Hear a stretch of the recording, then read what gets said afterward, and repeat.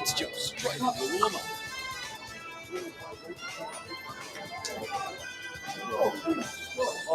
Ladies and gentlemen, welcome to Croydon Oval here for this big EFNL Eastland match of the day between the Croydon Blues and the Beaconsfield Eagles in Division One, a monster clash. Our first look at Beaconsfield in their new competition, and of course another look at Croydon after a successful attempt in 2019 where they fell just short of the premiership before they were cut or short in 2021. Well entrenched in the top four, Matthew Fodier here on the Croydon balcony. It's a beautiful position, isn't it, with Wayne Brasher and Brett Beston. Brash, this would be up there with one of the best locations in the competition. You've got a beautiful view of a beautiful oval, Mount Dandenong in the background. It looks like the clouds just lifting as well, and we've got the best seat in the house. Yeah, you're not wrong there. We're actually pretty blessed now in our competition where councils have upgraded pavilions and given us balconies for us to call wonderful games of football, and obviously the Dandenong Rangers, as you said. In the background, two good sides this afternoon doing battle. You couldn't ask for much more, mate.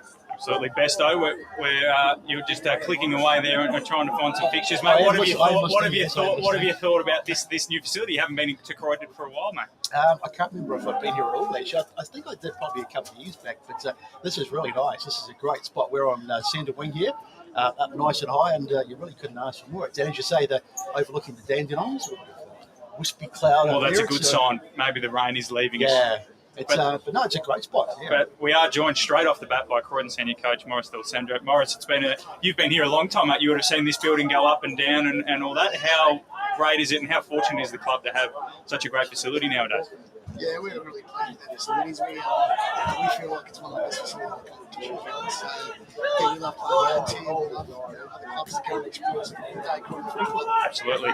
Straight into you guys. You're sort of flying under the radar a little bit with, obviously, East Ringwood's recruitment of the Farmers on the eve of the season made them the big story. And Moorbuck had Monkhurst and Hocking and so on. So you guys were pretty content to just sort of slip under the radar and sit 4-1 after 5 rounds? Yeah, look, we're pretty comfortable with our list, and obviously we had a few exits over the summer, but our development program's pretty strong, and there's a few boys in there that have been around for a few years and developing their football, and they've come up to senior level now and doing the job for us. Morris, one of the things, having a look at the side today, very experienced side on the park. A lot of these guys have played a lot of football together over the last 5 years. And I think that really does help, especially to get a 4-1 start at the season. Yeah, we've got some experienced boys, working on their footy still.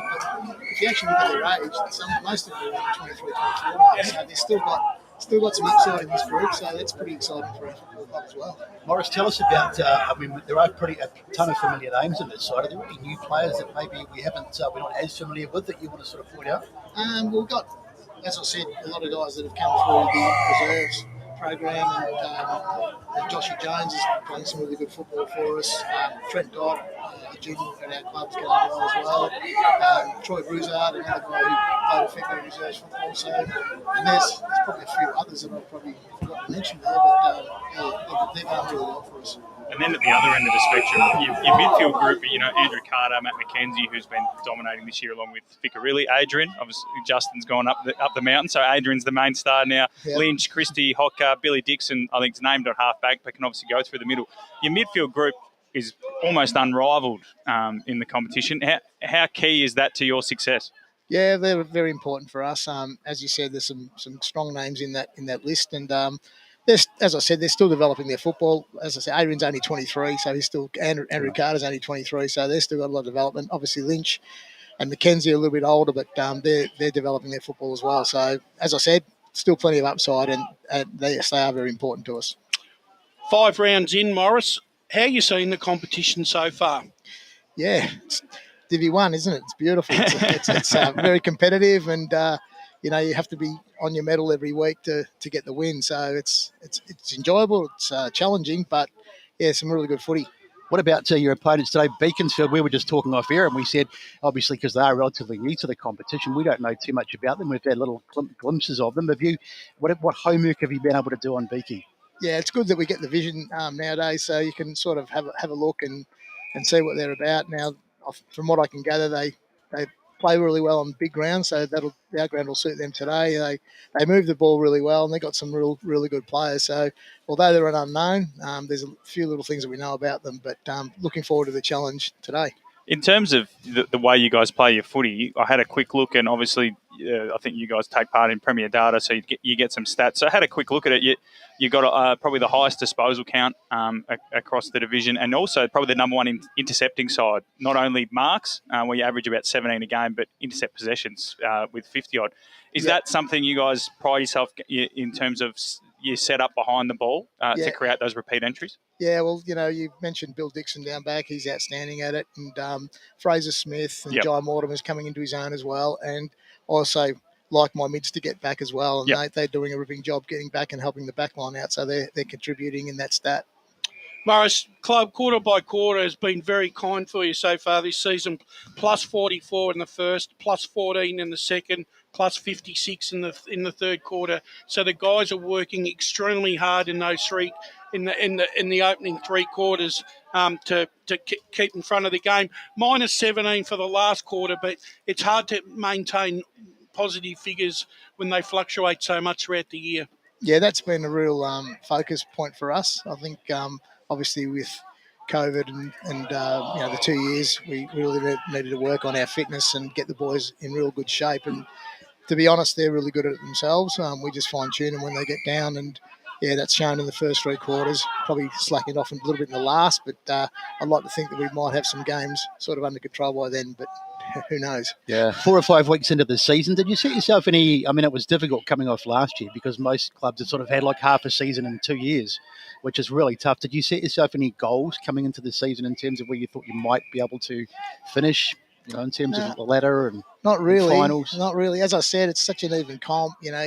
You sort of do look at the fixture and, you might pencil in a few that you feel like you should win, but it's a really hard task given the nature of our competition. And, as I said earlier, if you're not on one day, you can quite easily get knocked off. Well, Morris, hopefully for your sake, the boys and yourself are on today. It should be a pretty enthralling game. We're excited to get our first look at Beaconsfield, and I'm sure you guys are as well. Good luck for today, and thanks for joining us. Yeah, thanks for having me, and enjoy your day, Croydon Footy Club. Always thanks, do. Morris. Thank you very much to Morris D'Alessandro, been a long-time coach of the Croydon Football and now Netball Club Brash, and has had some pretty good times here. Obviously, they haven't won a premiership since 1997. I looked up just before, but they were obviously in Division One for, close to almost 20 years, probably 15 years. They made the 2009, I think, grand final and went down to, off the top of my head, Vermont. They did. That was the year, of course, Vermont 0-6 and won the flag. And since then, they a couple of years later came back down into now Division One, was Division Two, and have been pretty much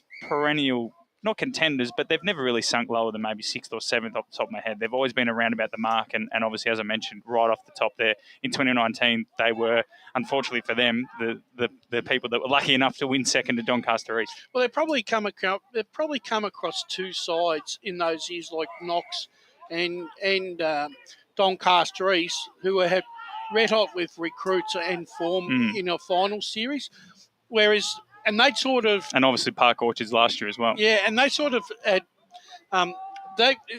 Croydon, they're basically a solid working unit, not many highs. You look at their scores, not many highs and not many lows.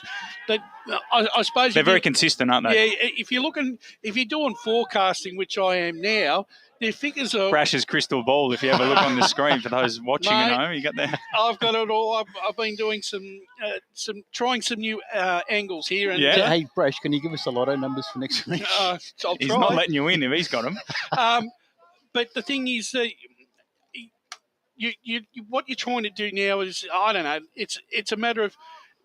if your side is consistent and you know what they're roughly going to score every week, you can line up the form a little bit easier for some clubs against others. Yeah, and in terms of that best, though, looking at Croydon, they're pretty consistent in terms of shots at goal most of the time. Their goal kicking has on occasion let them down. They obviously scored 105 last week against Upper Gully, but other than that, their highest score was 77 against Moonee South, but probably goal kicking has let them down. What are you expecting from Croydon in the way they play? Obviously, we mentioned that they're very good behind the ball. What about going forward? Oh, look, they've got a couple of good spearheads. I mean, Riley Britton's kicked 8 this season, I think. Constantino's got 9. And Morris mentioned about Brassard as well, who's also... Popped up. Yeah, I had a little bit of a look at him during the week, just very briefly on the video, and he looks a decent player. So they've got a few avenues to goal. So I think, I don't think scoring will be a problem for them. No, absolutely not. It's probably just goal kicking rather than actually scoring, Yeah. isn't it, Brash? And I just want to mention as well, I mentioned that midfield group that they've got. So they are the number one disposal side in Division 1 that we know of, with 293 per game. They like it on the outside more than the inside, 218 uncontested disposals per game. Number one kicking side, they kick 2-1 in terms of their kick-to-handball ratio. 38 clearances per game, so that midfield strength comes into it too. And Ficcarelli and McKenzie, I just want to mention, so Adrian Ficcarelli's having an outstanding year. 28.5 disposals per game, 5.5 clearances per game, 7 tackles, 6 inside 50s and 7 goals across the year. So he's averaging how old is 23, 24. He seems like he's been around for Justin's been really around forever as well, yeah. but he did debut quite young. But you look at a lot of these like Hodker and Nathan Haag and Hodker's, Billy one. Dixon. Yeah. They're all Dixon's my age. Yeah, but I mean, there's a lot of 20. Like Morris said, there were a lot of 22. I don't know if you look across their list how many players would be over the age of 30. There wouldn't be too many, if any. And then Matthew McKenzie, so he's averaging 27.5 disposals, a few more clearances, so 8.5 clearances compared to Ficcarelli's 5.5. Yeah. But 3.2 score involvements per game and 5 inside 50s per game. So those two are having red-hot starts to the year and have been key to the fact that Croydon are, as I said, under the radar, 4-1, second on the ladder, percentage of 140, and their defence, number one defensive side in the comp, Brash. Yeah, and fifth and I think they're sixth in, sixth but it's tied fifth. Yeah. So, I mean, like I said, they're amongst the pack in 4, but when you're only allowing the opposition to score 50 points a game, makes it a lot easier. It does, doesn't it? We focus so much on the attack, don't we, and how many goals and everything. But of course, if you kick less goals, but you can do the defensive work, you're going to win most games, aren't you? I guess I guess you probably would. We always turn around and say that the premierships are won, from your defence first. Yep. However. I think though there was finals are won by forwards. Defenses, I think good defensive sides can get to the finals, but you've got to have those players that can win you a game. If you look at teams that have won previously, that might be the only thing where you look at Croydon, and it'll be interesting to see today how they structure up and how they go about it. Which player is that guy in a final that can stand up and turn the game? The reason why I say that is because I had a look at Mooroolbark and East Ringwood, the game, the way that panned out last week. And the thing is, East Ringwood defensively a fantastic side, but my worry that's just come up with him when they need to accelerate to kick a winning score, they don't seem to have enough. They don't seem to have gears to go up like Mooroolbark did. Is that unfair? I think that's a fair thing. The only thing I'll say compared to a Croydon is that East Ringwood have Trent Farmer and James Belo. So in a final, you might go, okay, this is where we need Trent to turn it on, or James Belo to turn on. That's the only thing I'll be interested to see today. Who from Croydon? Obviously, Constantino's the main standout to do that. But is there any players that, halfway through the third quarter in the Division 1 prelim final, and they're down by 2 goals against an East Ringwood or Mooroolbark, who can stand up and sort of turn the game? You probably hope that someone like Riley Britton would need. Yeah, well, Britton's got that sort of. I'm sure he won't like this comparison, but Mason Cox about him. He's sort of that tall marking forward that every now and again gets off the leash, and we'd love to see him do it more consistently. But as you said, 8 goals already this year, not having the worst start, and it'll be interesting to see how they go about it. They've had a couple of close wins as well. So round 1 against Lilydale out here, in probably similar conditions. The Falcons had 21 scoring shots to 16, but went down to Croydon by a goal. They beat Bayswater by 17 points, but had a lot more scoring shots. And then obviously the Wanty South game, they won by 5 points with a massive third quarter. So Croydon, again, they haven't really hit their straps either. As much as they're 4-1, there's still room to improve. Most definitely. I think you'll find that there might be, I think there are sides littered amongst the 5 divisions that are sitting maybe 1 or 2 games above where we think they might be because of who they've played. Exactly. Well, that's the other thing. I mean, we have to be aware that it is only 5 weeks in, or for some divisions. And it depends on your draw. I mean, you may have had a soft start to the season. So, we'll probably revisit things maybe in the next month. And obviously the ladder positions will have changed and some of the so-called challenges will have been found out by now. But it's still early days, isn't it? I think the thing is, though, about this division, and probably every division, that there's no easy beats. There's maybe 1 or 2 across the division. Oakley District and Upper Gully are probably the 2 sides where you look at them and go, each week, every team seems to be well ahead of them. But in all the other divisions, there's, even Division 4, Nunawading are at the bottom at the moment, but, they got close to Kilsyth and Croydon North Hemlock, so they should be around winning games. And then, obviously, Division 3 as well. French Gully are winless, but haven't really lost the game by more than 30 points, I think. was just going to say Division 3s are pretty tight. And then Premier Division, the same thing. North Ringwood, Berwick and Doncaster. We talked about that on the weekend forecast last night. So if you need to fill some time and you don't want to listen to us talk, you can go back and listen to three other guys talk about today's action. But that's another big one too in terms of Premier Division. But every division, bar those two that I mentioned, has it's very equal across the board. Is it unfair for us? Is it unfair to clubs to privately think that when they come up against Oakley District and Upper Gully, Brett, that there's an expectation that we need to beat them by more than 10 goals? Well, I think you probably do. I don't think it. I don't think so. Rude, I mean, you're expecting to beat them, but I mean, particularly with Oakley and District, I mean, they're another side that are relatively new, so it's going to take them a little while, but they'll show improvement as the season goes on. But I sort of agree with you to a point, because when you're playing one of those lower sides, you feel that pressure. You've got to go out and really win, but win well. So there is a. I think the only thing it might, especially this division, it'll be crucial, and probably Division 2 as well. Both those divisions where there seems to be an easy beat, the last two spots in the 5 are going to probably be decided by percentage. And this one, so I think we saw Division 2 last week with Heathmont and Baronia, that it looks like the top 4 is pretty safe now in Division 2. So there's a race for 5th. So Mulgrave, Heathmont, the Basin and Knox still probably have claims to it, but probably won't get there. So percentage will probably come into it. The Basin have got an advantage with the draw, actually, so the percentage shouldn't bother them. But in this division now, there's the 3 teams that look like they're locked in, Mooroolbar, Croydon and East Ringwood. Mitcham's in 4th, but I'm not sold on them being a final side. We thought Wanty South and Montrose would be around it, but because everyone basically, except for Ludale and Upper Gully, and Ludale have actually been quite good, have a chance of making it. So it is a 5. So that's what I'm saying. There's 2 spots available. I think those games do have a bit more pressure on them because, let's say, Beaconsfield only beat Upper Gully by 60 points and Bayswater beat them by 100.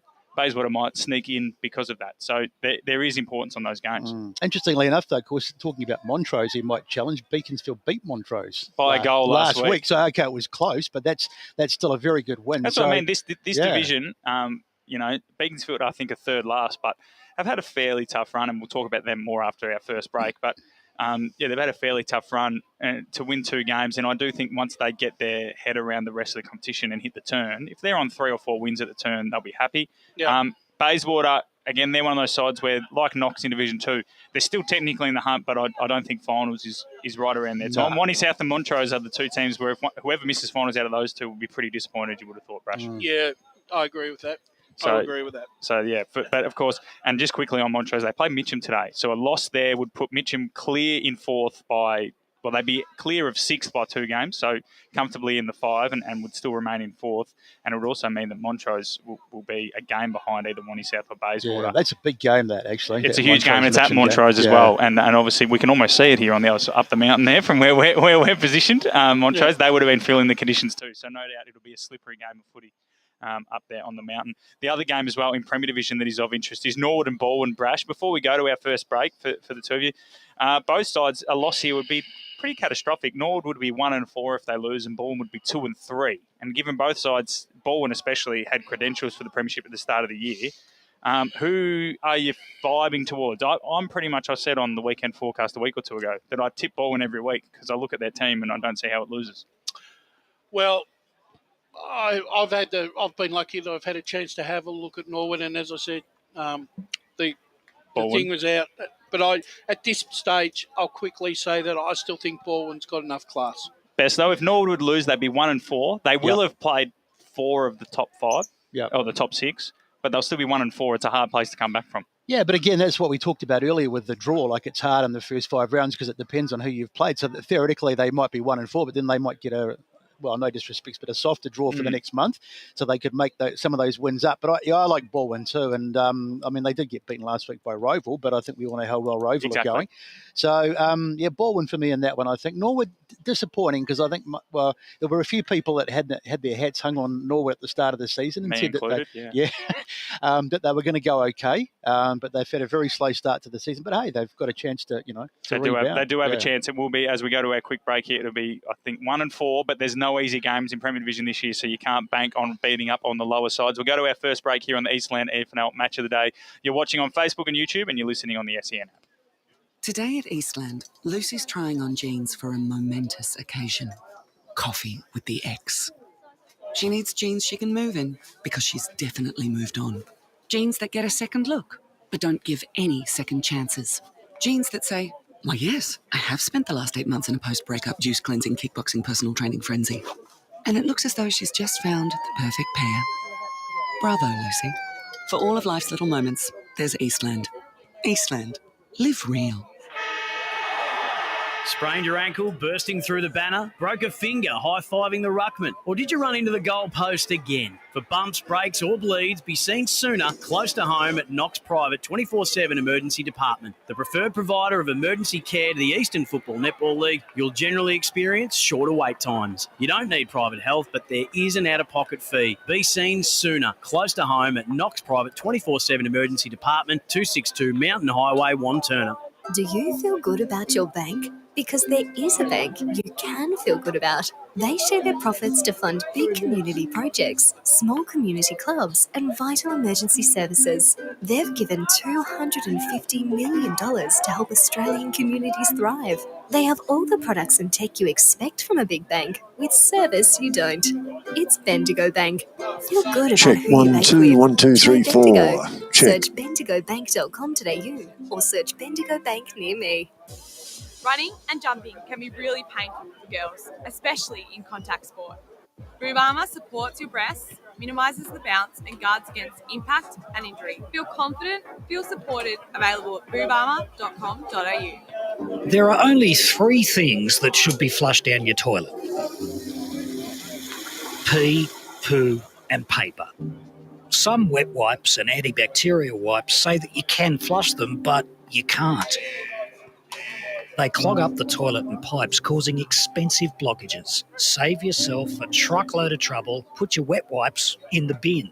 To learn more, head to the Yarra Valley Water website, yvw.com.au/wet-wipes. How would you like to be celebrated? I think I'd like to be celebrated with lots of music, dancing, a bit of a party. I'd like to be celebrated at the pub with a few frothies. Maybe some colourful balloons, my favourite flowers.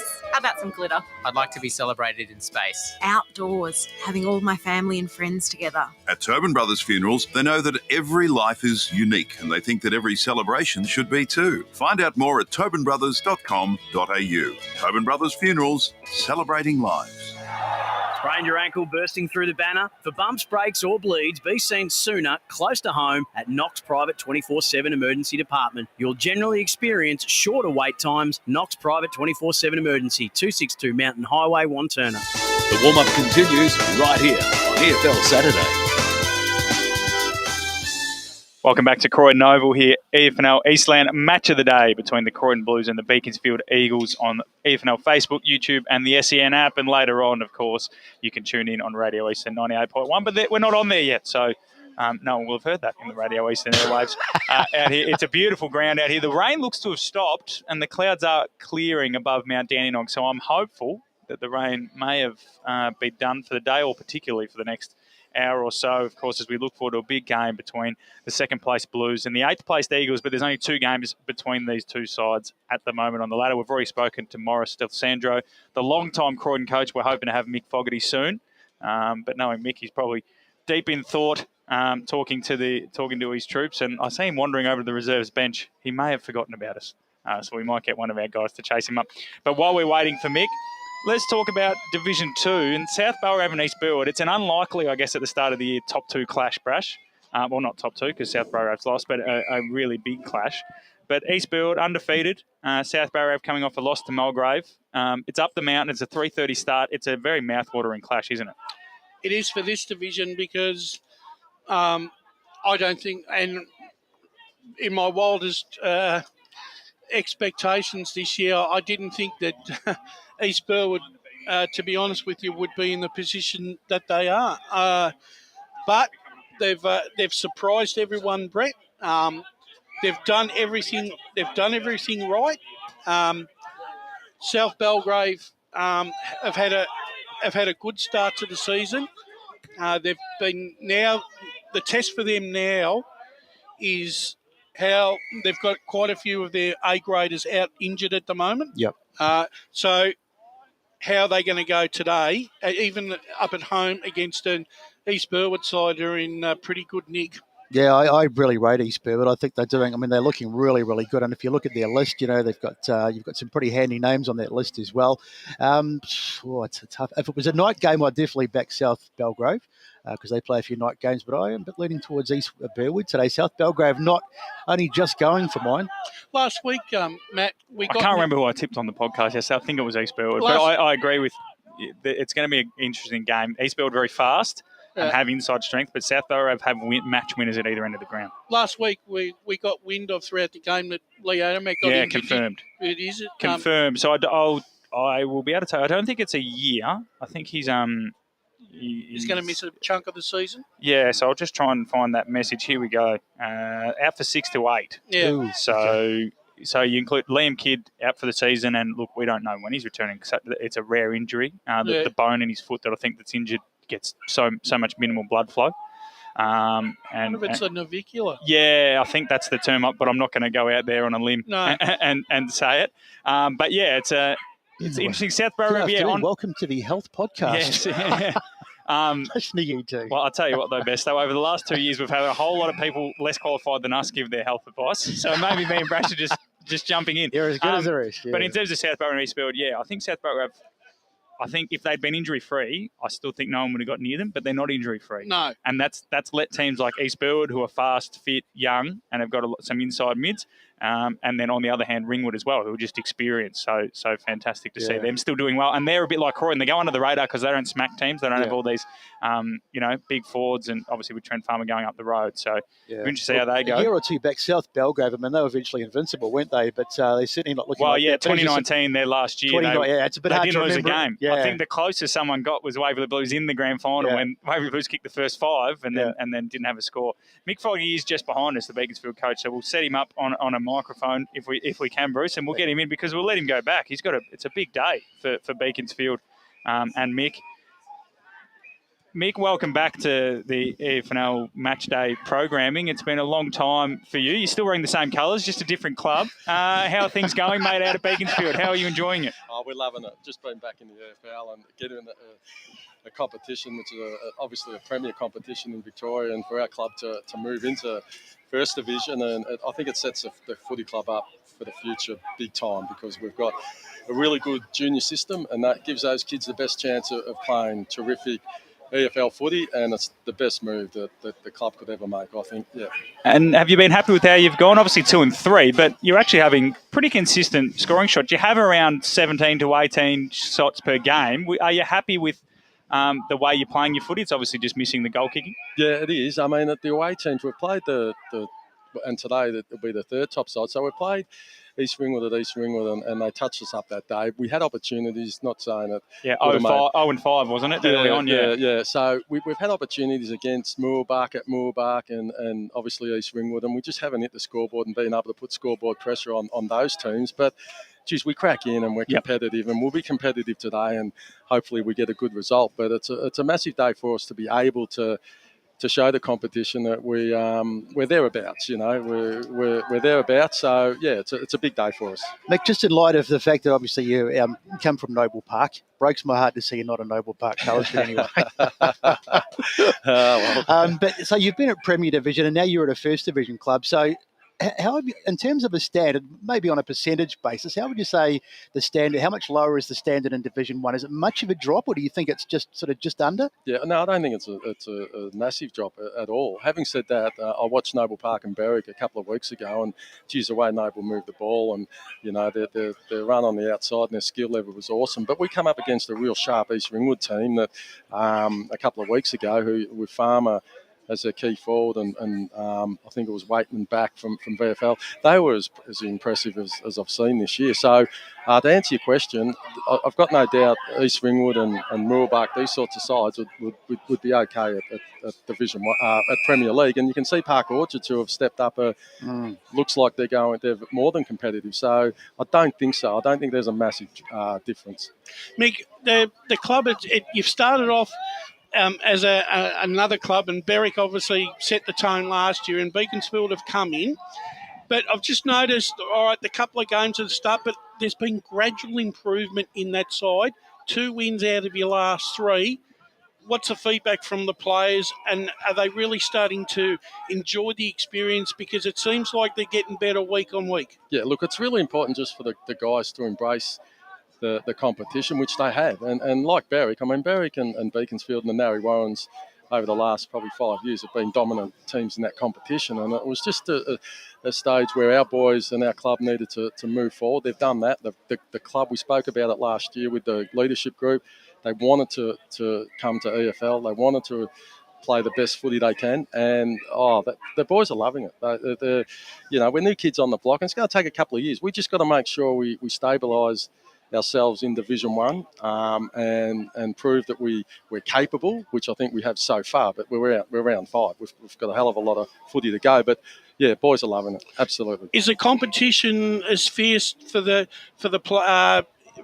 clubs competing for the players in that area? Is it still highly competitive, even more so now that it's sort of stabilised a bit? Yeah, I think so. I think what it's also given is our players a chance to play this competition. Now, as you know, we're way out in the southeast there, and it's funny, we get some jokes from East Ringwood about they're going to bring the kangaroo when they play against us out there, Beaky, and we're sort of, well, we're not that far away, but yeah, look, out of that region and out there with Berwick, and look, Berwick are struggling a bit now in Premier. They've got a hell of a lot of injuries, but it just gives the region, and you're right, to make sure now we're here that we know what we need to sort of get to go that next level. Back to sort of the way you played last week, you beat Montrose by a goal, but statistically it looked like the far better side. You had 50 more disposals, 34 more uncontested disposals, but also had 26 more clearances and 26 more tackles. Are you a bit annoyed that you let Montrose back into the game? That's a learning for the boys. We played Mitcham in a practice game, and we were, up till 3/4 time, we were all the stats were our way, and contested ball and uncontested and forward entries, but we're learning, and as I said to the players, these teams keep coming, and they keep coming, and they keep coming. It's not like last year where we play a team and then at half time the game's over. So it's really important that and Montrose, they rolled the dice and they went through corridor and took some risks and got away with it, and it's full credit to them. But yeah, all the teams we've played so far, they're just 4-quarter teams, and we just got to learn to adapt to that. When they have momentum, we've got to limit the damage on the scoreboard. What are you expecting from Croydon? Sorry, Besto. What are you expecting from them? Because we spoke to Morris and he said they've watched a bit of footage, but obviously you're the unknown. Yep. You would have played a bit of Croydon maybe over a decade ago. That's right. Are you expecting the same sort of Croydon, or it's completely different nowadays? I think it's completely different. I've watched a bit of them too over the last week or so. And look, geez, they've got some good players. Ficarelli, Kennedy, and the 3 talls. I just can't. Koga, Britton. Koga, that's the one. Yeah. Constantino. Look, they've got some weapons down there, and we've got some matchups that we hope will get the job done. But look, we know they like to be on the move at stoppage. We know they like to use the corridor. We've got to protect that. We've got to be making sure we've got representation off the back of stoppage, and Ficarelli's a really good, dangerous player around stoppage and so forth. So we've got some plans in place. Hopefully they work. Mick, for the listeners this afternoon that are taking the broadcast, can you give us 2 or 3 players from your team that we should be looking out for, and that our listeners can listen out for? Yeah, look, Josh Smith, who we've got our 2 ruckmen out, unfortunately, today, but Josh has been our most productive key forward. He's a terrific contested mark. He goes into the ruck today to give us a chop out there. He's been a really consistent performer for us this year after missing last year with injury. Our captain, Jake Dowd, number 2, has just spent the last 6 months playing at the Waratahs in Darwin. He plays forward and back. We got him back this week. He's a terrific rebound type player for us.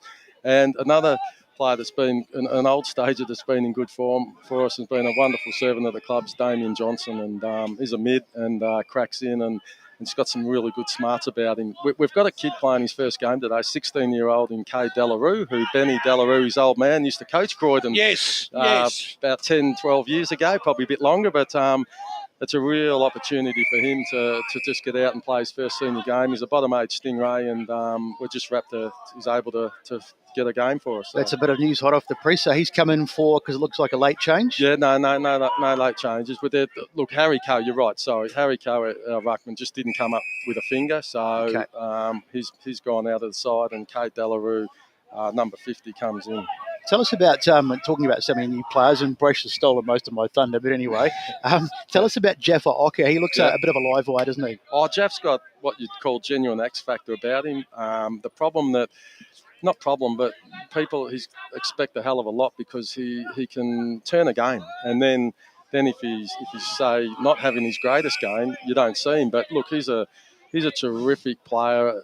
He plays wing, half forward. He's got some really good footy smarts. He works up and down the ground, and like I said, he can kick a goal from anywhere when we need it. So yeah, hopefully he has a good one today. Well, Mick, hopefully you have a good one as well. Good luck for not only today, but the rest of the season, and hopefully we see you sometime later down the track. Thanks, Matty. Thanks, boys. Mick Fogarty there, Beaconsfield, senior coach, and obviously long-time patron of the Eastern Football Netball League, Brash. He's been fantastic for us across the years, and even better there today. Just to give us an insight, because as much as obviously I've seen Beaconsfield a few years ago, and we would have watched tapes as best I was doing an hour ago, there's still so much we don't know about them. I wasn't leaning to the last I was just leaning into it. So he's pumping your tyres up and you still won't take it. But how much sorry, you've just thrown me off course there, Besto. But there's still so much for us to find out about them, isn't there? Well, there is, because, as he said, and he said the big difference when he turned around and said that when Berwick and Beaconsfield were in the other competition, the game was over at half time for a lot of those games. And the thing is, and now when they come into a different competition, they know the game's not over to the last minute. I reckon, and one thing too, that win at Beaconsfield's last week was full of merit, because Gary Ayres has actually increased Montrose's scoring capacity by an extra 20 points this year. So to hold them to 6 goals or something, and kick 8 and win by a goal, I reckon that can set you up for a season, I reckon. Well, that shows us what you were talking about before with the defence as well. So Beaconsfield's defence, without seeing a lot of them, is obviously really good. And if they can defend well, even if they're not kicking massive scores, it gives them an opportunity to get right into the game. But I was going to ask Mick, you kind of stole my thunder about Josh Smith, because he looks a really good player. And I didn't realise that both Becky's rucks were out. But, he goes into the ruck. He rucked, I think, most of last week from what I could ascertain. And then he still managed to kick 8 goals. So he looks a real live wire, or a good player. Yeah, absolutely. And I think Beaconsfield, even at full strength, I don't think they're a particularly tall team. So, and that's why I think they'll play team defence as well. They'll get numbers back. They'll try to counter-attack. He mentioned Jake Bowd, who's obviously been playing footy all year round. He is very athletic. He's a bit taller than your normal halfback flanker, but athletic, great kick of the footy. So he's one to watch in terms of that rebound play. I think we're going to see two teams that work hard both ways. And we could see some counter-attacking football, which is, at times, very exciting to watch, isn't it, Brash? It is, because it's always good to see sides throw the dice, because as much as you want to see defence, you also want to see sides take risks as well. I think we'll see a bit like Collingwood last night in the AFL. They have numbers behind the footy, but when they get it, they'll try and go quick, which is obviously Besto's calling today, so he might be a bit annoyed if they go too quick for him occasionally. But they will go quick, which for the neutral is very exciting. Mick always just say, you're just such a great orator. That voice. Yeah, it's... Besto goes to sleep with that voice. I wonder if he went to Madame Curie's for, crystal balling. When he left Noble Park, we thought, we've lost Mick now, and 2 or 3 years later... It was all part of the plan. Yeah, I wanted to ask him, I didn't get a chance, but, what were the circumstances? How did he come back? Because that's right, when he left Noble Park, we all sort of thought, okay, well... He was always out that area. Yeah. Obviously, Noble Park's quite south. Well, at least he did. Put it this way, he didn't have to do too much. All he had to do was change a logo, wasn't it? Change a logo and maybe add a dash of white in there. But I was talking, because he's been around, no disrespect, but he's been around for a long time. He left Noble and they lured him back for a while, and it was almost like, I've had enough now. I've done it. I've done what I can do. I'm going to go and do something else. And the next minute, bang, he's back.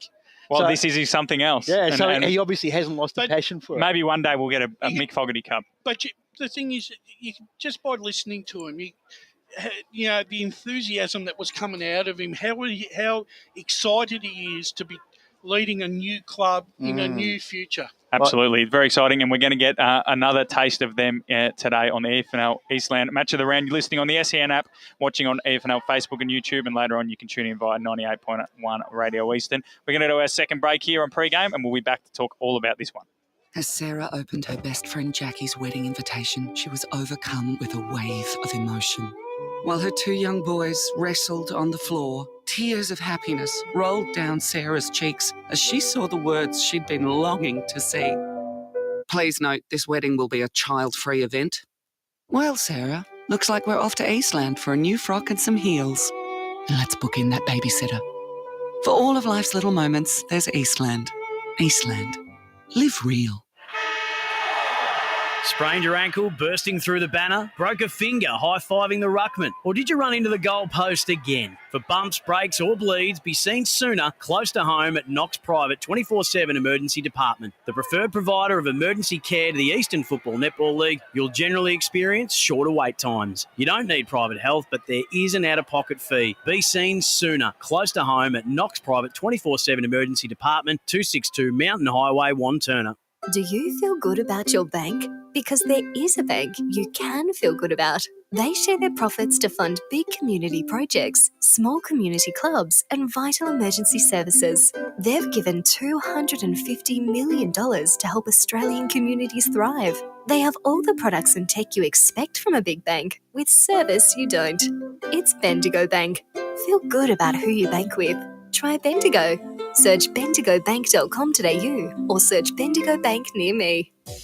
Running and jumping can be really painful for girls, especially in contact sport. Boob Armour supports your breasts, minimises the bounce and guards against impact and injury. Feel confident, feel supported, available at boobarmour.com.au. There are only 3 things that should be flushed down your toilet: pee, poo and paper. Some wet wipes and antibacterial wipes say that you can flush them, but you can't. They clog up the toilet and pipes, causing expensive blockages. Save yourself a truckload of trouble. Put your wet wipes in the bin. To learn more, head to the Yarra Valley Water website, yvw.com.au/wet-wipes. Sprained your ankle, bursting through the banner? For bumps, breaks or bleeds, be seen sooner, close to home at Knox Private 24/7 Emergency Department. You'll generally experience shorter wait times. Knox Private 24/7 Emergency, 262 Mountain Highway, Wanturna. What makes me would have to be feel like I've got some unique, funny characteristics. There's things that you don't even realise are part of your personality. It's your attitude. My ability to care for other people. My love for others. Celebrate your life the way you want, like I did with a fixed price funeral plan from Tobin Brothers Funerals. The price doesn't change and your life will be celebrated your way. Find out more at tobinbrothers.com.au. Tobin Brothers Funerals, celebrating lives. The warm-up continues right here on EFL Saturday. Welcome back to Croydon Oval, EFNL Eastland. Match of the round between the Croydon Blues and the Beaconsfield Eagles. Big Division One game. 2nd versus 8th, but it's a bit closer than that on the table, on the stat sheet and all that. We've spoken to Morris Del Sandro, the Croydon long-time coach, and then obviously Mick Fogarty, who's the new Beaconsfield coach, has been there for 2 seasons, 3 years. Of course, one of them was a write-off with the pandemic, and one of them was half written off with the pandemic, and this one looks to be going in its full entirety, at least, and they've had a pretty decent start to their life in Division 1. But, of course, Mick is most well known for his time at Noble Park, and we're going to circle back to Pat Wright Senior Oval here on the pre-game on SEN, Facebook and YouTube. To their clash with Doncaster East, Brash, 2 teams coming in, 3-1 record. They both lost their first game. Doncaster East just to Vermont by a goal. And then Noble Park to Roval. And at the time, it was a bit of a shock. But in hindsight, that loss to Roval, not actually the worst thing in the world for Noble. So they come in, both 3-1, 2nd and 3rd on the ladder. Contrasting styles, though. Doncaster East care more about going forward, and Noble Park, on paper, care more about defending their own end. Yeah, well, that's going to be the that's going to be the tale of the tape this afternoon. Ryan James has really added an aggressive mindset to Doncaster East's gameplay this year, Matt. I liked what I saw in the first round against Vermont. they've also started to get. They've had injuries, players that have started late this season because of injury are now starting to come back into the side. And the side is now evolving on a week-to-week basis, and Ryan James is getting more and more players settled in positions that he likes. And this is, for me, this is the litmus test for them today, because I rate Noble Park very highly, mainly because of the fact that they've always been a well-coached club. They don't. They really do. They really do make sure that when you play them, that you leave that ground knowing that you have played them.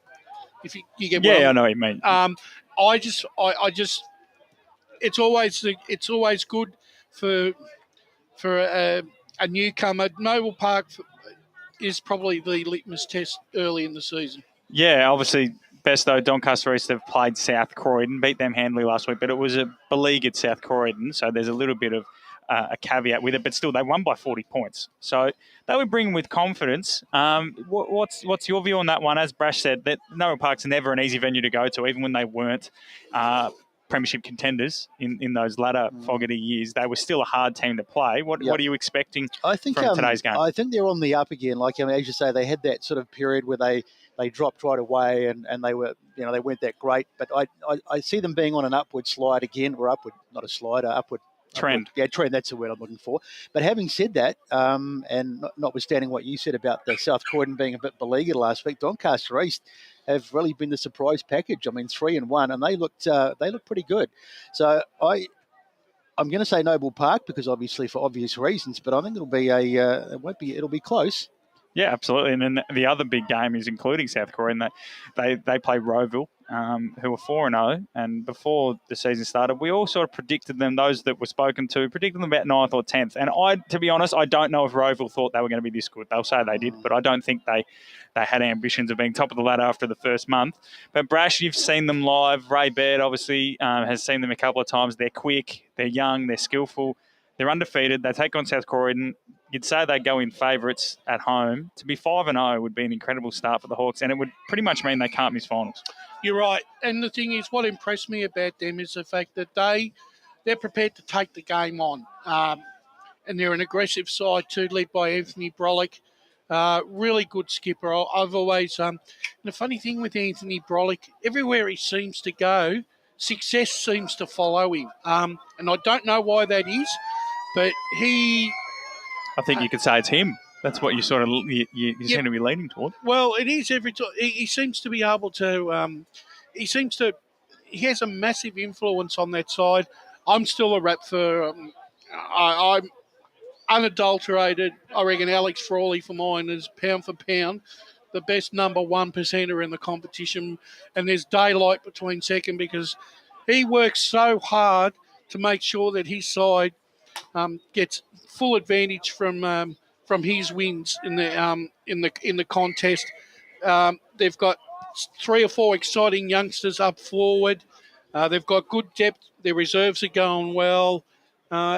South Croydon, I reckon they might have been a victim of that the day's play between. Yeah, maybe a little bit. I know, obviously, Liam Cox, I think, is out for a little bit of an extended period of time, and depth has always been something they've never been. Yeah, they've never had. I think their reserves made the year they won it. I'm pretty sure their reserves made the final, and outside of that, they haven't really. And I think that's a key indicator of where that club's at. Considering that they beat Borwin last week, and the fact is that would have been a real dour struggle. So they're not afraid to get down and dirty. Rowville, and even that game against Norwood wasn't exactly one eye-catching. So at the moment, they're going as well as anything, and I can see them holding sway again down at Seabeck this afternoon. So you boys are riding South Croydon off by the sounds? Not riding them off, but I think I've got to start respecting Rowville a bit more than maybe I was previously. A fair comment. So why do you think they've been so good? I mean, we weren't writing them off, but 4-0. I mean, and they could go 5-0 today, which is a huge surprise. Really. They're quick, and I think the fact that they don't really have, well, obviously a bit of underdog tag. They're quick and young, so that can be a blessing. So, and when the momentum's going well, when you're young, your energy's just it's endless. And they're well coached, they're well drilled, and that's like all those things are going well together. So they're disciplined. I think it'll be interesting when they do encounter a loss or two, and things start to go against them. The guys like Frawley and so on are going to be key because they'll be the guys and Brolick that keep them on track. When sometimes younger guys, when things are going against them, it can be a bit harder to go to that run to that spot that you might only get the ball 1 time out of 10. When things are going well, you do it, but when you can get frustrated. So it'll be interesting to see the influence that Frawley and Schoenmakers, who's been there a while, Ben Wise in coaching box with Gwilds. So they're obviously quick. So what happens when, and I mean this is a very much a what if, but say we get some really rough weather, say in June, and the grounds get heavy and it's raining, and that's going to sort of negate their speed, isn't it? But they've still got. Well, it depends. Most surfaces are pretty good. So you're rarely going to find a venue like Croydon used to be a shocker because of the square. But you look at it today, and obviously we haven't had that weather I'm not yet. suggesting it'll be a mud heap, but the game will change. But I think it'll even suit them more because a player like, for example, Vermont, where Angels kick almost 70% of their score in the wet, he can't clunk it. No. So I think it'll suit their forward line or their style because they've got so many quick, speedy players. I think Jake Arundel's back in the side today. Flakemore's obviously had that notable game in the reserves, but he's a one spot. Like there's players that they'll like it when it's slippery and wet because you got Frawley, Brolick in the middle. Lachlan McDonald's having a great year, Brash. You got Schoenmakers who's got claims to be one of the best ruckmen in the comp. So they're getting their hands on their footy, and then with their speed, once it hits the deck on those wet days, I actually think it'll benefit them. So yeah, I agree. It'll be interesting to see how they go for it. See, the other game in Premier Division before we drift down to the lower reaches, Park Orchards Vermont, a big day because it's weird because on paper this is probably not the biggest game of the year for Park Orchards, but clubs that have been in the lower divisions for so long, they see this playing Vermont as the test. Yeah. So you know what I mean? Like Doncaster East, they were really excited to play Vermont round 1, despite the fact Ball and Noble, other clubs are probably going to be better in this season. But again, Park Orchards, they've already played. They already played Baldwin and won. They've played South Croydon. Those sides are probably going to be better than Vermont. But in their head, you're playing the old champion. It'll be a big day for that club. Oh well, and I think look, when I was talking earlier about sides that may have more wins and losses than probably what they should, and that game was the one that I actually had picked out. I mean, look, Vermont's 3-1. Yeah, it looks good, 3-1 on paper, but and you look at Park Orchards, 2 wins, 2 losses, right? It's an intriguing contest, really, between the two of them, and to be quite honest with you, I mean, Vermont at 3-1 with and rebuilding. They've done well so far to get where they are, but I think today, I think Park Orchards at home might get hold of them. They're quick Park Orchards.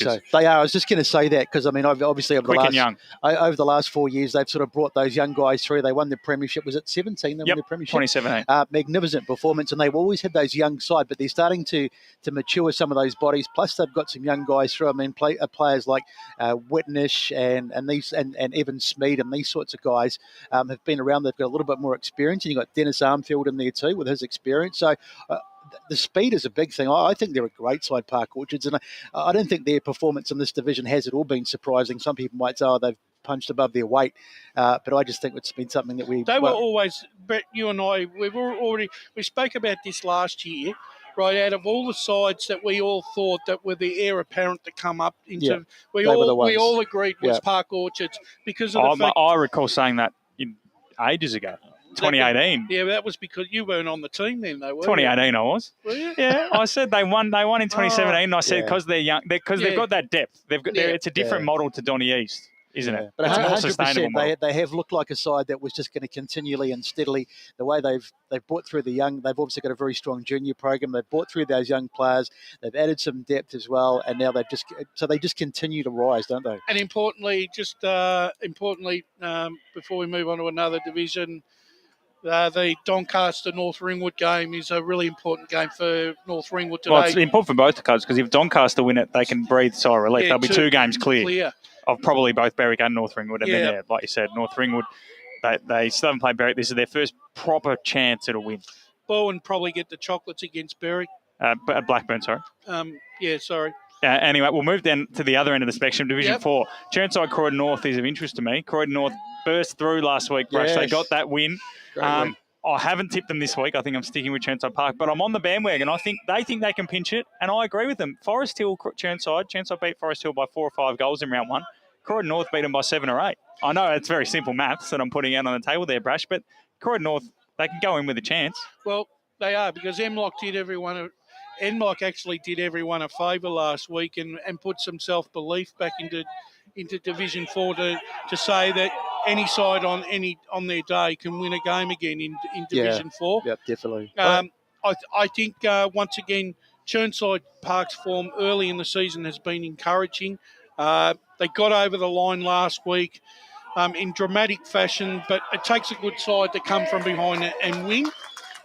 They're not a bad side this year, Chernside. I just think that out at Kimberley, I reckon they'll get the points. Yeah, I agree. I think they've improved heaps in the last season or so. Croydon North, great win for them last week, and that's what we talked about before with the new teams like Berwick and Beaconsfield coming into the competition and taking a year or two to adjust to the level. And maybe Croydon North are the same year. They took some terrible shellackings, but they're showing constant improvement, and maybe it's their time now to start. They've decided they've sort of reached that level where they can adapt to the competition they're playing in, and maybe they're ready to really go forward now. But probably for Amlock, for their development moving forward in years to come, by getting those extra sides, to balance the division right, that will give them confidence. The fact that they'll find more winnable games, and that's what will build that club. Yeah, absolutely. I think they'll go into more they games. recruited quite well too. Yeah, they recruited they? close to 40 players. So so that's massive. obviously been a difference as well. Yeah. Well, gentlemen, time flies when you're having fun. We're going to leave you here for the warm-up on the SEN app, Facebook and YouTube, Eastern Football Netball League, of course. It's the EFNL Eastland match of the day between Croydon and Beaconsfield. Thanks very much for joining us for the pre-game. Wayne Brasher, Brett Beston, myself, Matthew Foddy. On the other side of this,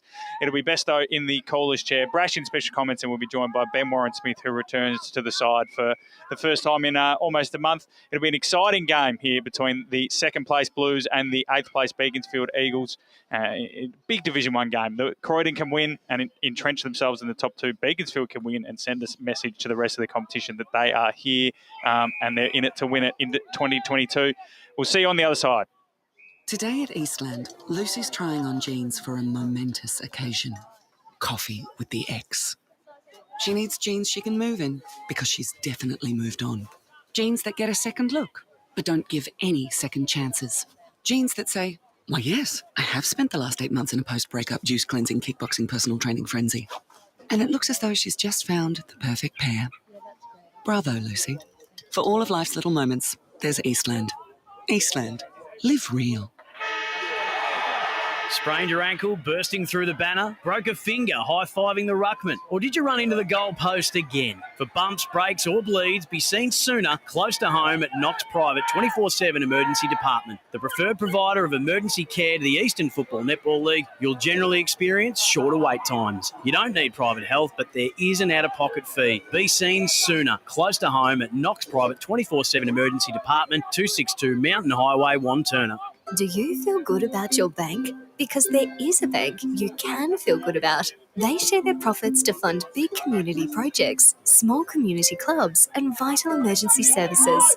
They've given $250 million to help Australian communities thrive. They have all the products and tech you expect from a big bank, with service you don't. It's Bendigo Bank. Feel good about who you bank with. Try Bendigo.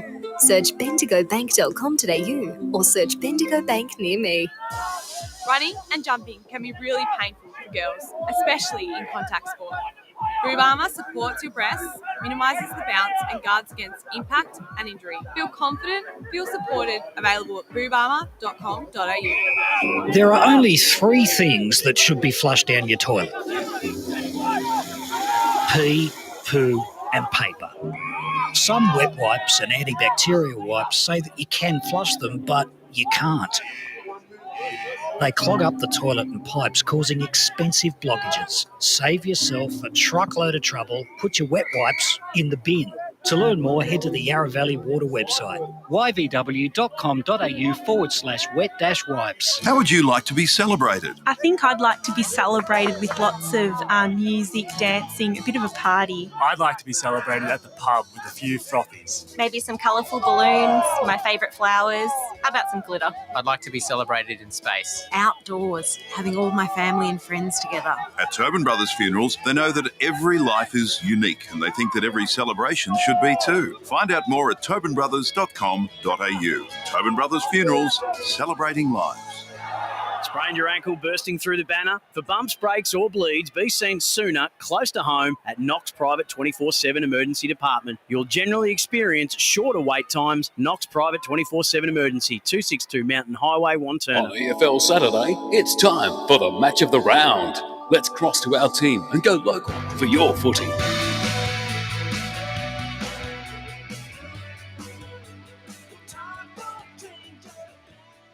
Welcome back to Croydon Oval as we get set for a start in the main game this afternoon. Looking forward to this one. It's going to be a cracker between Beaconsfield, of course, relatively new to the fold, up against a Croydon side who are travelling fairly nicely at the moment, it has to be said. Brett Besson is my name. I'll be calling the game for this afternoon, along with Ben Warren-Smith, and alongside us too. Plenty of expert comments from Wayne Brasher. Brash, what are you expecting from this one today? Which way are you tipping? Well, obviously I'll be going Croydon only because, Brett, I haven't seen Beaconsfield in the flesh. Yeah, it's very difficult, isn't it? As I say, we can watch a little bit of coverage online, but it's very difficult until you've seen them play. I mean, obviously they were very successful. Was it the Outer East they played in? Yes, they did. Yeah. They played alongside Berwick in the Outer East for quite a few years when the South East competition was disbanded.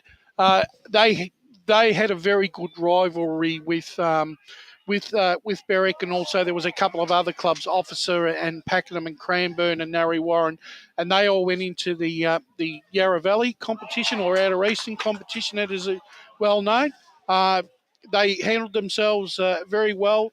They were always around the mark. They're perennial finalists, but they always seem to be playing second fiddle to the likes of Narre Warren and Berwick. Yeah. But that being said, they've made the switch now into the EFNL, and talking to a couple of officials that I've seen throughout the day, they're really excited, and obviously having Mick Fogarty, they're excited by the challenge, and I think the club, after round 5, they've won 2 out of their last 3, so their confidence is starting to rise, and I think the playing group are starting to get a feel of what it's like, of how to play and what they have to do on a week-to-week basis. Absolutely. So Croydon obviously sitting in second spot at the moment. As you say, they've been there or thereabouts for a number of years. Morris D'Alessandro, it seems like he's been in the Croydon sort of hot seat for a while. I remember interviewing him about 4 years ago before the season started. But Croydon, they'll be difficult to beat today, but do you give Beaconsfield a shot? Yes, they are a shot. I mean, especially if they... and the reason why I say they are a chance, because Croydon are not a big scoring side, Brett. And the thing is, that's tailor-made for a side that, that is defensive. And the thing is, it's not like Croydon have done everything right. They don't win out of term. But really, last week they beat Upper Ferntree Gully, and most sides are going to beat Upper Ferntree Gully. But before that, their wins, they were in close encounters, so they are beatable. Yeah, so all right, so that's interesting. So we've identified 2 sides today that are not exactly high-scoring sides. So what are we going to have, 5 goals to 4? Well, it's going to be a low-scoring game. Well, actually, I reckon in 2.5 years ago, if we were playing on a corresponding Saturday, it would be an 8-6 game, because this ground would have been all over the joint. But I'll have to say the council has done magnificently to get this ground, and it's really improved. The facilities of Croydon have improved.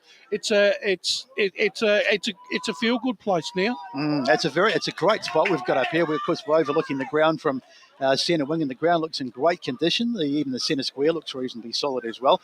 I'm not too sure if it's probably not a little bit on the soft side, but so Croydon second place at the moment, as we said. Where do you see them come the end of the season?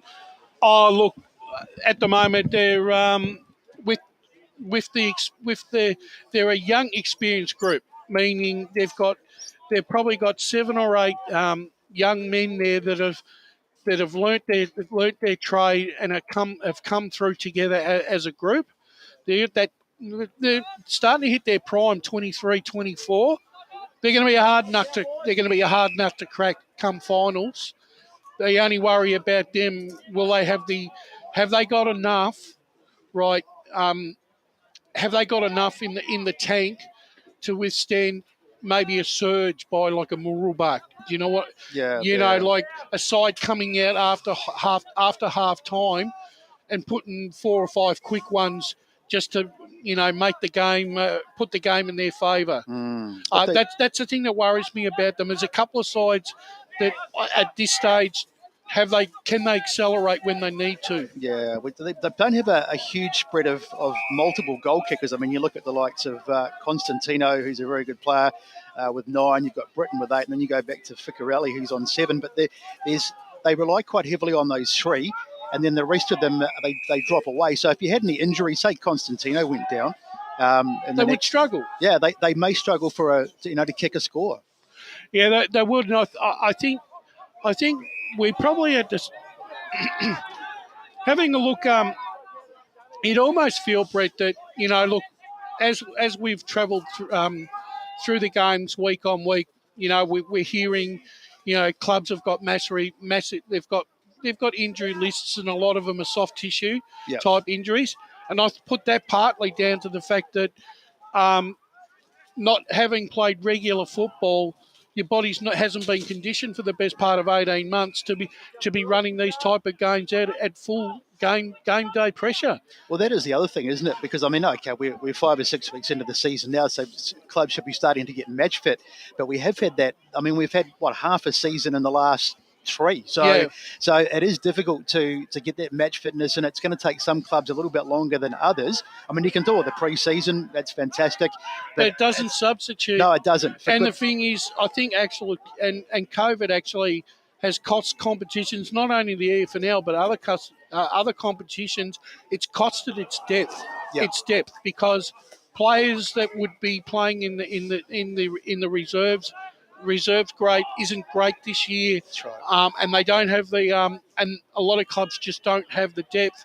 A lot of them were older type guys, and I think we're and at the older age, trying to get over a hammy or if you pull a muscle or a groin, it takes nearly half a season nearly for the older guys to get over it. Definitely. All right, we're going to be coming up to game time in about just over 10 minutes' time. So, final prediction. So, which way are you going, and by how many today? Croydon by about 12 points, Brett. 12 points. Yeah, okay. I think it's going to be close.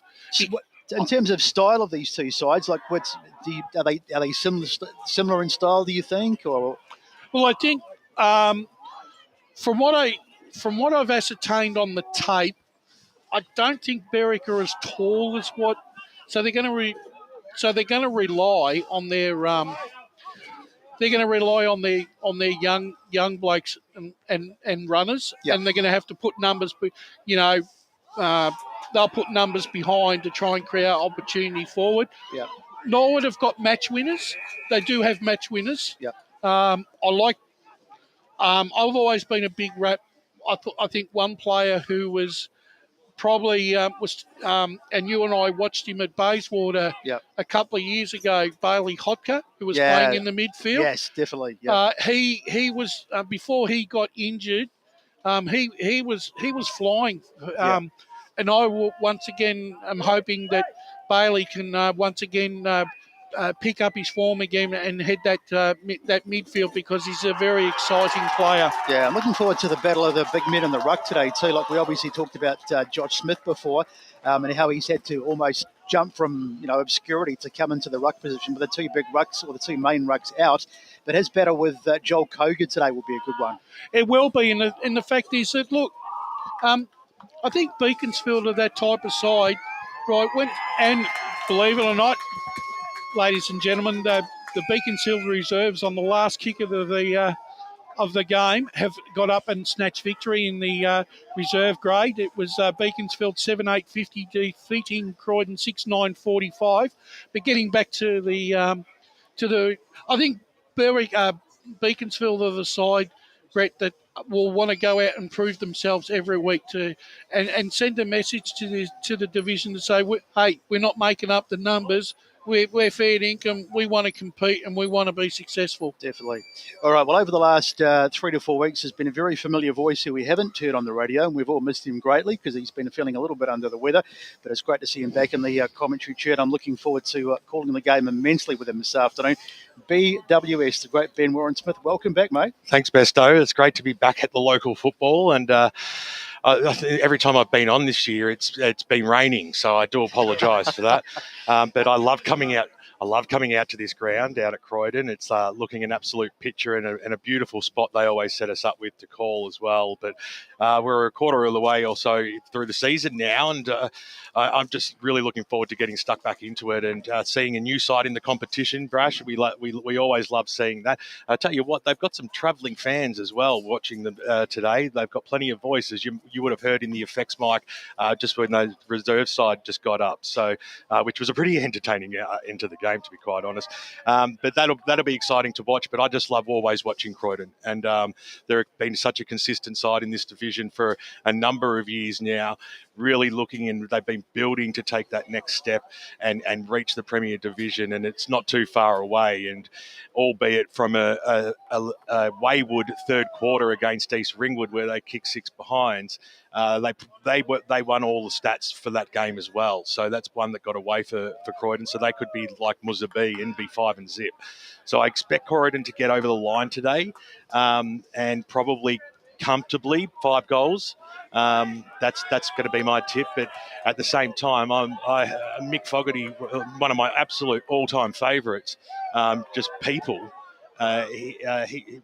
You can never go hard against a Mick Fogarty coach side, can you, Brash? No, you can't, because Mick's been he's one of the master tacticians of the Eastern EFNL, and his coaching style brings out the very best in individuals, not only individuals but in a team environment. He doesn't. He's not afraid to tell you if you've done the wrong thing. But the thing is, the players respect him, and Beaconsfield are going to reap the benefits by having Mick Fogarty as coach. Absolutely, Brash. Well, we'll take a quick break. We're getting close to start time in this one. We're about 10 minutes away, so we'll go to a break and we'll come back and get set for the big clash out here this afternoon. Croydon taking on Beaconsfield. Back in a mo. As Sarah opened her best friend Jackie's wedding invitation, she was overcome with a wave of emotion. While her 2 young boys wrestled on the floor, tears of happiness rolled down Sarah's cheeks as she saw the words she'd been longing to see. Please note, this wedding will be a child-free event. Well, Sarah, looks like we're off to Eastland for a new frock and some heels. And let's book in that babysitter. For all of life's little moments, there's Eastland. Eastland. Live real. Sprained your ankle, bursting through the banner? Broke a finger, high-fiving the ruckman? Or did you run into the goal post again? For bumps, breaks or bleeds, be seen sooner, close to home at Knox Private 24/7 Emergency Department. The preferred provider of emergency care to the Eastern Football Netball League, you'll generally experience shorter wait times. You don't need private health, but there is an out-of-pocket fee. Be seen sooner, close to home at Knox Private 24/7 Emergency Department, 262 Mountain Highway, Wanturna.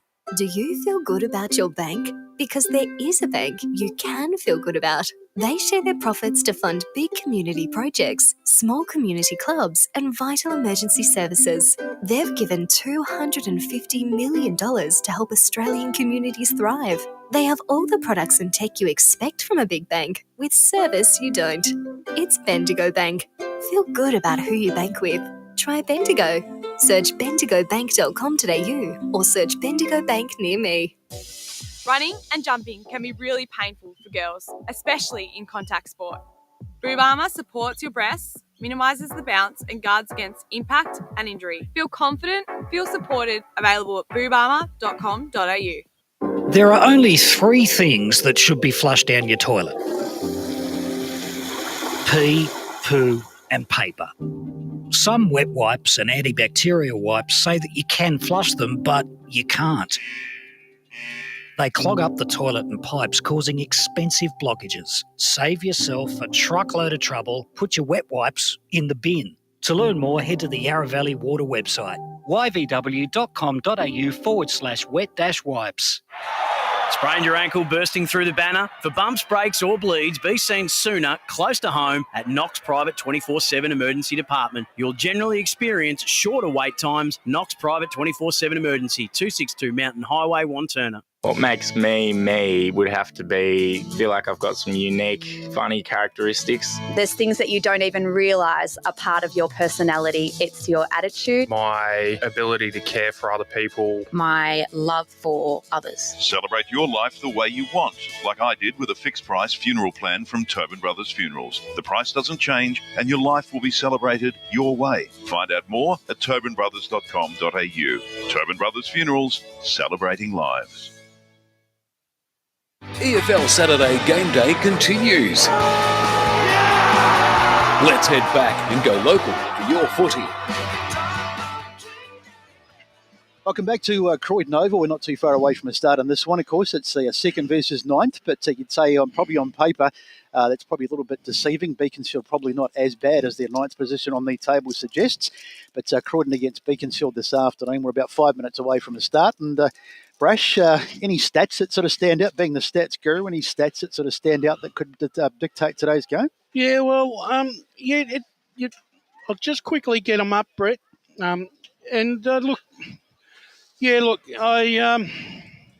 Performance-wise, let's just quickly have a look at Beaconsfield.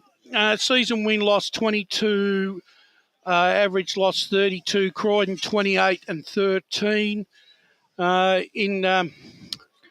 Beaconsfield's first quarters are their best quarters, Brush. So they're plus 21 in the first quarter using your stats that you've given me for score in terms of scores, and then as they go on, they get their third quarter is worryingly their worst, and it's Croydon's best. So after half time will be a moment for us to watch and see what Beaconsfield have got for us today, because like I said, in previous rounds so far this year, they've been good in the first half and then tailed off in that third quarter and left themselves too much to do. Defensively, Beaconsfield ranked 5, in offence 9th, Croydon 7th, and number 1 defence in the competition. Where they've been really good, Croydon, is their midfield. And Ficcarelli, Mackenzie, Carter, they've all had really great starts to the season. Hoctor's back now, which is great. And these conditions really suit Hoctor today. So expect him to really – I reckon he'll pull out a really big game today. Geordie Lynch, he's gaining momentum as well. You got Christie and Sparks. I just like the look of Croydon right across the park, to be honest. Their side is very balanced and put together, isn't it, BWS? One other guy that does a power of work but probably doesn't get the recognition as some of the others is Jared Clark. Yeah, he's very much the unsung hero. Yeah, unsung hero of Croydon. He's a bit like the guy from Roval. Alex Frawley. Yeah. Your man. Yeah. You used his name so much in pre-game, Brasher. You used your allotted Alex Frawley mentions. That's because I had half a Snickers stuck in me. Yeah, well, best I did throw to you halfway through a Snickers or a Mars bar. I'm looking forward to stealing some of Brett's thunder as well, because everyone's been doing that apparently. Exactly. Before you guys carry on, we'll get down to Blake Tennant and Scott Hardy down to the boundary line. Scott on debut for us, and Blake obviously in his second game. How are we going down there, gents? What's it like? Hello, Scott. Blake, how you going? Have we got you? There we go, Blakey. He's back here. Beaconsfield will be kicking to the right of screen. The rucks that we just saw here, we expect them to have a big game in the say of the game. And, great. The rain looks like it's passed away, so good conditions here for footy. And back to you, boys. My condolences. Croydon will be kicking to the Hewish Road end and left of your radio dial as well. So. Yes, and Beaconsfield going to the Mount Dandenong Road end of the ground. Good. Is it geography? What would that be? What you term that knowledge? Yeah, not just knowledge geographical. Yeah, that's it. Geographical. Yeah. It is, man. So just some final tips, boys, before we get to the umpires are out there, the players are out there. We're not too far away from kicking off, getting underway. Sorry. So Brash, final tip from you. Croydon by 12 points. Are you coming to me, Brad? I'll come to you, Matty. Yes. I'm just going to write them down so we can be held to these. I'm going to go Beaconsfield by a goal. Ooh. We know BWS. What were you, mate? Croydon by 5 goals. 32 points, Matthew. Yeah, 32, writing it down. Thank you, I'm going for Croydon by 3 goals today. I think they'll just be a bit too good. But it's going to be an intriguing contest. We're just saying, BWS, that before you come on, that Mick Fogarty didn't have to really change much his sweater. Yeah, it's just a logo, right? Yeah. I'm almost swearing. What do you think, boys, of the jumper of Beaconsfield? It's West Coast, West Coast 2008, 9? Yeah. It's not quite Premiership Eagles. It's a bit after Premiership Eagles. Daniel Chick era, is it? I reckon. I think more Daniel Kerr. Yeah. Daniel Kerr is the player that jumps out to me. Mark Nikoski. Just very quickly, when we get set for the start of the game, there is a late change for Beaconsfield. Cade Delarue comes in jersey 50, and he comes in for Harrison Cove. Here we go. So let's get the game underway. And welcome back, Ben Warren-Smith. Well, he's thrown it right to me here, and I'm looking forward to getting stuck into it, as no doubt the players going up that time. There was Koga. He got the tap down. Croydon make their way forward up towards centre half forward. Getting down and laying a good bump there was Haig. And we will have a ball up bottom of the pack. We've got Matty Johnson for Beaconsfield. Been impressive all year, Johnson. I think he's been on Casey's list, but he had 23 disposals last week and 22 kicks, 8 clearances and 2 goals. Fresh air shot by Smith. Little handball over the top, but stolen by Beaconsfield, who kicked it up towards the half-forward line. Leading in that race there was Smith. Right on his hammer was Alou. And the players hit the deck looking for some support. Coming in through Ficarelli, get the handball out, and now they might link up here. Koga was running away with it, but it was a throw deemed by the umpire, and it'll be a free kick going the way of Beaconsfield. So 2 kicks from home. Not too much of a wind advantage today. Big pack in the top of the goal square at the fall of the ball. Wazilaku and kicks it towards the goal line, and it rushes through for 1 behind. So bit of a rusty start for me and a bit of a rusty start for the players. So it's Bendigo Bank Scoreboard, 1 behind to Beaconsfield, and Croydon yet to score. All right, so just about to getting the ball back into play. So just a little bit of a feeling out period as Croydon just getting set to just chip it across the half-back line to try and find a way out of defence. Nice mark taken there. I think it was Dixon. Dixon goes down the line. This is good controlled play in the hands of Smith. Smith looks around for options, and he decides just to slow it down. In the end, he goes backwards. Not quite sure that was the right thing to do, but he gets it back. Now he goes down the line towards about half forward. Beautiful. Right, beautiful kick, Mark, taken down there. Wanting to play on quickly. It was in the hands of Haig, but he slows it down, Haig, probably because he's got no options at the moment, but he puts the left footer inside anyway towards full forward. Coming across here, the Beaconsfield player managed to intercept. Good work. I think it was Valentine, and he gets a kick away down the line towards the halfback wing. And the ball is knocked out of bounds. So, and some good play there. And Croydon threatening, but well repelled by the Beaconsfield defence. It's already set up how we expected, Brash. Both teams get numbers behind the ball. They set up, they make the opposition go down the line. Really well done by Nathan Haig, though. That was a nice mark. Right in front of the brethren here in the grandstand as Koga had the front spot, got the knockdown. Running onto it beautifully there was Jake Christie. On the left boot, goes inside forward 50 at the fall of the ball. There was Doherty, had support coming in the side from Stokey. And he quickly gets wrapped up and we'll have a ball up about 40 metres out from the Croydon goal line, trailing by 1 point. And it's Beaconsfield with the lead here. We've gone 3 minutes in this first term on EFNL game day. Sure you'll enjoy the coverage right throughout the afternoon. Matty McKenzie couldn't release the handball. He was trying for Jordan Lynch. He'll do it all again. Both sides really feeling each other out very early in this contest. Dangerous for Beaconsfield too, such as Croydon's strength around the stoppages, that stoppages inside forward 50 are going to be a key area for Croydon to get scores. Koga's working himself into the front spot every time. He got the handball away quickly to Clark, who pokes it towards Ficarelli in the pocket. Not sure that was a high percentage kick. Could have almost gone for home. And over the boundary line she goes. I agree with you there. That was probably a poor option. Should have gone to the goal square then. So it was a pretty big throw in that time. Went over the top of both ruckmen, so it's trapped there by Breyer. Into the middle of the ground he goes. A foot race in shoes. Picked up there by Carter. He's going to get handball across. They'll use the grandstand side, will they? Or they'll go for the switch. Under a lot of pressure there. That time was Knox. Got the handball away to Smith. This way, that way. Then spins back. He had time, and it was good too because Jaden Seister was in position A, so he had a bit of time. Looking at his options forward. Almost the kick was smothered off the boot, but he got a nice purchase on it up towards the centre-half forward line. And out in front was Trent Dodd, who's going to square things up here as an absolute shank of a kick, Charlie Manson style from back in the day. And then running out of defence there was Joshua Smith in towards the middle of the ground. Bouncing football over the back. It's going to go all the way to centre-half forward here, but there to pick up the pieces there was Matty Johnson, who chips it in towards the middle of the ground where Jordan Lynch will get the Blues forward. So a little short kick finds Ficcarelli. 7 goals so far this season, Ficcarelli, so knows where the big sticks are. That's not a great kick, and it's been cut off there by Johnston. Not his best work. He'll want that one back again.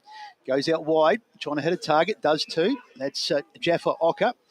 A little short kick down the line, but it's not a good one. That may still work. No, it's been roved by, nice work by Carter. Gets it inside. Now they come forward again, Croydon. They've had the better of the play, you'd have to say. Now Mark taken over there. It might be Sparks, I think, on that far side. That's Broussard. Broussard. So Just quickly, Croydon got the shot of goal, and they did really well to turn it over there, Brash, but we both noticed how many Beaconsfield players were just sitting in the hole, the hole in the corridor. They don't want Croydon having shots for goal 30 metres out directly in front. So Broussard. This is a fairly lengthy kick, but we'll see how his goal-kicking prowess is. Comes in. Is he left-footed by the looks too? Gets it on its way. It's not a bad-looking kick. The goal umpire's doesn't even move. Beautiful kick by Broussard. I think it's fair to say it's a decent kick. And Croydon get their first of the afternoon in terms of a major, and they lead 1 straight to 1 behind on the Bendigo Bank scoreboard. Nice goal. Broussard was one of the players that Morris DeSandro told us about, a young guy coming in, made his way through the reserves, done his penance, and nice start to him this afternoon. It's going to be key as well that they got that score off turnover, Croydon. Billy Dixon, it was a poor kick coming out of defence, but Billy Dixon and Andrew Cutter did really well off turnover. We see the way Jake Bowd burst out of defence there previously. That's going to be a key way for Croydon to score, is making sure that Beaky don't get it past the centre, because they can get, obviously, a lot of numbers back and be susceptible to that. Yeah. Well, it's an early contender for the Tobin Brothers funeral goal of the day. It was the first one, but it was a good one. As now Beaconsfield go forward, bouncing football right to the top of the goal square. Which way will this one go? It was picked up there by Jaffa Ocker. Traps it, sells a bit of candy, sells a bit of candy again, and goes for goal and misses it. Oh, we was up and about there. But one behind is the result. So he just looked like he had... He never looked like he was going to get caught then, did he, Jaffa Ocker? There's Croydon. Bring the ball back in relatively quickly here. Mackenzie squared it up nicely. Their kicking out of defence has been pretty good so far, as Mackenzie of the Corey variety goes straight down the guts. Got it to Clark, got it to Ficcarelli, who goes forward now, thumps it on his boot, and that's 2 turnovers there for Ficco in the first quarter. Now it'll be a chance for Beaconsfield through Valentine up towards the wing position. Out in front is Wazilko. Got it right. Wazilko goes up towards the centre half forward area, half forward line, but nobody's home. Just a wall of Blues. And that's Jai Wardimer. He's actually the nephew of assistant coach Peter Muscat. Now Croydon using the grandstand side, which is, we're liking this. So far they've used it a fair bit. As it comes out, Clark received the handball. Now here's a go for them. Ficcarelli, he's about 60 metres out. He had an unnecessary bounce, but the kick was magnificent into the pocket. It's absolutely perfect, and just put it out in front. And that's what you want to do when you're kicking it into the forward line for your forwards, just to be able to run onto nicely. And Riley Constantino, another one of the Croydon forwards with a mo, will have a ping from about 30 out. Beaconsfield are still making sure that they own the corridor and forcing Croydon to kick even where he's marked it as well. Yeah. He's obviously a great goal kicker, Riley, but yeah, they wouldn't be too disappointed with the shot. Well, Ficco to Costi, and it doesn't work out either. Across the face to it, standing there, right there was, well, let's all the forwards share it, why don't we? So Britton takes the mark on the behind line, basically. So he'll go back. He's right on the angle. So imagine if you're only listening on the radio, the banana kick's coming, and the banana kick was perfect. And now we've got the new clubhouse leader for the Tobin Brothers funeral goal of the day. Britton gets his first. They did it the hard way, Croydon, but they've got their second on the board. They lead 2 straight 12. Beaconsfield 2 behinds. I don't think Mick Fogarty would be happy about that, because he would have. I think he would like to have seen that ball force through defensively for a point. Then, yeah, any coach doesn't like the opposition taking an attacking mark on the goal line, do they, Brash? You should have more numbers there. But Yeah, but Croydon, they're just doing exactly what we thought they'd do. They have numbers behind the footy. They're a high intercept team, and their forwards, despite not getting that many looks at it, are very crafty and efficient. So back in the middle, Croydon off to a quick start here, and Beaconsfield need to respond as they get the football. Now they work it out of the middle. Sloppy little handball. It's been hacked forward. Trying to pick it up over there was it's not Hodker, it's Dixon. Now it's out wide to 36 is Christie. Christie goes long towards half to full forward, but good, well responded there. And they get it out, Beaconsfield for the moment, but they're under a fair bit of pressure. It was McMillan who went past it, but he managed to do enough to force a stoppage and just spoil the play for now. But they were a bit panicky there, Beaconsfield, just at the back, but they managed to repel just for the moment. And the umpire to throw it up, but Croydon still hot on attack. One out of the middle, and they've done pretty well here, Beaconsfield, and they are going to get out the long kick down the wing, but there's only Croydon players back there. Nice mark taken by Mortimer. Jai Mortimer, I think he's going to go across the ground, is he? Yes, he is. He's going to kick it straight back into the corridor. Looked a bit of a dangerous kick, but an easy mark there, probably a bit too easy. Croydon going forward now. Great kick, and the mark is taken there by Britton. In fact, no, it's Dodd, so Dodd will go back. It was just a bit too easy for Croydon there. Especially when they went back into the corridor. We said pre-game that's what's going to happen, Brash. Both sides, they like to get numbers back. So whoever's got the ball is going to get the chance to keep getting repeat entries, and that's what Mortimer's taken one. Fraser Smith's done it. Beaconsfield are going to have to lower the eyes coming out of defensive 50. So Trent Dodd, he'll be kicking from about just under 50 metres. He's unloaded. I think it's going to come up a bit short. And it's been marked. Brilliant mark taken there by Britton. It was a bit similar to the first one. Absolutely, BWS. And, Beaconsfield's defence, they've just got to be looking at themselves. That should never happen. They should have got a spoil. Will he go the banana? Probably. Let's see. Britton, he's holding it like he's going to go the banana. He does. And he thinks he's kicked it. He has. So nicely done there by Britton. And he's got two pretty quickly. And a third for Croydon. It's got them well and truly on top. It's 3 goals to 2 behinds on the Bendigo Bank scoreboard. Croydon at the moment are taking complete advantage of Beaconsfield's inexperience across the lines. Beaconsfield, they're running the ball out of their back line, and they're going okay, but they're turning the ball over. Yep.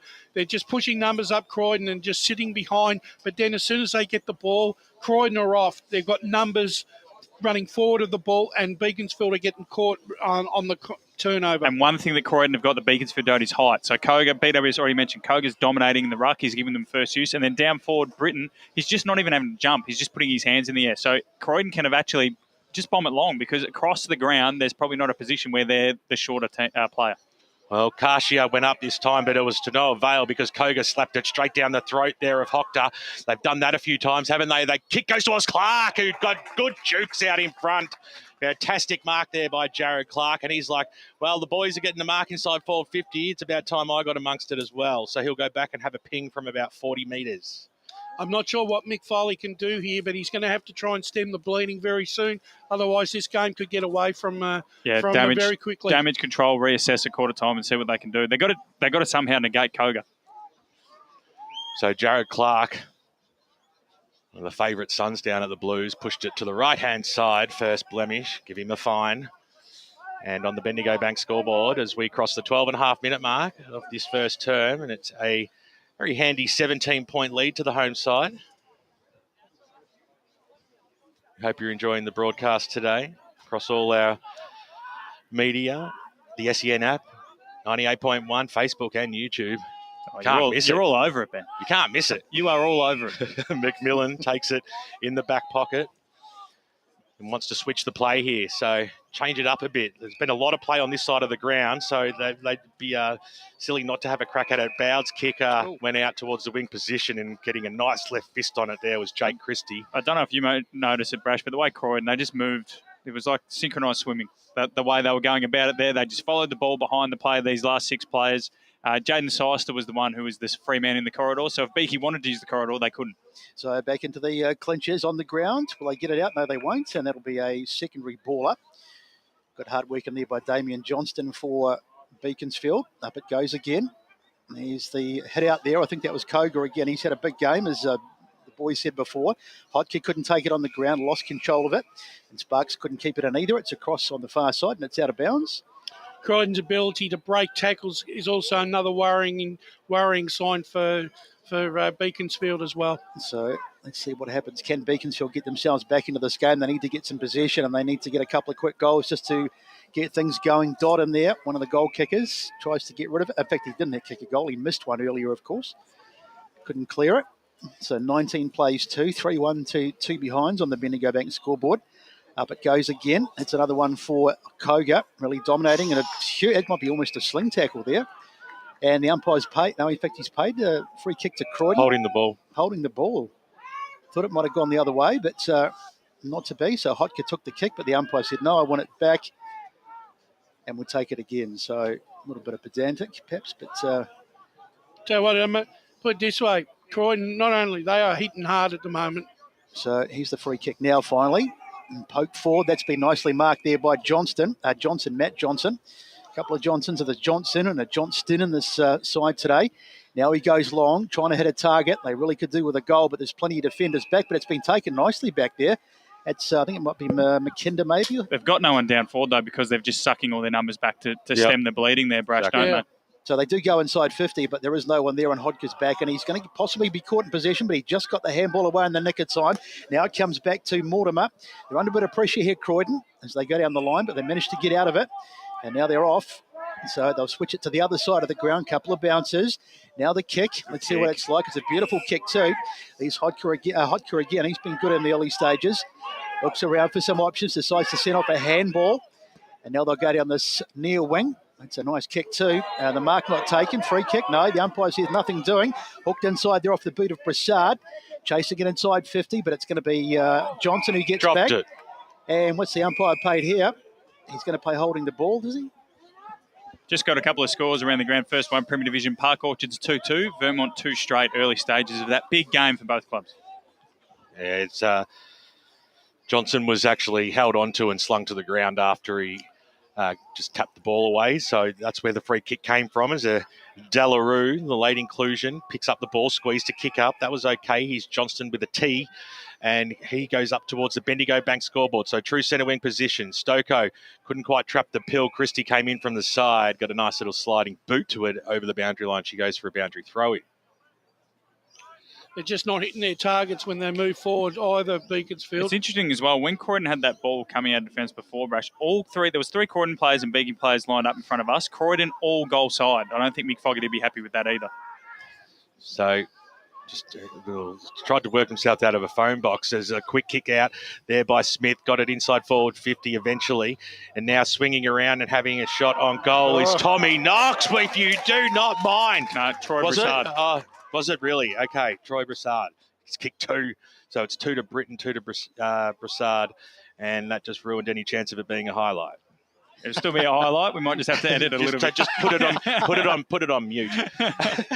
But yeah, it's worrying sides for Beaky because it's probably a bit of a summary of their season. They're not actually being that bad around the ball. It's just that they struggle once it gets past sort of halfway. And as we mentioned with Morris pre-game, Brash, Croydon's midfield is electric, and when you let them get on a run, they're going to dominate you. So one man that is having a good game is Bailey Hodker. He was involved in that play, in the little handball forward. So he's dominating for Croydon. It's the umpire has paid a free kick out of the middle here. I'm not sure what that was for. 666. The 666 rule, is it? It must be. We don't do warnings. We don't do warnings in the Eastern. So that'll 25 metre as well. Yeah, that'll be why, because there's no warnings. But first and final. So Josh Smith it is who puts it onto the boot, goes forward, trying to hit a target. Mark almost taken there. Mark. In fact, it has been taken second ago by Hocker. He had it in his hands for the first time, popped out, but he got it again. And he's going to go back and have his first shot at goal of the day. Well, it's actually, if he kicks this one, he'll have their entire score. And he's kicked the 2 behinds as well. It's Croydon versus Hocker at the moment, Crash. So, Hocker, he's got the best hairstyle of the day, that's for sure. Lock it in. Lining them up. Needed. You'd expect him to kick this, and it is very needed. Here he comes. Gets the right foot on the way, but he's got it. The goal umpire started to move, but it was well enough struck, and he gets his first of the day. So Ocker gets his first, and it's the first of the day for Beaconsfield. Much needed too, and they trade 25 to 8 on the Bendigo Bank scoreboard.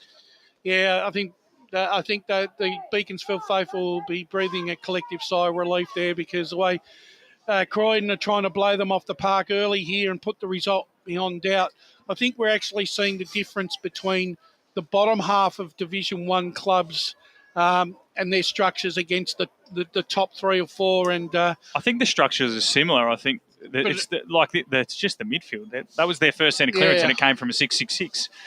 They've got to somehow negate Croydon's strength in the middle here. Nonetheless, it's the 18-minute mark of the first quarter. As it comes out now, Hockduck got the handball out wide. They certainly are on top, the Blues. As the kick goes down towards the wing position, giving a little nudge there was Clark. Umpire said it was okay, and then he came in hard with an elbow, but it was legit. And over she goes for a boundary throw-in right in front of us here in the broadcast position. Hope you're enjoying the broadcast today. It's the EFNL match of the round. The first opportunity to call the Beaconsfield Eagles. And they're going against one of the seasoned Division One sides in the Croydon Football Club as the ball's knocked up and handballed over the top. And once again, we'll see over. And Dodd gave a falcon to his teammate there in Josh Jones. I'm sure the boys will get that back on tape. Croydon getting out the front of the contest, aren't they, Brash? Beaconsfield, they're probably just too close to the ball, if you know what I mean. Yeah, they are. Straight down the throat from the stoppage into Lynch, who just fell over, then did a little kick over the head, corking the Ocean Styles. As it comes out now, here's Dodd on the left. Does it have enough purchase? Dodd, which way will it bounce? To the right-hand side. And he's just peppering the goals at the moment. He just can't get there. It won't be too far away, you wouldn't expect. Minor score, the result. Time on also is the result too, as we cross the 20-minute mark with a 18-point lead to the home side, Croydon. So Beaconsfield to bring it back in. Yes, Dodd very much the nearly man. He could have had 5 as the ball goes through hands. And they've got it here. It's a chance for Beaconsfield to come forward. How they'd love a goal going into the break. Stoko gets a kick forward. Hodker it was, and it's on the ground. Whistle. Wilson it was. He copped a high one. He's a bit of how's your father too. Once again, Brash, Beaconsfield, they had the run on, but it's down the line. It's a 1-on-3. So they have to go that little short ball. And Croydon, they run hard both ways. They've got numbers everywhere. At the moment, Beaconsfield have got to try and find a way to keep at least 2 players ahead of the footy. So ball kicked up. It was Stanton who had it for a moment, but the umpire's whistle comes and he says we'll have a ball up just about centre wing or just forward of centre wing. Up it goes. Rucks go at it. Knocked away there by Dodd. Hasn't had his goal-kicking boots on today, as we've said, but plenty of time left in this one as the ball goes to the ground. It's taken there by Smith. He's kicked 8 so far this year, so he knows where the big sticks are. Umpire to throw it up again. Dodd gets to the front spot, but he may have been beaten by Smith on that occasion. Now the ball comes out into the open. Hack forward by Lynch. Can he hit a target? No, it's going to be... beautiful mark. That's a fantastic grab over there by, I think it's Koga, is it, the big man? Having a rest and taking a screamer. Magnificent stuff. It looked like it was a bit of a kick in hope. There was certainly Beaconsfield players back. If you watch the replay, there's a couple of them there, but Koga just too big and too strong, and that's a great mark. So not only is Koga is he doing damage in the ruck, but even when he's resting, he could be doing a lot of damage this afternoon. It's all the tools, isn't it? Dodd, Koga, and then Britton have been the dominant players for Croydon. They're all over 6'3". So Koga, left footer on its way. He's got it. Straight through the middle, beautiful goal, and it certainly deserved a goal too. It was a great mark in the first instance, so that's number 5 for Croydon so far, and 5-2-32 plays 1-8 on the Bendigo Bank scoreboard. 22 minutes gone in this first quarter. I still think Beaconsfield will come because, as we mentioned, each game they've always been in the game. Like I keep pointing out their lack of height. So I think Mick Fogarty is too good a coach to not change something. It'll be interesting to see what he does at quarter time, Brash, to maybe make the game a little bit more scrappy so that the tools aren't quite as influential. It's certainly where we should head to see at quarter time. It's Vicarilli out of the guts there. It's again a little turnover. Kick goes up towards centre half forward now for the Eagles. Getting underneath it there was Fraser Smith, the general of the back line this year. Kicks it out towards Vico, who's got a little bit of space. And on the right boot, that's a beautiful kick this time. Goes up towards the Hockter direction. Couldn't quite pull it down, but had the skill to go after it a second time. Looping handball over the top. He had to be clever, and he was. Andrew Carter swings around now on the left. Got it back. Vicarilli's made some really good space there because he's run all the way into the forward line. Little chip kick over the top. Didn't go the required distance, and Stoko takes the mark, but it's not paid, and he's wrapped up, and we'll have a ball up about 45 metres out from the Croydon goal line on the far side. Good to see a South Croydon fan out there as their side is away today. Loving the area as it comes up towards the wing position. Underneath it again, strong mark there by Fraser Smith, who's certainly got right amongst the football in this first term as we get some more scores around the ground. Yeah, that Vermont Park Orchards game. 2-3 the Sharks. Vermont 4 straight. So good kicking is good football, Brash. It is early. And then Lewdale and East Ringwood, we've just had a score come through. Mikey Rudolph is out there, tied at 3-1 apiece. And then at Wanturna South, it's the Devils 5-3-33, Bayswater 2-2-14. Well, Bowd took a really good mark in the back in the defensive arc, so we'll make sure that gets called out. But the ball has moved on to the wing position underneath the Bendigo Bank scoreboard, where it's a 24-point lead to Croydon. Besto. So umpire throws it back in. Another head out for Kroger as the ball is hacked forward, though, by Beaconsfield, who won the clearance. Bouncing around Auckland. Nice little handball off to Carter. But he's got a bit of work to do. Carter decides to go back, and now he gets the kick away down towards about centre wing.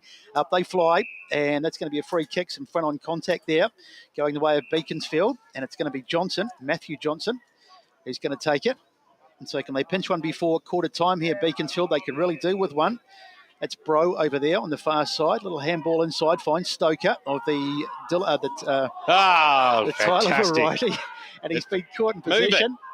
So Dodd taking an age to get rid of it, but now he puts a little kick forward. This next kick is the one. This gets them inside 50. Can they get a mark out towards Britain? But he can't get it.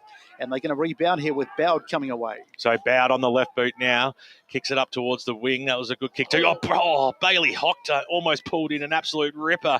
And it goes over and out. It looks like a gazebo got squashed out there. What are all those? Their cricket covers there. Yeah, bloody cricket club.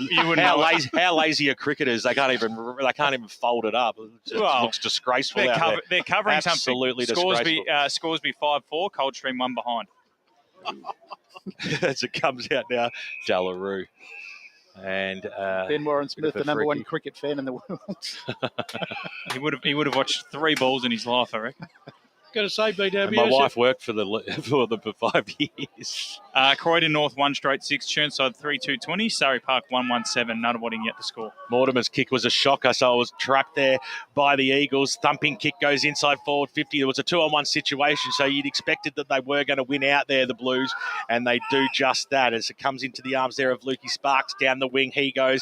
Needed to get in the front position. There was Dodd. Courage shown by Stoko. That was Trent up towards the half forward line. This is better. And he was, was he off? No, it's out of bounds. Interesting there, Brash. He's taking the mark right next to the Beaconsfield coaching box. Surely one of them could have yelled out, there's a man standing right behind you. Obviously their intention is to play on quickly, which I like. But surely one of the 6 coaching staff could have yelled out. Yeah, and 5 other players sitting on there as well. And I think the Beaky Marquee's there as well. So between 30 of them, none of them told him that he was hot. Matty McKenzie picks himself up. Thought they were tats, but it's mud. Montrose 3 straight 18, Mitcham 2-4-16 in a big Division 1 clash there. Be some pretty ordinary tats, wouldn't they? As it goes over the boundary line. I really hope they're not now. Which player are you talking about? Who are you talking about here? Matty McKenzie. Is he just coming off now? Yeah, they're absolutely tats, Ben. Good job. No, he spent the COVID painting his legs. I'm a big fan of Ink. As comes in now, just dropping the ball that time. Good tackle by Ficarelli. That's why you're a fan of Croydon, mate. That's why I wear glasses, Brash, and the ones that I'm wearing aren't my real ones. They're taped together. I can't find my originals. What do you call a whole leg of tats? An arm's a sleeve. What's a whole leg? Just the leg sleeve. Stocking. Okay. Still a sleeve. Stocking. That was good from Bruce. A bit of holding maybe in the ruck contest because we've heard a whistle and a lot of screaming. And it'll be a free kick to the big man Joel Koga. We've got 27 and a half minutes tick over. Don't expect too much longer to go in this quarter. It's a 24-point lead to the Blues. Get pretty close to that 32 that I picked pre-game as it goes up towards Clark, who just got underneath it. What a fantastic mark that was. Jared Clark, if you do not mind. He took it and then told his opponent all about it. Just fell in his lap nicely. Ficarelli, short passes on. Just had enough purchase on it. Umpire paid it. So kick goes up towards the half-forward line now. Britton was there. No, it was Haig. He gave a little nudge.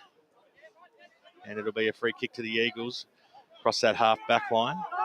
Right in front of the Croydon dugout as the siren sounds to announce quarter time out here at Croydon versus Beaconsfield. And the home side getting off to a really good start here. 5-2-32 to 1-2-8. It's a 4-point lead. 2 goals each to Riley Britton and Troy Brassard, 1 each to Koga. And the only goal kicker for the Eagles was Jaffa Ocker in that first quarter. Hope you're enjoying the game so far. 1 quarter down, 3 to go. We'll be back in a moment. Today at Eastland, Lucy's trying on jeans for a momentous occasion. Coffee with the ex. She needs jeans she can move in because she's definitely moved on. Jeans that get a second look, but don't give any second chances. Jeans that say, why yes, I have spent the last 8 months in a post-breakup juice-cleansing, kickboxing, personal training frenzy. And it looks as though she's just found the perfect pair. Bravo, Lucy. For all of life's little moments, there's Eastland. Eastland. Live real. Sprained your ankle, bursting through the banner? Broke a finger, high-fiving the ruckman? Or did you run into the goal post again? For bumps, breaks or bleeds, be seen sooner, close to home at Knox Private 24/7 Emergency Department. The preferred provider of emergency care to the Eastern Football Netball League, you'll generally experience shorter wait times. You don't need private health, but there is an out-of-pocket fee. Be seen sooner, close to home at Knox Private 24/7 Emergency Department, 262 Mountain Highway, Wanturna. Do you feel good about your bank? Because there is a bank you can feel good about. They share their profits to fund big community projects, small community clubs, and vital emergency services. They've given $250 million to help Australian communities thrive. They have all the products and tech you expect from a big bank, with service you don't. It's Bendigo Bank. Feel good about who you bank with. Try Bendigo. Search bendigobank.com.au or search Bendigo Bank near me. Running and jumping can be really painful for girls, especially in contact sport. Boob Armour supports your breasts, minimises the bounce and guards against impact and injury. Feel confident, feel supported, available at boobarmour.com.au. There are only 3 things that should be flushed down your toilet: pee, poo and paper. Some wet wipes and antibacterial wipes say that you can flush them, but you can't. They clog up the toilet and pipes, causing expensive blockages. Save yourself a truckload of trouble. Put your wet wipes in the bin. To learn more, head to the Yarra Valley Water website, yvw.com.au/wet-wipes. How would you like to be celebrated? I think I'd like to be celebrated with lots of music, dancing, a bit of a party. I'd like to be celebrated at the pub with a few frothies. Maybe some colourful balloons, my favourite flowers. How about some glitter? I'd like to be celebrated in space. Outdoors, having all my family and friends together. At Tobin Brothers Funerals, they know that every life is unique and they think that every celebration should be too. Find out more at tobinbrothers.com.au. Tobin Brothers Funerals, celebrating lives. Sprained your ankle, bursting through the banner? For bumps, breaks or bleeds, be seen sooner, close to home at Knox Private 24/7 Emergency Department. You'll generally experience shorter wait times. Knox Private 24/7 Emergency, 262 Mountain Highway, Wanturna. EFL Saturday Game Day continues. Let's head back and go local for your footy.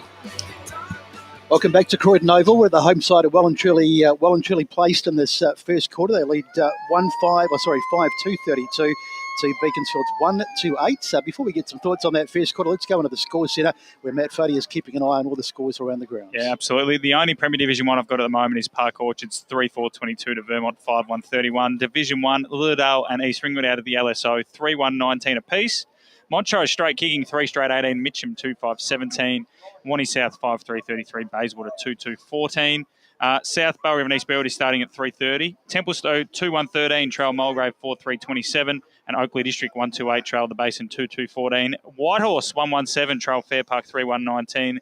Coldie 3-1-19. Trail Scoresby 6-4-40. Hot start from the Magpies. Nothing from Donvale and Glen Waverley at the moment. Ferntree Gully 4 behinds. Waverley Blues 3 behinds in an absolute thriller out at Wally Chew. Surrey Park 5-5-35 lead Nunawading yet to score. Churnside 3-4-22 lead Croydon North 1 straight 6. And Sylvan 5-5-35 lead Kilsyth 1-5-11. All right, let's get ready for a start of this second quarter. But before we do that, let's just get some thoughts on that first quarter. Brash in particular, I mean, 32-8. Croydon have looked the better side. They've been better with their ball movement. They've looked sharper. Beaconsfield have got to move the magnets in the second term. If you were Mick Fogarty, what would you do to get back into this game? Well, first and foremost, he's going to have to try and find a way to nullify Koga's influence in the ruck, because he's given the Croydon midfield an armchair ride here at the moment. The other thing that Mick's got to do is he's got to try and get his structure back into his forward line. The forwards are getting caught too far up the ground because they're trying to restrict Croydon from going from inside their 50. Let's go down to the boundary where I think Blake Tennant has a special guest. Yeah, just got the Beaconsfield coach. Obviously challenged in that quarter. What's the changes that you would do for this quarter? We just changed our midfield up a bit. We can't let Ficker all in. Number 4 just completely dominated stoppage. So we've got Declan Everett to play on him and obviously Nick on number 4. But it was all over the ground. They just dominated all over the ground and we just didn't have the energy or the desire to go with them. Any news or anything coming into the game or any changes through forward line or anything to try and get you in the game? Yeah, we'll just put Matty Jono up there and he's a genuine forward. So hopefully he can give us a couple of marks and hit the scoreboard for us. All right, thanks for that, mate. All right, let's quickly go to the score centre just while we get started for the second quarter. Just for other Premier Division scores, Doncaster 11, North Ringwood 15, Norwood 13, Baldwin 29, Noble Park 4-2-26, Doncaster East 6-2-38, Blackburn 4-1-25, Berwick 4-2-26. And well done to Blake as well because Mick Fogarty had angry eyes and by the time he was finished talking, he was smiling.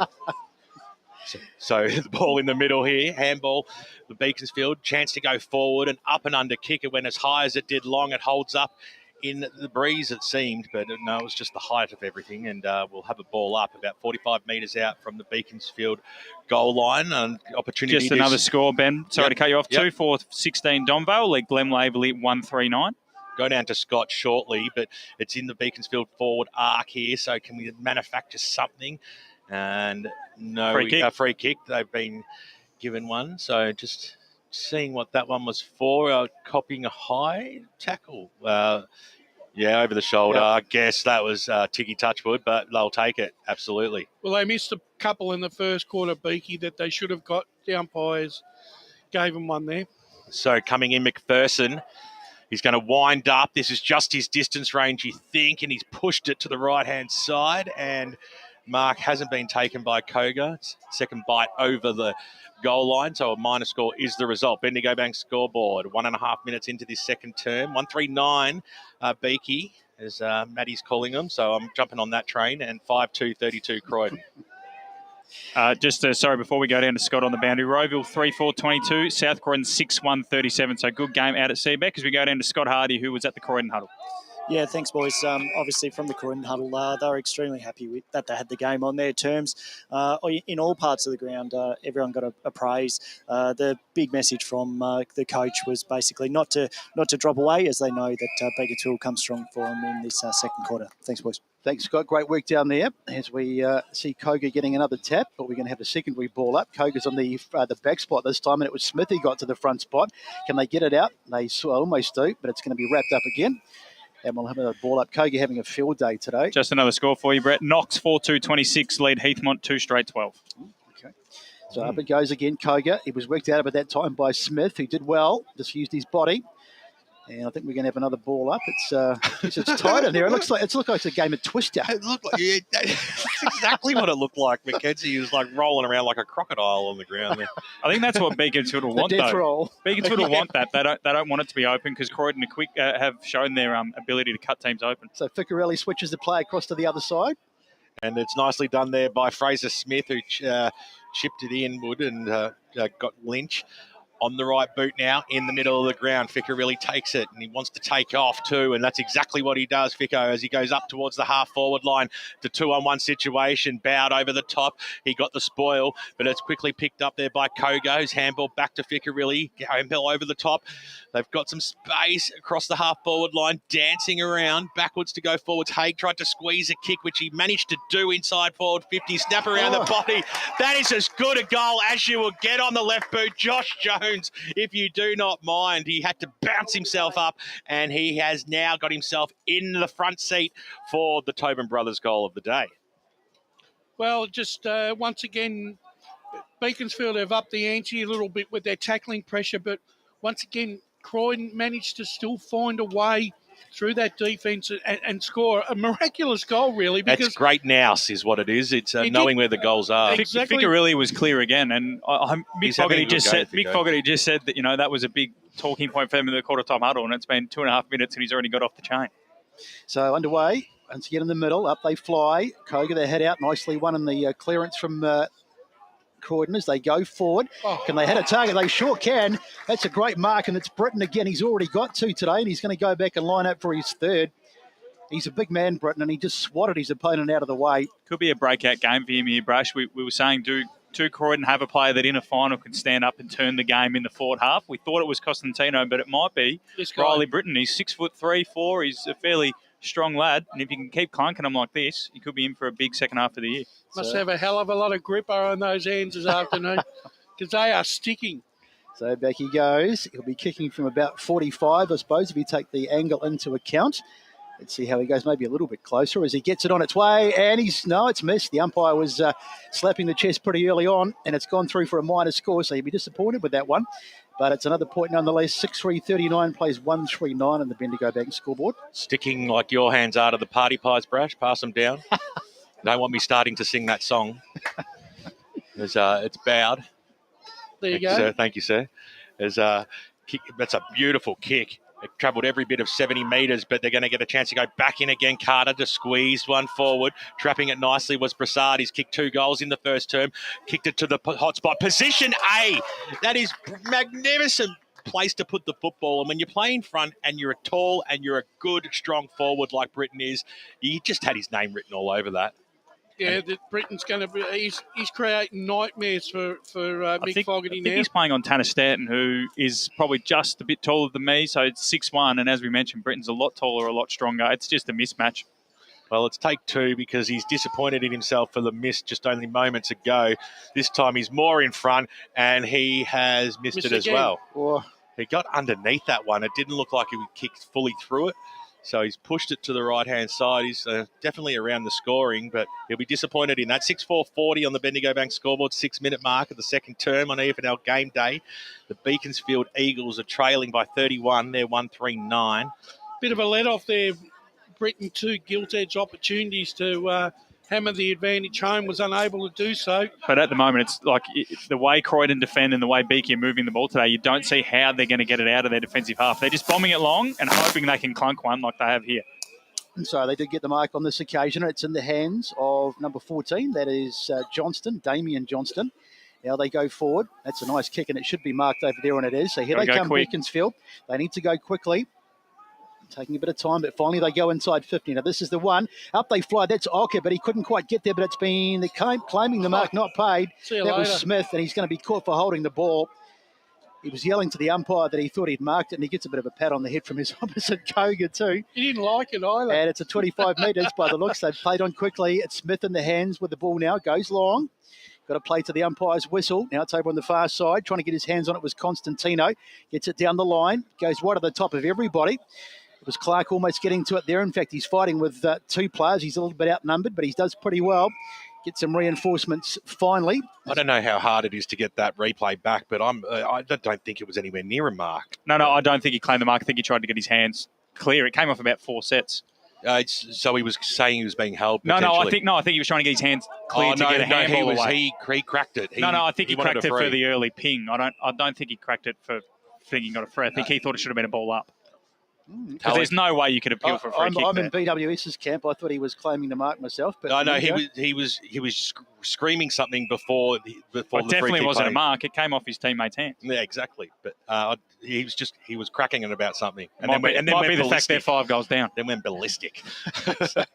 Johnston it was. He got a little handball away after Ocker won the ball initially, and it's out of bounds on the far side of the field. So a bit better from Beaconsfield so far, Brash, but the key is probably trying to take a mark on centre wing, really, because they're clearly going long out of defence with Bowd, and it looked like before he took the kick out was Devon Smith, and they got lucky because Johnson took a mark on centre wing, but who else can do that for them at the moment? Another head out for Koga, but Everett did really well. He won the ball. He had 2 goes at it, and in the end he got it. Now it's in the hands of Koga, gets a quick handball out, and it's bobbling around like a hot potato at the moment, and it's in the hands of Everett. Now they can come forward here. This is the kick they need. Can they hit a target? It's a line. In fact, it might even go through for a goal. No, it won't. And it's going to be taken across the boundary line. Claims of deliberate, but that would be very harsh, as Smith really had no option. He gathered the ball, and he was right near the boundary line, and he just ran out of bounds. just a lack of composure there by the Beaconsfield player running inside that. He sort of went in between because he had Matthew Johnson 30 metres away, and then he had the open goal square, and he sort of couldn't make his mind up. So when it comes, and it was taken there by Keisha, the umpire says we'll have a ball up, and he's a bit sore, Keisha. He was... Jimmy Smith bloody rammed him into the ground. Strong tackle, rugby styles. He looks very Great sore, tackle. but he's got up to his credit, so that's good. Up it goes. It's another hit out for Koga as the ball is knocked away, but it's been taken there by Johnston. Couldn't get it, though. He's lost control of the football as they try and get it out. Nice little handball out there from McKenzie as they try to get it clear, but they're under a bit of pressure. Beaconsfield doing well here. They've really upped the ante in this quarter. Little handball out towards, or the kick out towards halfback. Now they go down the line. Trying to get his hands on it over there was Johnson. He's been quite prominent early in the second term. Ficarelli makes the tackle. Is that holding the ball? No, says the umpire. Play on. The third effort there by Ficarelli is absolutely sensational. Just the Division 2 score, the one we're missing. Baronia 2 straight 12, Ringwood 3-1-19. Never gave up as the umpire throws it up now. Going it alone almost there was Josh Smith. Do it all again. So about 55 metres out from the Beaconsfield goal line. Oh. It was a fresh air shot by both ruckmen. Comes out to the back now. Stoko got the handball away to Johnston. Damien Johnston in towards the forward pocket in the front spot, and a good mark taken by Matthew Johnson. And he will go back and have a genuine shot on goal here for Beaconsfield second. He was the player that Mick Fogarty threw forward, Brash, to try and do something, and hopefully he's done the first part, hasn't he? Now he's just got to finish the job. He's a beautiful kicker of the footy, as I mentioned. Casey listed. I think he's played a couple of games, so he knows his way around to Sharon Besto and BWS. Hopefully for our sake and Beaky's sake, he can kick straight. We love the Johnston to Johnson. He comes in now. Difficult angle, but it's the right side to kick Goldwood from. But unfortunately for him and the Eagles fans, it goes through for one behind. It was never looked like going through. So 11 minutes tick over in this second term. It's been the most dazzling of quarters so far. It's a 30-point lead to the home side as the kick comes out to Dodd, who takes it. Winds around now. Grandstand side up towards the wing position. Couldn't quite hold the mark down there was Riley Scontentino. Well, they had to do something, Beaconsfield. They had to up the intensity on the ball carrier. They were just getting too much free ball, Croydon, around the ground. Beaky have got a loose man at this stoppage. They've got to make it count. That's 3 down. You're only to go, Besto, as it comes in, Beaky. Every time you guys talk about Beaky, I think of the Sesame Street character. That was Beaker. Big Bird. Beaker. Oh, Beaker. Well, Rucks go at it. Just left that time and charging through Dodd, who was just almost went the player, not the ball. Pi said it was okay. Croydon have got a loose behind the play. It's Fraser Smith at the moment, so he's about 45 metres off the play, completely on his own. So the knockdown came. Good tackle there on Dodd.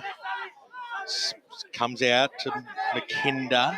His handball put a lot of pressure under Josh Smith. He got the handball away.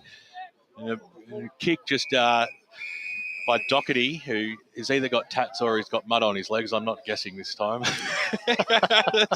There's no mud out there. We tried to tell you. Number 11 it is Leroy. It's a kick goes into the forward line, but it's a back pocket mark to Fraser Smith. So Fraser Smith to bring it out. They've gone all right in this quarter, Beaconsfield. They haven't necessarily made a lot of score up on the scoreboard, but they've played better as the ball goes down. It's been nicely done there by Constantino as he fires for goal, but he's off target. Opportunity for Constantino to add to his tally. He's kicked 9 so far this season. Probably had a bit more time than what he thought there. So it looks like the ball's gone almost out onto the road. Well done to old mate for going to get it. it. Gentleman, he's gone down into the undergrowth. Hope there's no snakes down there. Well, there's not really snake season at the moment, but you never know. It's not really a snake-type suburb. You never know. So it'll be Smith. He's going to bring the ball back in for Beaky. There you go, boys. I love it. I love it. Goes down the ground. Beautiful mark taken there by Sam Keisha. They've definitely had some good patches, Beaconsfield, in this quarter, but they just need to get the score on the board into Ocker, who takes the mark in the middle of the ground, plays on quickly. Nice handball under a bit of heat, but they get it down the line. It's not going to be a mark, though, but it's Well nicely done. done there. And a great handball off to Smith, it was, who gets it forward, but there's no one there. And it'll be nicely picked up over there by... Oh, terrible kick. That's put a lot of pressure on Ficcarelli, but he does well. He sort of manages to hold it up enough. Just in time, but beautifully done there by 31. And that was it Lico? But it's... so it had an opportunity. But in the end, it's after all that, it's gone through for a point. Good pressure by Beaconsfield. Rush behind there. Yeah, Wazilko was he nearly put himself in front for the goal of the day. So we've seen some impressive goal kicking today as well. That we have. So the Croydon to bring the ball back. It's 41-11. Gone 15 minutes, halfway through this second term now, as kick goes out towards the wing position, trying to get underneath it on the third bite was Fraser Smith. Couldn't quite pull it down. Kick by Beaconsfield, half smothered, bouncing football. Just players picking it up and dropping it left, right and centre here as eventually a big pack forms and the umpire will bounce it. I think the score's coming through as you're out at your local footy game today. Yeah, it's really important. Keep those scores coming through. We want to know what's happening. Of course, don't be afraid to post them on Twitter as well. Vermont 9-155, Park Orchards 5-4-34. So Vermont putting together what looks like their best performance of the year, Brush. Showing the new kids on the block just how it is, and the big boys. As a little flick over the top that time. Kick goes forward for Beaconsfield. Now, they are peppering the forward line, so they're managing to keep play a fair bit of this term up on their arc, just not being able to penetrate the scoreboard. Waverley Blues 3-3-21, Ferntree Gully 4 behinds, and Coldie are coming back into it. They're 4-6-30. Scoresby 6-5-41. And then Division 4 is as it was at quarter time, with Churnside, Sylvan and Surrey Park the leaders. So Ficcarelli it was, he got tackled, the ball went loose, and Smith had it for a moment, but it's out of bounds. Right near the Michael Suka sign out there. It's do we get an exemption from voting next Saturday? I voted last night. You go in, you say I'm working, and they to be honest, they don't ask you that many questions. I'm supposed to be getting a postal vote, but I don't think it's turned up here. So Sister gets it forward into the forward pocket, just batted out there, nicely done by Stanton, but he's under a bit of pressure. Gets a handball out. It's a dangerous one, but they're going to get out of this, I think, as they get it down the line. A lot of endeavour from Beaconsfield on this quarter, but all they've got is 3 behinds. You feel like they really should have had a bit more reward for their effort. Little handball from Hotcup, and it's been taken over. That should be just a ball up. He's played holding the ball, I think. Yeah, he hasn't, but that's a problem because he's been paying it all day, and now all of a sudden he put the whistle away for his went out of bounds, I think he got lucky because he was setting himself. He did that thing where they sort of go into that half squat. The umpires, I think, B. Davis is right. He got lucky it went over the line because he was setting himself. And there's a square up. So there's a free kick anyway coming the way. It was. It's like a half squat. They go into the power stance as they prepare themselves. So we're turning our attention to weightlifting now as we go into the half squat. And it's going to be Doherty. Half squat's what I use. It's not where my mind went to the half squat. No, I was about to say. I don't know. Don't worry about me, boys. Doherty with the ball. He's going to go back and have a shot at goal. So this will be huge. This will be their first one of the quarter. And as I said, for all the endeavour that they've had, they really need some reward on the scoreboard. It's going to be a long kick, but not inconceivable. He's going to kick from about 45. It's on its way. Let's have a look at the umpire. No, he's missed it. Another opportunity. That's their 4th behind of the quarter, so they've certainly had their chances. But it's Croydon in front, 6-5-41 to 1-6-12. On the Bendigo Bank scoreboard, we've had 17 and a half minutes in the second term. Brash, it's no surprise they're missing all their shots at goal. They are the worst goal-kicking side in the division. Beaconsfield, they kick at 44% in front of the big sticks. And I reckon Berwick in Premier are just up there as well. So those two southeast sides struggle in front of the big ones. So a terrific mark taken over on the far side by Smith. He's having some sort of a game. Fraser Smith, he certainly is. Goes down the line. Good solid play. Here they come again, Croydon. They won't want to concede another one, Beaconsfield, going into half-time because it's going to be very difficult for them to come back. Diving on the football there was, might have been McKinder, I think, the bottom of that. And the umpire says we'll have a ball up. Sorry, Brash, take it back. You'll be singing the song to me soon. So it looks like all the party pies are going to be gone before I get it cracked, but never mind. They've only sat in front of you for 15 minutes. Well, I'm a bit busy at the moment. I don't want to stick a party pie in my crop. I'm trying to call as the ball goes out of hands. Now it's over there on the far side. Nicely done there by Doherty. He gets a kick, but it was smothered on the ground, and that's going to be wrapped up And the umpire says, well, ball it up. Johnston gets up. Damien Johnston. He's been pretty good. One of Beaconsfield better players. They should be a couple of goals closer, Beaconsfield. Feels like it, doesn't it? Yeah, definitely. Absolutely. So going after it there and taking it on the ground, but it's another whistle from the umpire. Looks like it might be a free kick to, what's he going to pay? Going to Beaky. It's going to Beaky. Wanturna South 6-4-40, Bayswater 5-4-34 at half time. So a good quarter there from the Waters. So it looks like it's Trent Stoko just eyeing up his options, taking an absolute age to get rid of it. Needs to be a bit more urgent with the football. Now he finally gets the kick down to about centre wing. Up they fly, and almost a mark there taken by Smith. It went through his hands, but they get it forward home on the far side, and there's nobody back there. But that's what they do, Beaconsfield. They don't have any tall players. They know at the moment they're getting beat out of the midfield. Their best bet is getting numbers behind the footy and trying to sort of slingshot. But unfortunately, because when it's a set play like that, they can't get any run. Even at that contest, it was 3-on-1. They won the football, and that was 3-on-1. But that's what I'm saying. They have to push so many numbers back up towards Croydon's end to even win the ball that by the time they get it down there, they can't get they're not going to get end-to-end play. Their best bet is a stoppage like they had there, but then Croydon are better at stoppages. So at the moment, unless they kick straight, which they're not doing, they're still a bit off. So after all that, we've got a stoppage on centre wing. Ball thrown in and was going through the hands of Merrick, who almost got it. In fact, he has got it. Merrick weaves his way through. That was clever stuff. Goes down the ground, but the kick, it's been marked over there by Ocker. Got to go quick. He's got to go.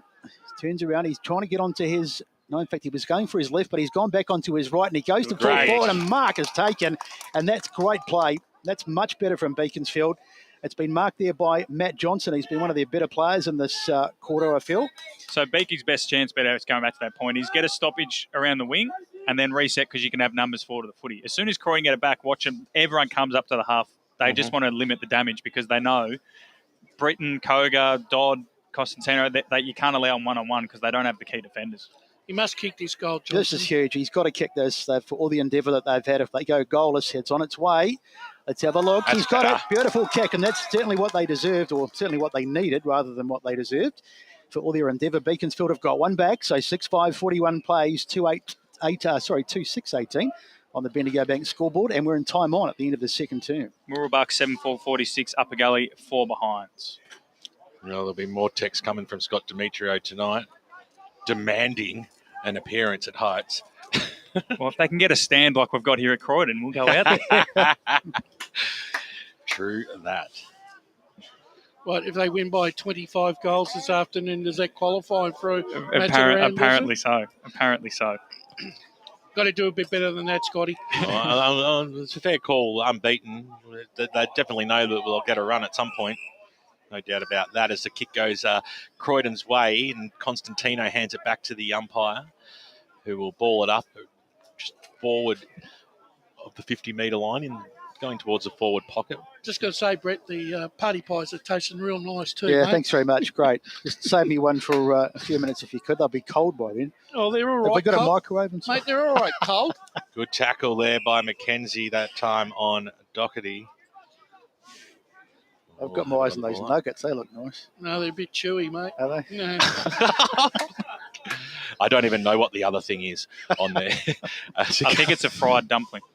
A fried dumpling? Yeah, like a wonton. Oh, geez, that looks all right. I might try one of those. You're very cultured there, bro. Linking up nicely there, Doherty into the middle of the ground. This is good play. Ocker's out. Come on, If you keep go moving. Johnson, you've got to keep take moving it too slow too.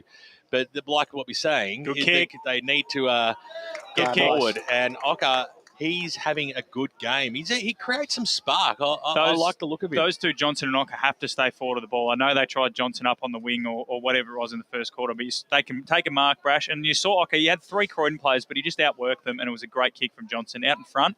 And there was no way a Croydon defender could have got there first. He's not a big kick, though. This is just going to be – this is going to push him.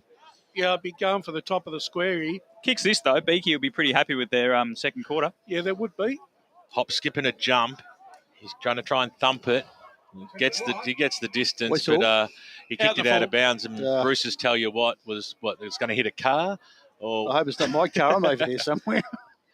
But you got to park in the ground. Yeah. Jesus, you're a wizard. I'm at the railway station. Yeah, Gee, I'm over at Gridiron Field. Mine parked just behind us here. Well, we know you got your little scooter. I think I'm It's in not the a little scooter, I'm in the VIP area. No, I'm only kidding.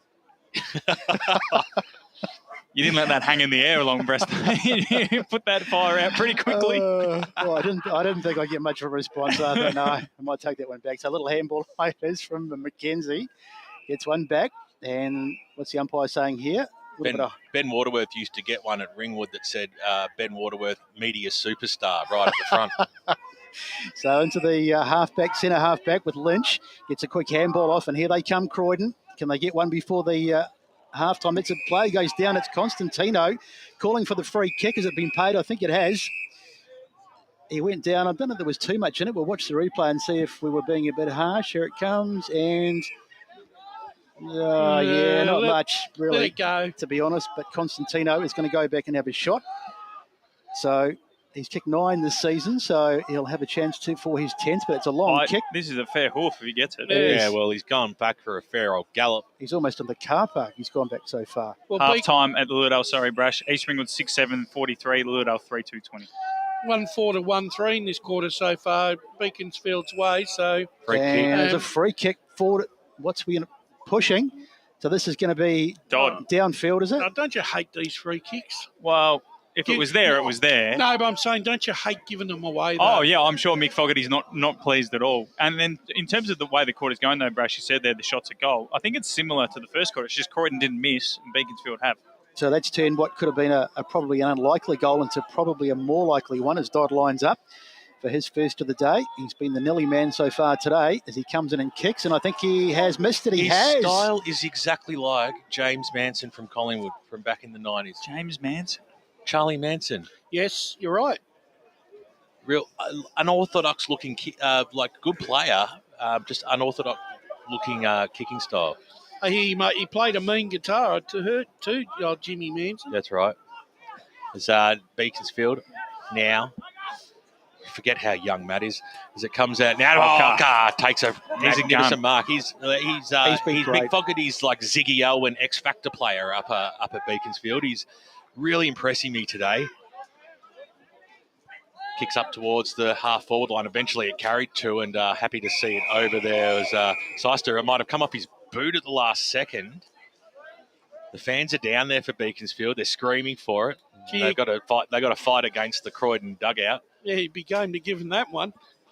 The ball's being brought back in. Beat all players, went through, so it's picked up there by Bra, who got good tackle there by Ficcarelli. Came out the back, though. Doherty, he's had a good quarter. Kicks the ball inside forward 50. In the front spot that time was Smith, but it's mopped up nicely there by Carter. Handball was chopped off, and it's going to be a goal to McPherson. Is it? No, another point. No. You're kidding me. Unbelievable. So that's...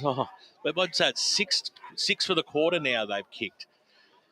And they just can't inch closer. They've got the one goal for the term. That came from Jaff Rocker again. Great forward pressure, laid a bone-crunching tackle that gave them an opportunity that should have been a goal. 42 plays 19. Go for it, Besto. Jake Christie was out, gets the ball forward. They really are just kicking themselves, Beaconsfield. They've had plenty of opportunities. They should be a lot closer.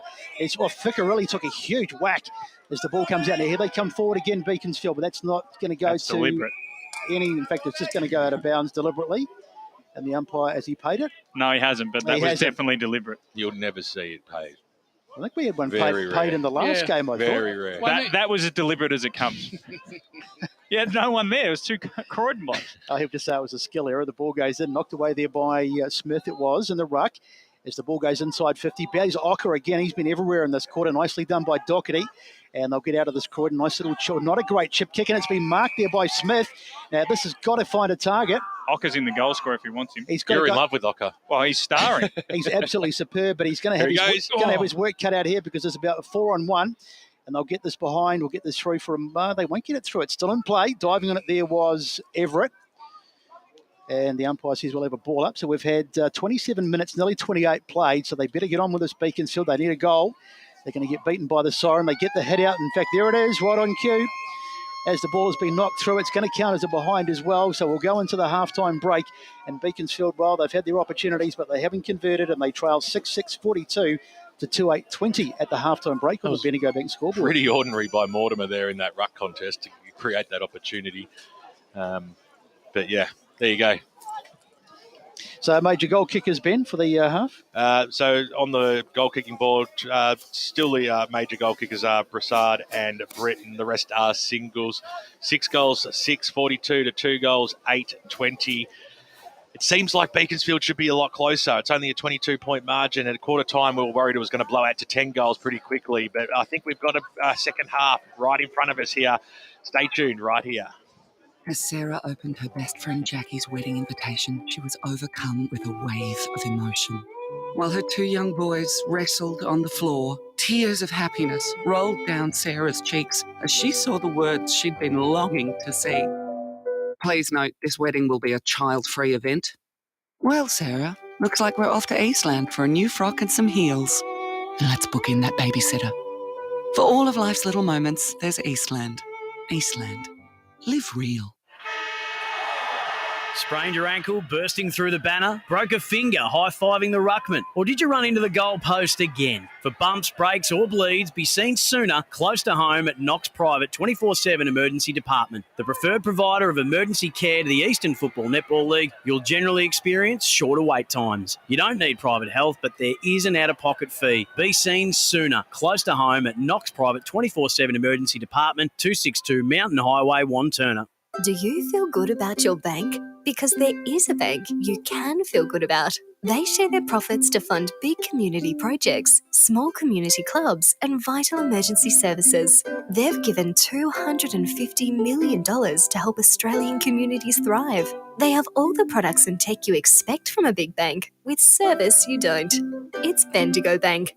Feel good about who you bank with. Try Bendigo. Search bendigobank.com.au or search Bendigo Bank near me. Running and jumping can be really painful for girls, especially in contact sport. Boob Armour supports your breasts, minimises the bounce and guards against impact and injury. Feel confident, feel supported, available at boobarmour.com.au. There are only 3 things that should be flushed down your toilet: pee, poo and paper. Some wet wipes and antibacterial wipes say that you can flush them, but you can't. They clog up the toilet and pipes, causing expensive blockages. Save yourself a truckload of trouble. Put your wet wipes in the bin. To learn more, head to the Yarra Valley Water website, yvw.com.au/wet-wipes.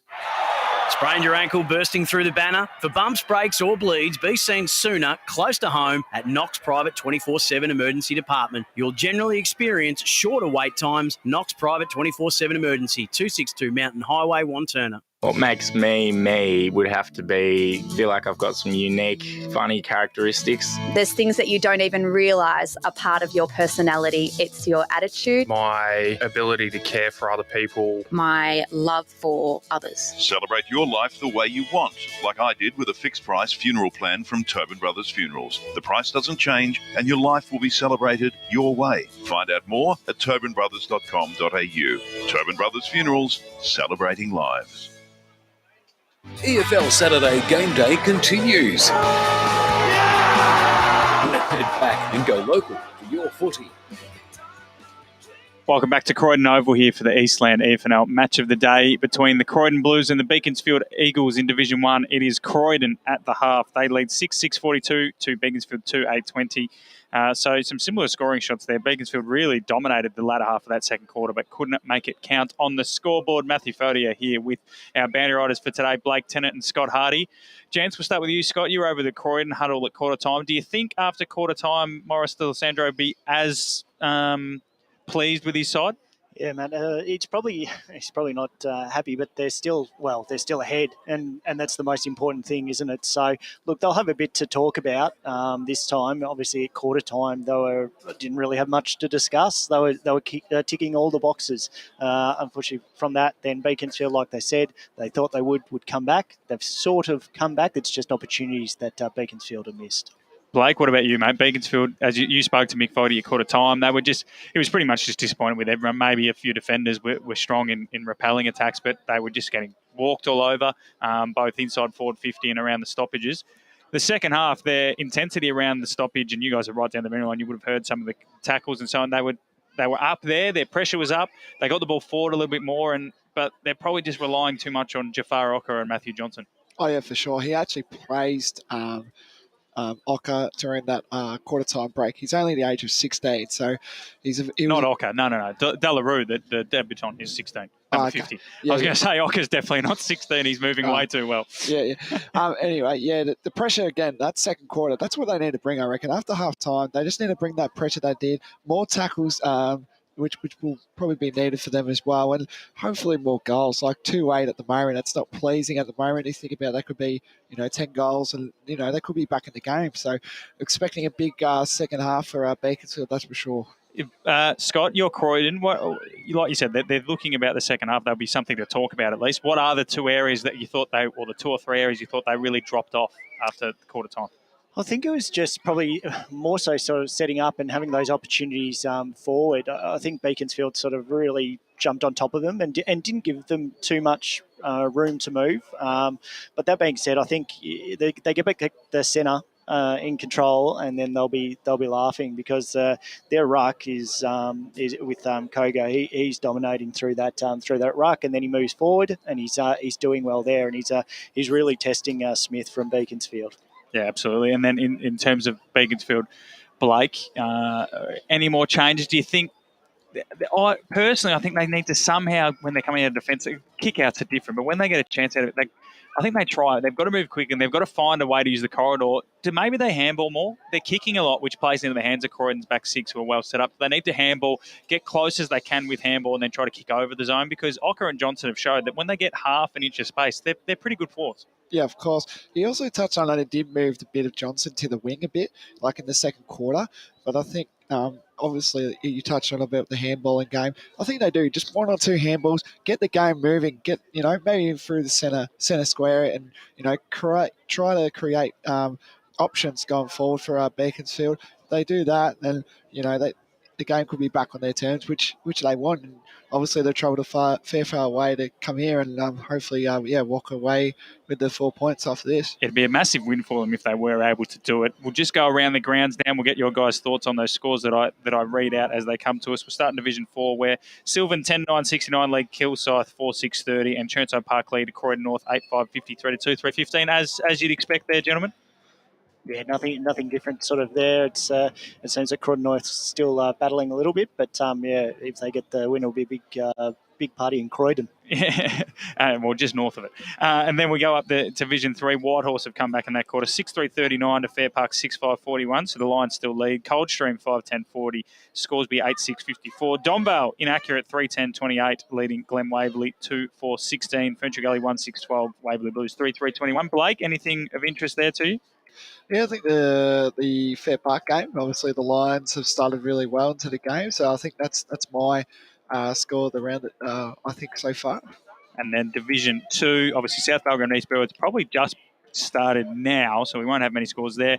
Baronia 3-5-23, Trail Ringwood 8-7-55. Knox 4-3-27, Trail Heathmont. I've been told the score's 42, so I don't know if it's 7 straight or 6-6. We'll go with 7 straight. And then Oakley District 1-3-9, Trail the Basin 6-12-48. The Ringwood really impressive once again, Scott.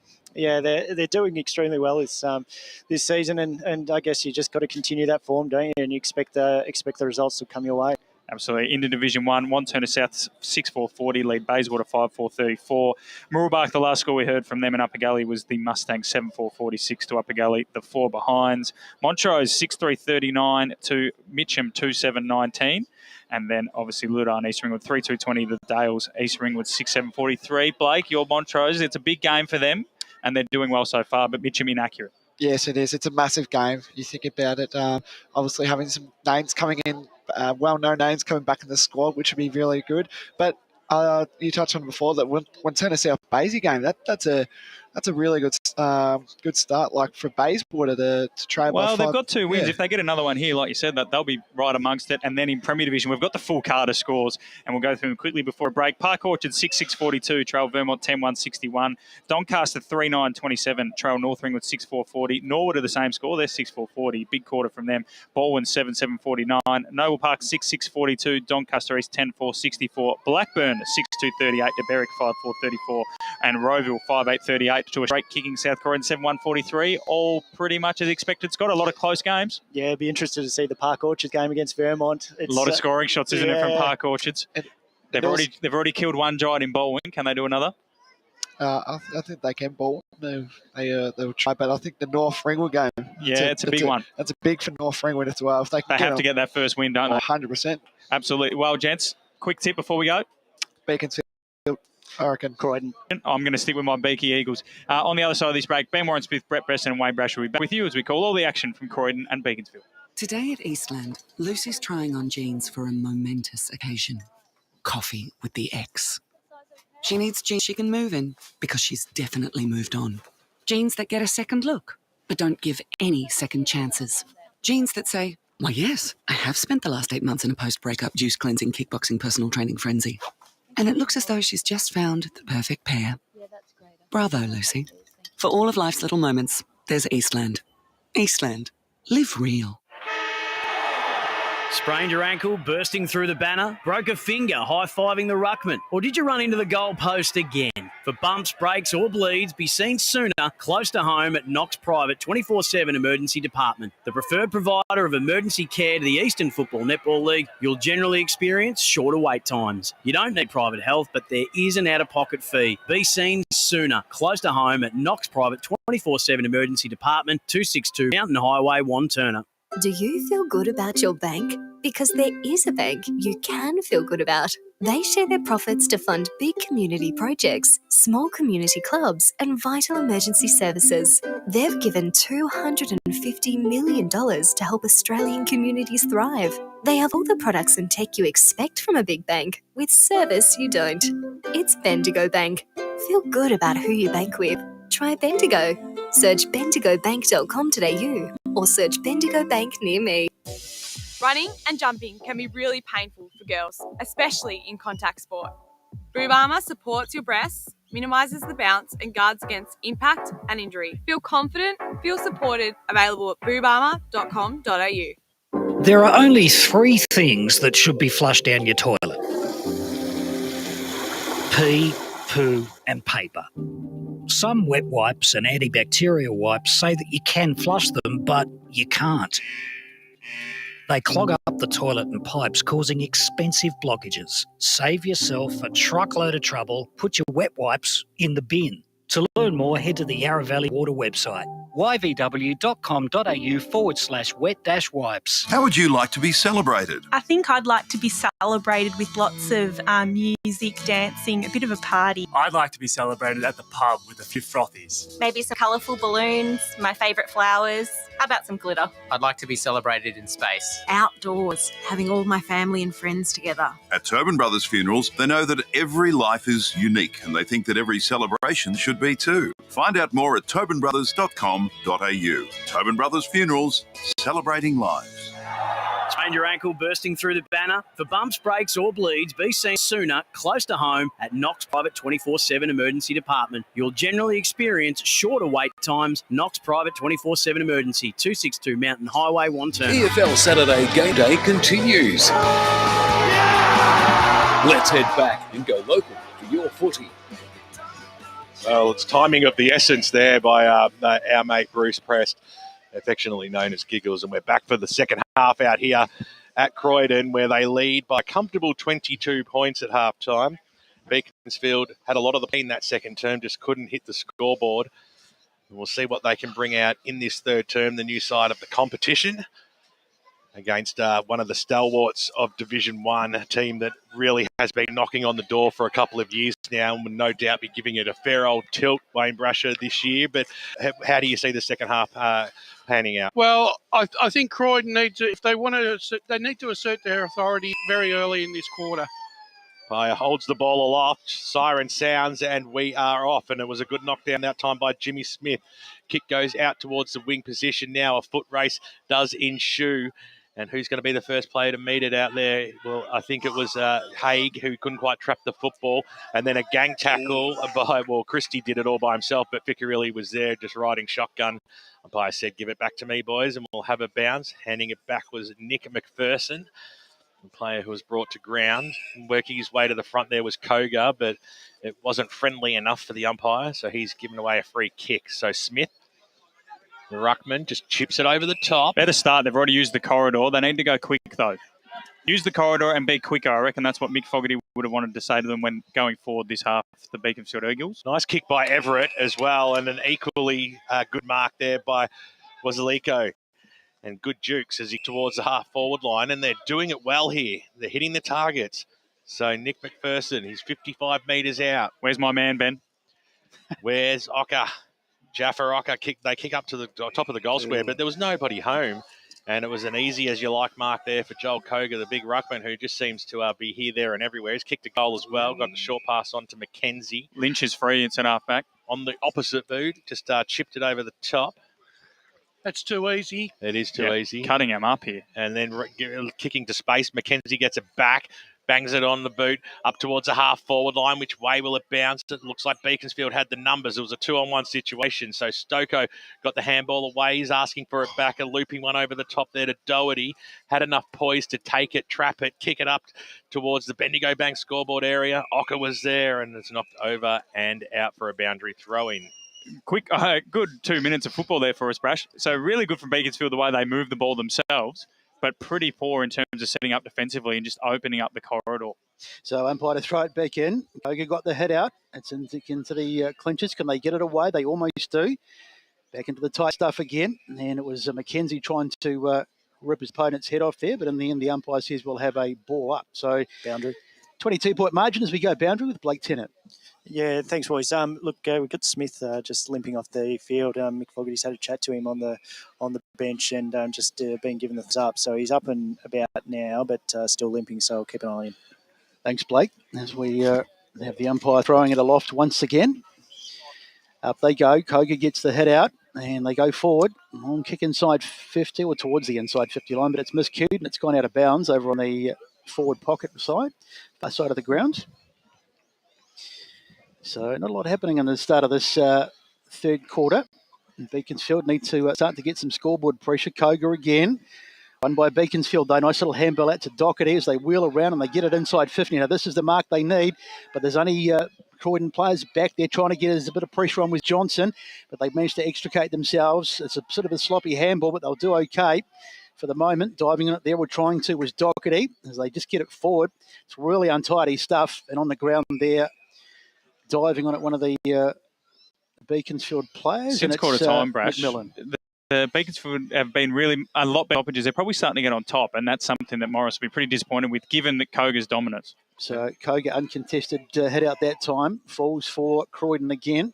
Quick handball, and they're off to races, as BWS would say. The kick inside 50, but that's almost marked there by Bowd, but he ran past it. Oh, well but done. they'll get another opportunity to get themselves out of this. Bowd again did really well, made the initial mistake, Downfield. but he extricated himself again, and downfield we go. Boundary for the Beaconsfield free That's kickers. a massive piece of play from the club captain there, Brash, because a goal there really deflates them, doesn't it? It does. So let's head down to the boundary, where I think Scott Hardy might be down there. Yeah, boys, we had Smith limp off before, but he's come back onto the park. Just keep an eye on him. He's still running a little bit proppy, but yeah, back on. Good stuff there by Scott. Scott the first time as well. At Besto, they're too new and nice to tell you you're wrong, so I'll do it for them as it goes up towards the wing position. You're not new nor nice, are you, Ben? I totally missed that, Bosh. Blake was Scott was before, and you called him Blake. Right, sorry. The short kick inside forward. I'm getting used to the voices. Smith, Stoko, top of the goal square, getting back Carter, got one ping on it, but it didn't matter because Brow was there, front and centre, and puts it through the middle. They've been hanging for that goal to go through. We all have. And they get first blood here in the second half. The Beaconsfield Eagles 3-8-26 on the Bendigo Bank scoreboard. They're inching closer within 3 goals now. First mistake there by the Croydon defence. No talk there when they cut across each other there, Matty. Yeah, and that's just a cardinal sin, isn't it, Brash? That's things that everyone will know from under 12s up. But what I've liked about Beaconsfield is in this second half already, using the corridor, going quicker, but also not just kicking long all the time. That's what Croydon want. They've got great back six. Fraser Smith's probably been one of their best on ground. Smith's been good down there as well. Keep it low, chip it around. They've used the width of the ground already, and they've created 2 opportunities and finally kicked one as well. They also need to use their run. They've obviously got runners. They need to use it. Yeah, use the width. I don't know. They play on a massive ground themselves. I don't know why they're so hell-bent on just bombing it long. You can get another quick one. I tell you, a bit of confidence. So they get it forward, Croydon. They need another one quickly, though. Beaconsfield just to get themselves back in it. Socket off the ground there by Casey out towards the boundary. They managed to retain it for the moment. Slapped away there towards the boundary line. Ficarelli's over there, but he can't get to it. And they've got it Croydon. They go inboard. Here we go. And that's the bit of a sloppy old They're kick. out. And they've got a chance here. Now they can go. Going to make them pay In the hands for of it. McMillan. McMillan, they get it forward. Now out towards the boundary. Oh, beautiful mark taken over there by Johnson. No, In fact, no, he didn't. He's been great since he's been moved forward, hasn't he, Brash? He's provided an option up there for him. He's got a great leap as well, doesn't he? So I thought the umpire was going to pay it for kick. a moment, but it's a good kick. And Ocker's dropped an absolute soda over there. He goes and gets it on the second ago. And he's had about, recovery. He's had about here we 4 go. goes and it wheels around onto the right foot. This would be a goal of the year if he kicks it. But unfortunately, he can't Do you do reckon so. that's how he drew that up in his mind, Besto? But not to be. He was just hoping for it, when you bet. Kicks up towards the player out there in Constantino. Been relatively quiet today as the kick goes by Hocto, who had a brilliant first term inside. But that man Bowd has taken a mark again. He's played well all game. Absolutely one of their best players. And I'll tell you what, for not the biggest player, he has got some purchase on that left boot of his. He's a beautiful kick. He is indeed. As the kick goes up towards the half-forward line. That was a scrappy one, though, but the General Carter picked it up and eventually in the arms of Ficarelli. Great There's kick. a whistle off the play here. So Beaconsfield, wait. we'll go to Beaky. Trent Stokey. They're getting under their skin. I thought it was. Oh, no, it's Yeah. against Beaky. That's really annoying, that yellow card there going the way of Joshua Smith, because he's their one bloke over 6'3". So I don't know who's going to ruck. Watch Joel Koga tear it up for the next 10 minutes. Certainly, he mustn't have agreed with the umpire who he was standing right next to when he got that yellow card. I think the umpire's Steve White, and he's I'm sure he was a cop by trade. So just carrying on his. I'm not sure. That could be. Don't take me to court on that, but I'm pretty sure. Probably dissent. What's that supposed to mean anyway? Well, he's just very officious. Boundary. We're going to have boundary side to Scott Hardy. Yeah, Smith hasn't had a good sort of 10 minutes, but yeah, basically he's then the reason for the yellow card is he's given him a punch to the Kogo, a punch to the guts, and he's gone from there. Great work down to the boundary there, Scott. Eagle-eyed. Very good as the kick now by the big ruckman Koga goes up towards the half-forward line, getting a bite on it. That time there was Bowd, who was brought to ground in a strong tackle there by Corey McKenzie. No, but he and earned that. He really did earn that and free 25 kick. to boot as It's well. a bit of and he's heat in this taking one. off. I tell you, He can kick a long way. Is that allowed? Yeah, you can. Absolutely can. It's Ahead of the umpire? Yep. Okay. Well, if you're quicker than him. Yeah, no, I like it. Generally, they I think it pull just back. becomes play on as soon as you pass that mark. Yeah, I like it. As it comes up now, Carter. He's been good, Carter. Got the handball backwards to Smith. Backwards to go forwards. They'll go across now. The candy shop is open. The candy shop is open indeed. Picarelli, he's on the wing position. Crowd favourite as he comes up towards the half-forward line out in front. His Dodd swings around now on that unorthodox right boot, which was perfect, and it went straight down the throat of Bailey Hoctor, who can definitely kick this distance range. Instead, he's going to kick it to the hot spot. And why wouldn't you go to LeBreton direction, who's not happy? Clark equally as well, going, look at me, all alone, 25 out directly in front. And a chance now for the Eagles to repel, Besto. And did they do the kick nicely marked across on the far side by Everett. Corridor. He's not been a bad player for them today. The kick to Ocker takes the mark. Ocker, he really is their X factor, isn't he? As he goes forward, needs to be there to take the kick, but he can't be in two places at once as the ball bounces away. And Mortimer, fair old fist. They're using the corridor beautifully this quarter. Brash. Everett been really impressive. He's from the Wodonga Raiders. He's settled in nicely to Beaconsfield, but use the corridor. Great kick to Ocker. They look much better when they use the corridor. Yeah, and they're running. They're using their Leg run. speed, yeah. so finally the ball gets thrown in. 16-point margin. They're close enough if they're good enough, Beaconsfield. They've had a lot of endeavour, and they have worked their way back into this, but they need a couple of goals. Well, Croydon have only kicked one goal since about, the 20-minute mark of the first quarter. So up it goes again. Up they fly. It might have been Koga with that one, but it comes out for Croydon. It's out towards this far side. There'll be screams for... No, it didn't go out of bounds. I was going to say there'll be screams for deliberate if it did. Nice pick up over there and the little handball down the line, but it goes out of bounds. was Triffett was the man getting the handball in, but unfortunately couldn't keep it in the field of play. And it's out over there on the far side. So 42 plays 26, and we're 10 minutes into the third term. Now it's just turned into a bit of a dour struggle, hasn't it? Well, which I don't think Beaconsfield will mind that, because when it's open, Croydon's height's just superior. Wazilko goes up, and it's going to be a free kick to Ocker just inside the arc. I think the whole crowd screaming for Beaconsfield to get the next one or two. It hasn't been the most exhilarating of games, but a close finish is what it could end up being out here at Croydon, especially if this kick goes through. It's had a good game. You can see this guy, he's going to get a cult following in the comp, isn't he? He's skillful, isn't he, Brash? We like X Factor. We do. He pops it up. Probably a good percentage kick there. Who's going to be front and centre? Big fly by Fraser Smith over the back to make sure that it went through for that minor score. Good throw by old mate over the fence. Well done. It's Mortimer, the only man wearing long sleeves. And that's surely going to get a few comments out on the ground today, no doubt, as he takes off. Plays it to the far side. Beautiful looking kick out towards Clark, who looked like he was being held. Dodd was there to mop it up. The big man did the roving then. Kicks it up towards a half forward line. He pops it up. Koga got the timely fist on it. Hits the deck. Stanton was in there. Croydon, they have the numbers swooped upon and kicking goalward. It might actually squeeze all the way back here. That's a magnificent goal. And the great kick there by Corey McKenzie for his first of the afternoon. And Croydon finally get the major they were after. That hurts you, though. Beaconsfield have had majority of the play in this third quarter. Croydon have probably only had 2 or 3 inside 50s, and they go in on this occasion and score a goal.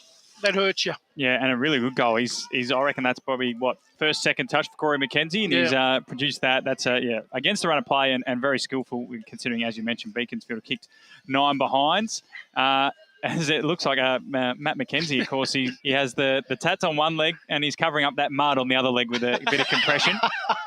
Just to score around the ground, Montrose 46 lead Mitcham 39 in a big Division 2 game. So I'm putting I'm putting that Corey McKenzie goal down as a contender for the Tobin Brothers goal of the day. Absolutely. I think it's probably worthy. And now it's a free kick to Sam McKinder, and he goes into the pocket. Nicely done. Well, this would be a fast reply, wouldn't it, Brash? And the game's starting to open up, which is good for us, the neutral. But also, I think, it's a way for Beaconsfield. I think they need to have scoring power, and they're using the pockets. They're using more players than just Ocker and Johnson. So it's Tyler Stoker who's going to go back and have this shot. Looks like he might be a right footer. So how's he going to kick? Difficult spot for a right footer in this pocket. He's going to have to kick the banana maybe. Let's watch and see. Here he comes. It's on its way. You expect it'll go across the face, and that's exactly what happens. It was Ocker who tried to knock it through, and in the end, it's still on the ground.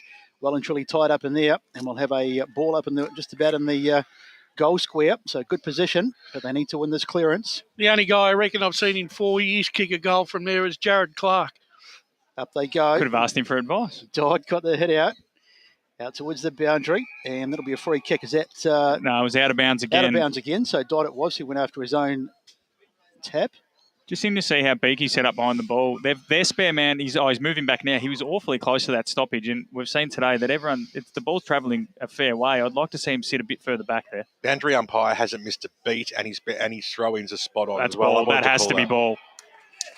Beautiful tackle there. That's Damien Johnson. Chase down Billy Dixon. You can watch on the replay here, Besto, but beautiful tackle and hopefully kick Beaky's fourth. So, big moment this. You can see it was a great tackle, wasn't it? Absolutely worthy of the free kick. Their tackle pressure's been up after quarter time as well, Brash. They have. They've responded to Mick's. I bet you gave him a spray. Yeah, he's got a couple of those. Johnston on its way towards goal. I think he's got it. He has. And I'll tell you what, he's been one of their best players. And 2 magnificent kick. And they continue to come. Beaconsfield, they've got it back to a 15-point margin. It's Croydon 7-6-48 playing 4-9-33 on the Bendigo Bank scoreboard. He was one of the players that Mick Fogarty talked about in the pro-match, Damien Johnson. He said he was a really hard nut, bit of a heart. He had 11 tackles of his own last week against Montrose, and as we've seen, he's pretty good at it. Heart and soul type player of the club, gives everything. Update again from Montrose. Mitcham have hit the front. They're up 50-47. So interesting game going on the other side of the mountain there, Brash. It is, and the fact that it was exactly the same type of contest for Montrose last week as well.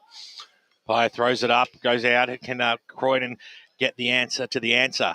And then we'll have a free kick going the way of Beaconsfield here in Devon Smith. So another chance to go forward.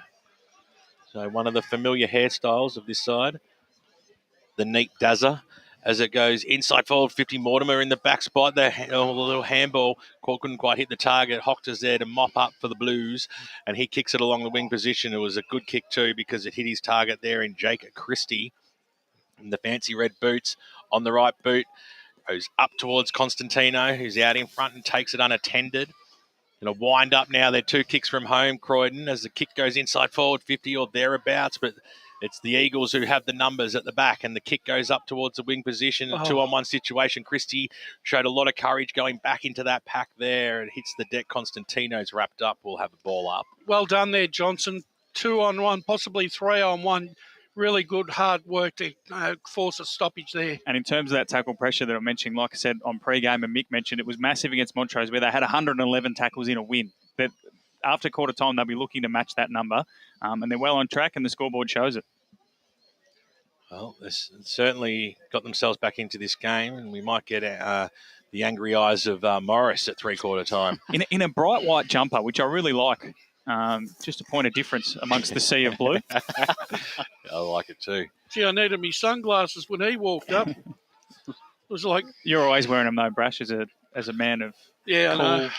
It'd be a Nappy Sam Plus challenge every week, wouldn't it? He wouldn't be drinking the Ken Hinkley Coke Zeros up there. No, you're right.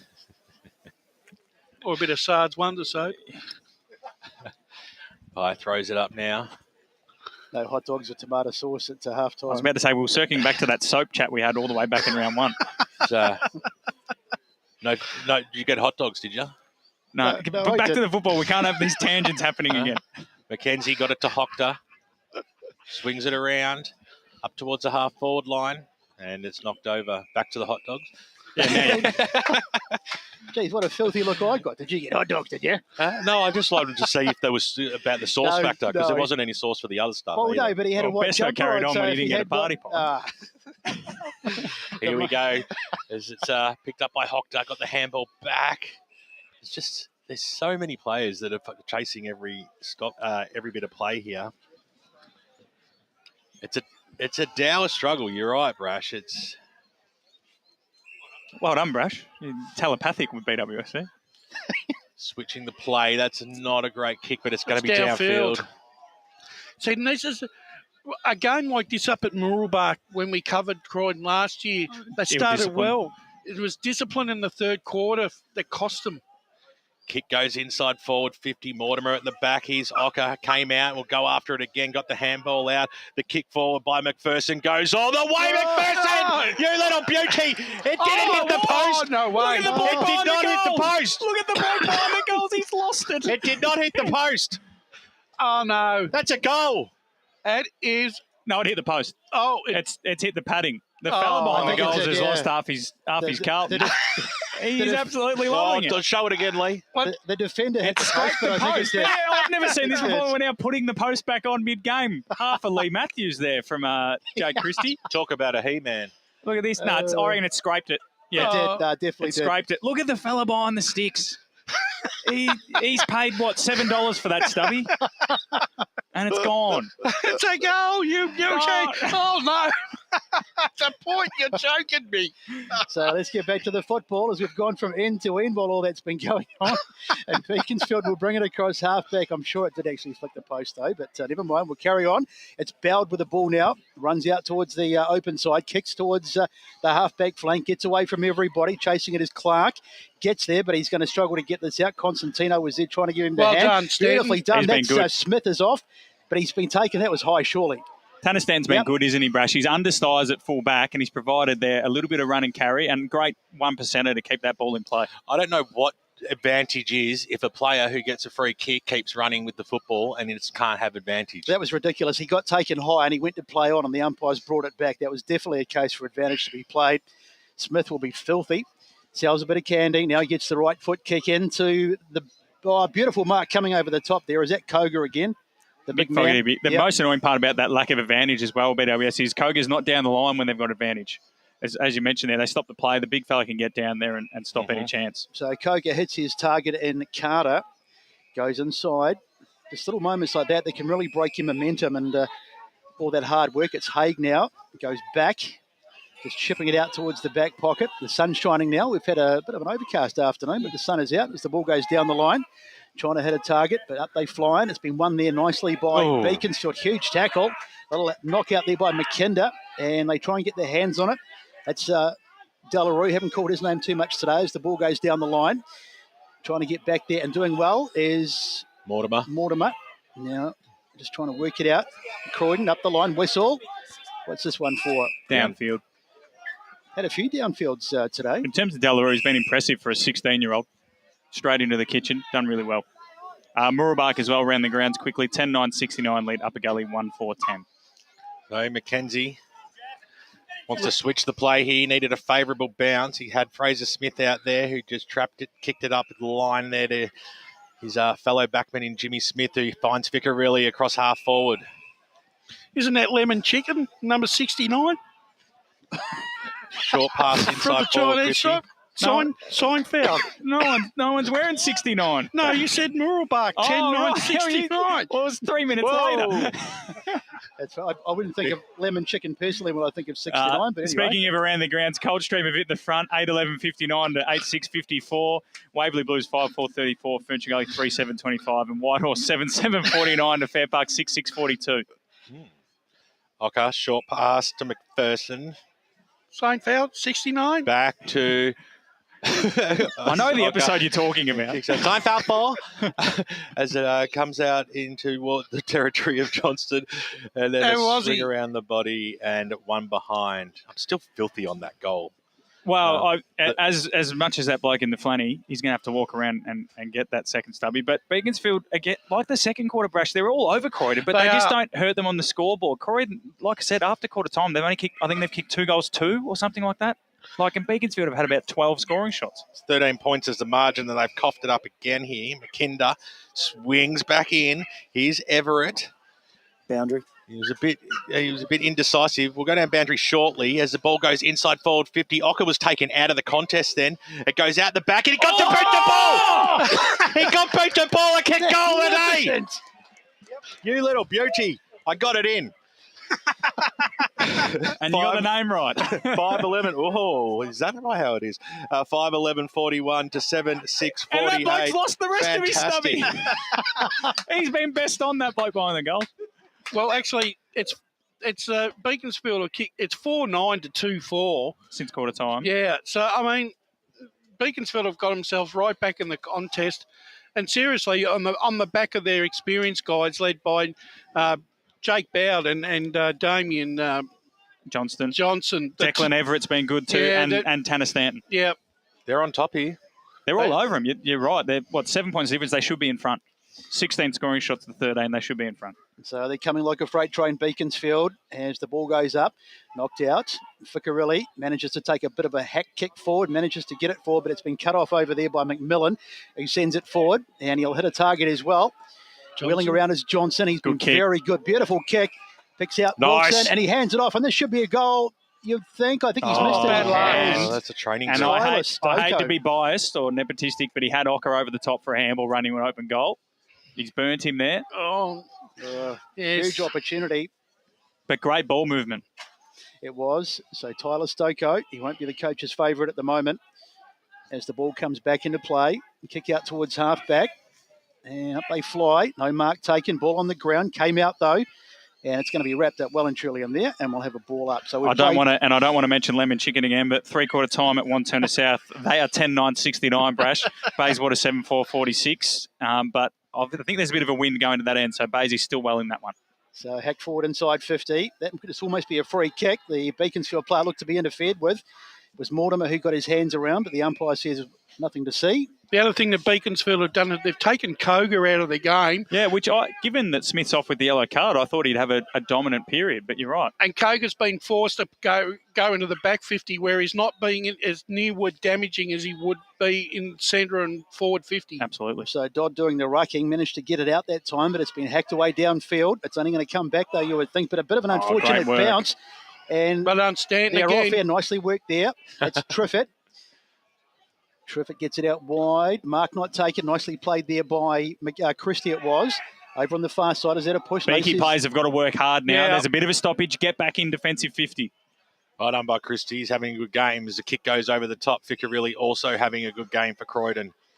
Working hard. Smith's the ruckman. He's 40 metres out from goal. You're the tallest bloke in the Beaky team. Get where the ball's going to go. Can't half tell who Matt's going for as Ficcarelli goes inside forward 50. The big fly by Dodd and takes it on the third bite. The umpire said no. Come on, umpire. And he's quickly wrapped up, and we will have a ball up from 40 metres out, almost directly in front.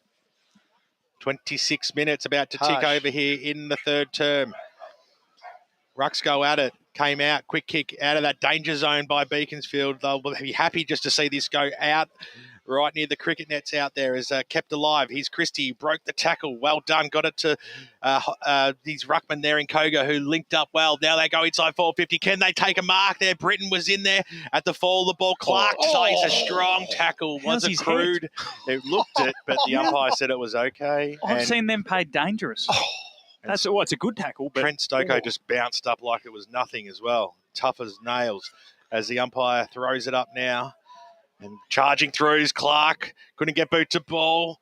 Mackenzie's in there as well. Boundary. And we'll have a ball up as we cross down boundary side to Scott.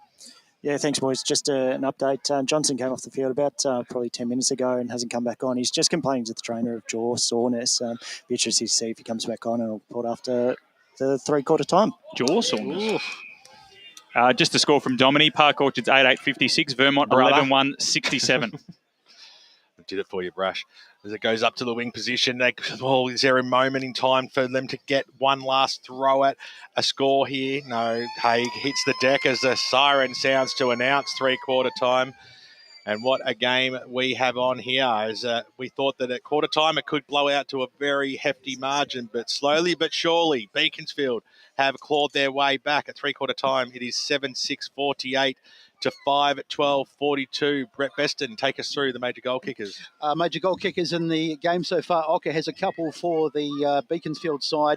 And looking over on the Croydon side, Broussard's got two. And the other multiple goal kicker is Britton, who also has two. Hope you're enjoying the broadcast today on the SEN app, Eastern FM 98.1, Facebook and YouTube. 3 down, 1 to go. We'll be back right after this. As Sarah opened her best friend Jackie's wedding invitation, she was overcome with a wave of emotion. While her 2 young boys wrestled on the floor, tears of happiness rolled down Sarah's cheeks as she saw the words she'd been longing to see. Please note, this wedding will be a child-free event. Well, Sarah, looks like we're off to Eastland for a new frock and some heels. And let's book in that babysitter.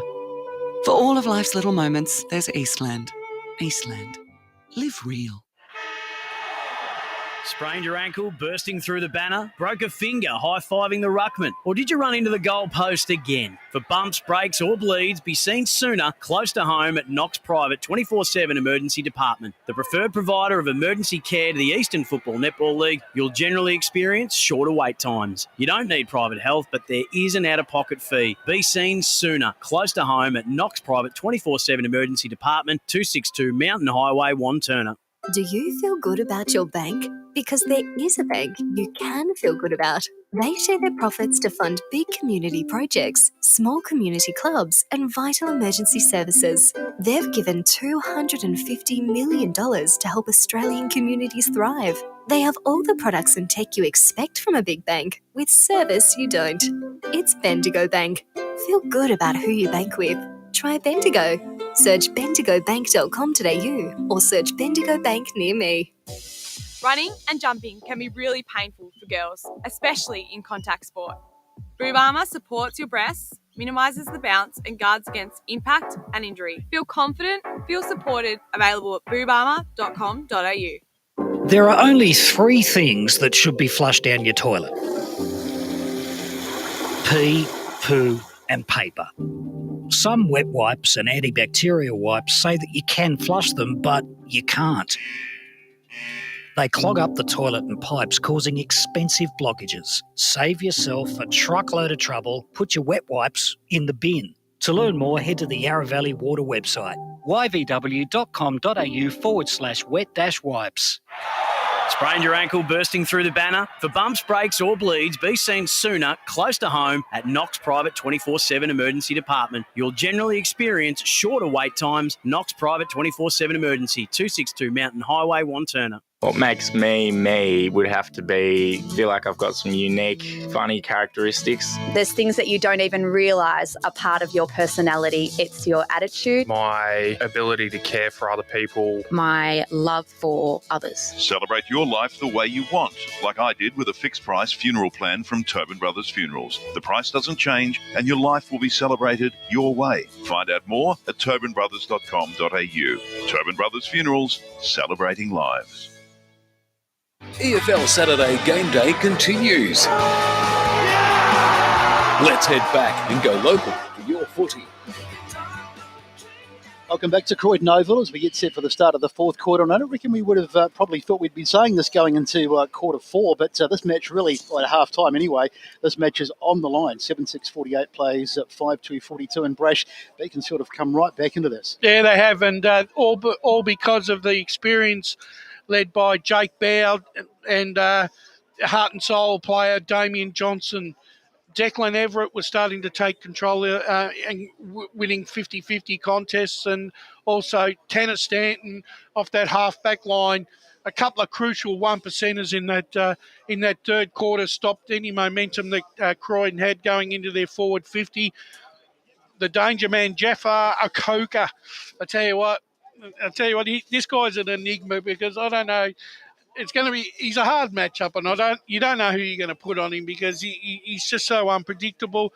And Beaconsfield are right up in this game at this very moment in time. It's time to pop over into the Score Centre because there's plenty of other footy going on around the traps today, and there'll be a few interested pundits listening that want to know the results, or the scores at least, from the other sides. Matt Fodio. Yeah, let's go. The scores that we've got coming in. So Vermont Park Orchards 9-8-62, Vermont 11-1-67. So really on the balance of play, you'd suggest Park Orchards should be in front. The only other updated score after half-time at the moment is Baldwin 69 leading Norwood 54. In Division 1, Montrose 8-7-55 lead Mitcham 7-9-51, and as I mentioned before, Wanturna South lead by 23 points, 69-46. In Division over Bayswater, in Division 3, Coldstream 9-12-66, Scoresby 8-7-55. So the Cougars looking to cement themselves in the top four. Boundary. Furniture Gully 3-8-26, Wavy Blues 6-4-40, and Churnside Park lead by 23 points over Croydon North. As we go down to Scott Hardy. Yeah, thanks, boys. We've got Morris with us from Croydon. Would you speak to the boys about it three-quarter time there? They just have to lift their work rate. I think we got outrun in the midfield, and the boys weren't working hard enough, so we just got to lift their game in that area. And do you think going forward, Beaconsfield will apply pressure this time, or you've spoken to the boys about applying more pressure?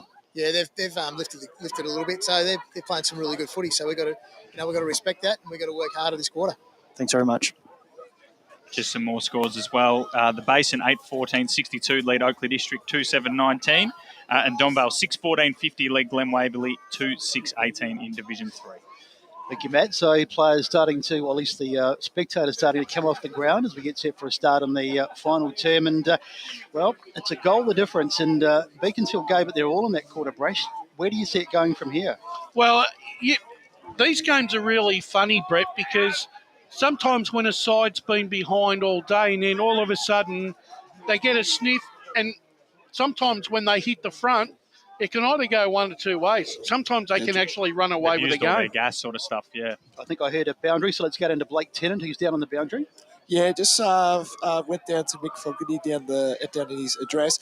He said two things. He says he wants the forwards to be more attacking. Obviously, they're down by a goal. And also, he wants the Bucks to fight like crazy. That was his key quote there. Back to you guys. Thanks, Blake, as we get underway in the final quarter, and he's been Warren Smith. As the 2-14s go at it there, Johnston and Lynch give each other a hug and then ball back to the umpire. Blackburn lead 10-5-65 to Berwick, 8-5-53, and it's at heating home? up. At home? At Blackburn, they won last week at home as well. They've turned the curse. And then Doncaster 4-15-39, trail North England 6-6-42 as the Saints look for their first win. Bully Dooley. 4-15. Comes out now, picked up there by Merrick. Haven't heard his name too many times today. Slammed it down the throat there of Sparks, another player who we haven't heard too much of. The kick goes up towards the half-forward line. Held up a little bit there. Second bite mark has been taken there by Merrick, so he'll have a couple of kicks in a matter of moments. Play the hunt. Yes, that's better. Spearing kick down the wing and a great mark by Jimmy Smith. I believe Doncaster East are up comfortably over Noble Park. The score I was just shown there was Doncaster East 97 to Noble Park 53, but don't quote me on it. Spearing pass in and mark taken by Brassard, who kicked 2 early goals, and a timely one this would be for number 3. I think they actually need a goal here, Croydon, just to settle the nerves a little bit, because Beaconsfield have thrown everything at them in the last 2 quarters. Well, in a tight game, every side needs a goal. And now it is Brassard, who just leans over a gun barrel straight over the goal umpire's head straight. And he gives a 2-finger salute, and you can hear the faithful going, oh, thank God for that, as it goes through. It's 8-6-54. Some breathing space here, 5-12-42. He's the complete opposite of the Beaconsfield forward line. He's only had about 4 kicks, Troy Broussard, and he's kicked 3 goals, Brash. But he's the kind of player that good sides have. Minimal touches, but big impact. Yep. Class. And that's the thing. If you've got one of them players, it doesn't matter how the game is, if they can turn a game in 10 minutes. So some breathing space for Croydon. Beaconsfield would have loved the first goal, but they're still only 12 points behind, so don't shut the gate just yet. Kroger gets the tap down. He's gone out of the game a little bit. What's going on here? Okay. Recent times, it's a free kick, though, going the way of Croydon. Speaking of gates, this ground is Fort Knox as well. You cannot get in without paying. I don't know. Well, we don't have to pay, Ben, so you should be fine. Goes to half forward. The ball knocked away out towards the boundary. I don't know where you. Now it's over there on the far side. Carter did well, but I think he's probably run out of bounds. Heathmont lead at 9-10-64 to Knox 6-5-41. Much needed victory on the cards for the Jets. Can get into Heathmont easy. Yeah. Yeah, just cross the railway tracks there laughing. So ball comes in. Nice hit out there by Smith it was. He hasn't added to his 8 goals for the season today. Things are closing up at Kimberley Reserve. 7-15-57 Churnside. Croydon North 6-4-40 looking for their second giant killing in 2 weeks. 7-15. Oh, jeez. I can't believe Doncaster 4-15.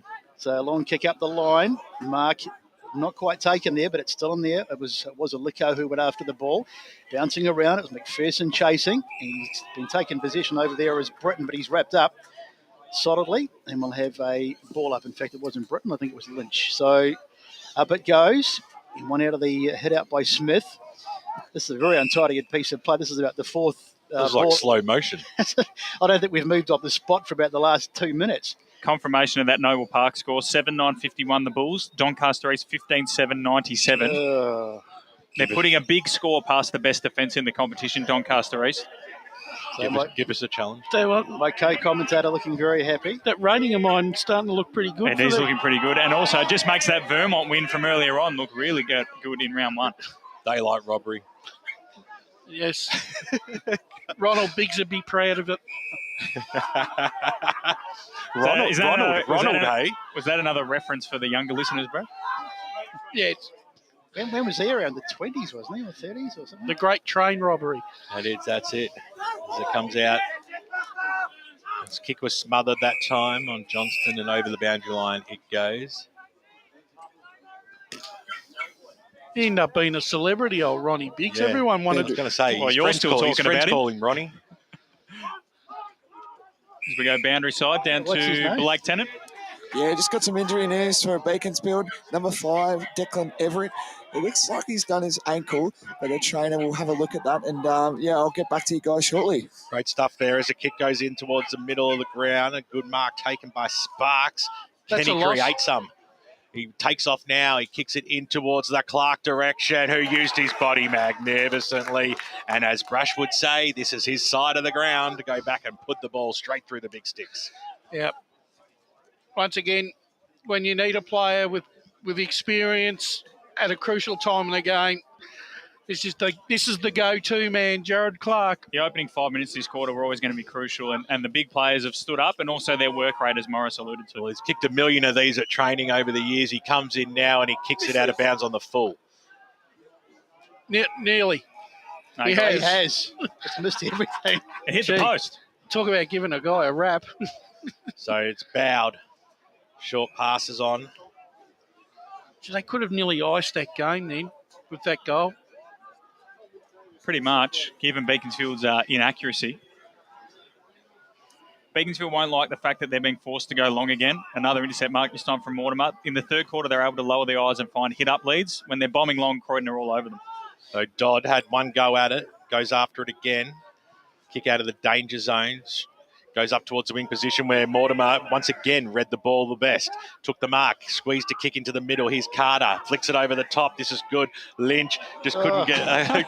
he somehow got boot to ball there, and that was pretty clever at the end of the day. Constantino overran the pill, going in Carter as well, and the umpire will say, give it to me. Josh Jones is in there, goal contender for one of the best goals of the day. We've had plenty of clippable moments today, haven't we, Besto? I reckon that was a drop kick.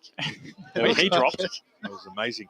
Hoctor, since Besto gave him a rap in the first term, he's hardly touched it. Is it on the left boot now, down the wing? Thank you, Nostradamus. To Fraser Smith. Definitely one of Croydon's best today. Gets the handball off, and inside it's Tommy Knox. And now it's Clark who kicked it out of bounds on the full on the other side from this side of the ground, Brash. So you're right on the money, as it'll be brought back in by Jake Bowd, who is right in the votes today. What was that, Brash? You just... I was starting to cramp up. It's been a long, hot day, has it? So long kick out. High fly there. But that's going to be a free kick for an unrealistic jump.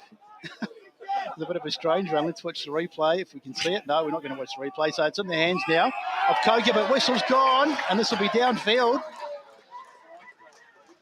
Crowd starting to get a little bit boisterous as Koga just wanders forward. He's in no hurry to take this.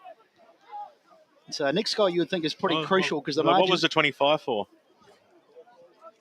I think he got close to the man on the mark, didn't he? Maybe. So it's still a long kick. He's still going to be probably outside 50 or just on 50 when he kicks Mackenzie's by himself, yeah. Does he take the shot or does he try and give it off? Is he aware of who's in front of him? He's going to line them up himself, Koga. Here he comes, the left foot. It's on its way. Beautiful kick. No, it's not. It's just going to come up. No, it's been touched.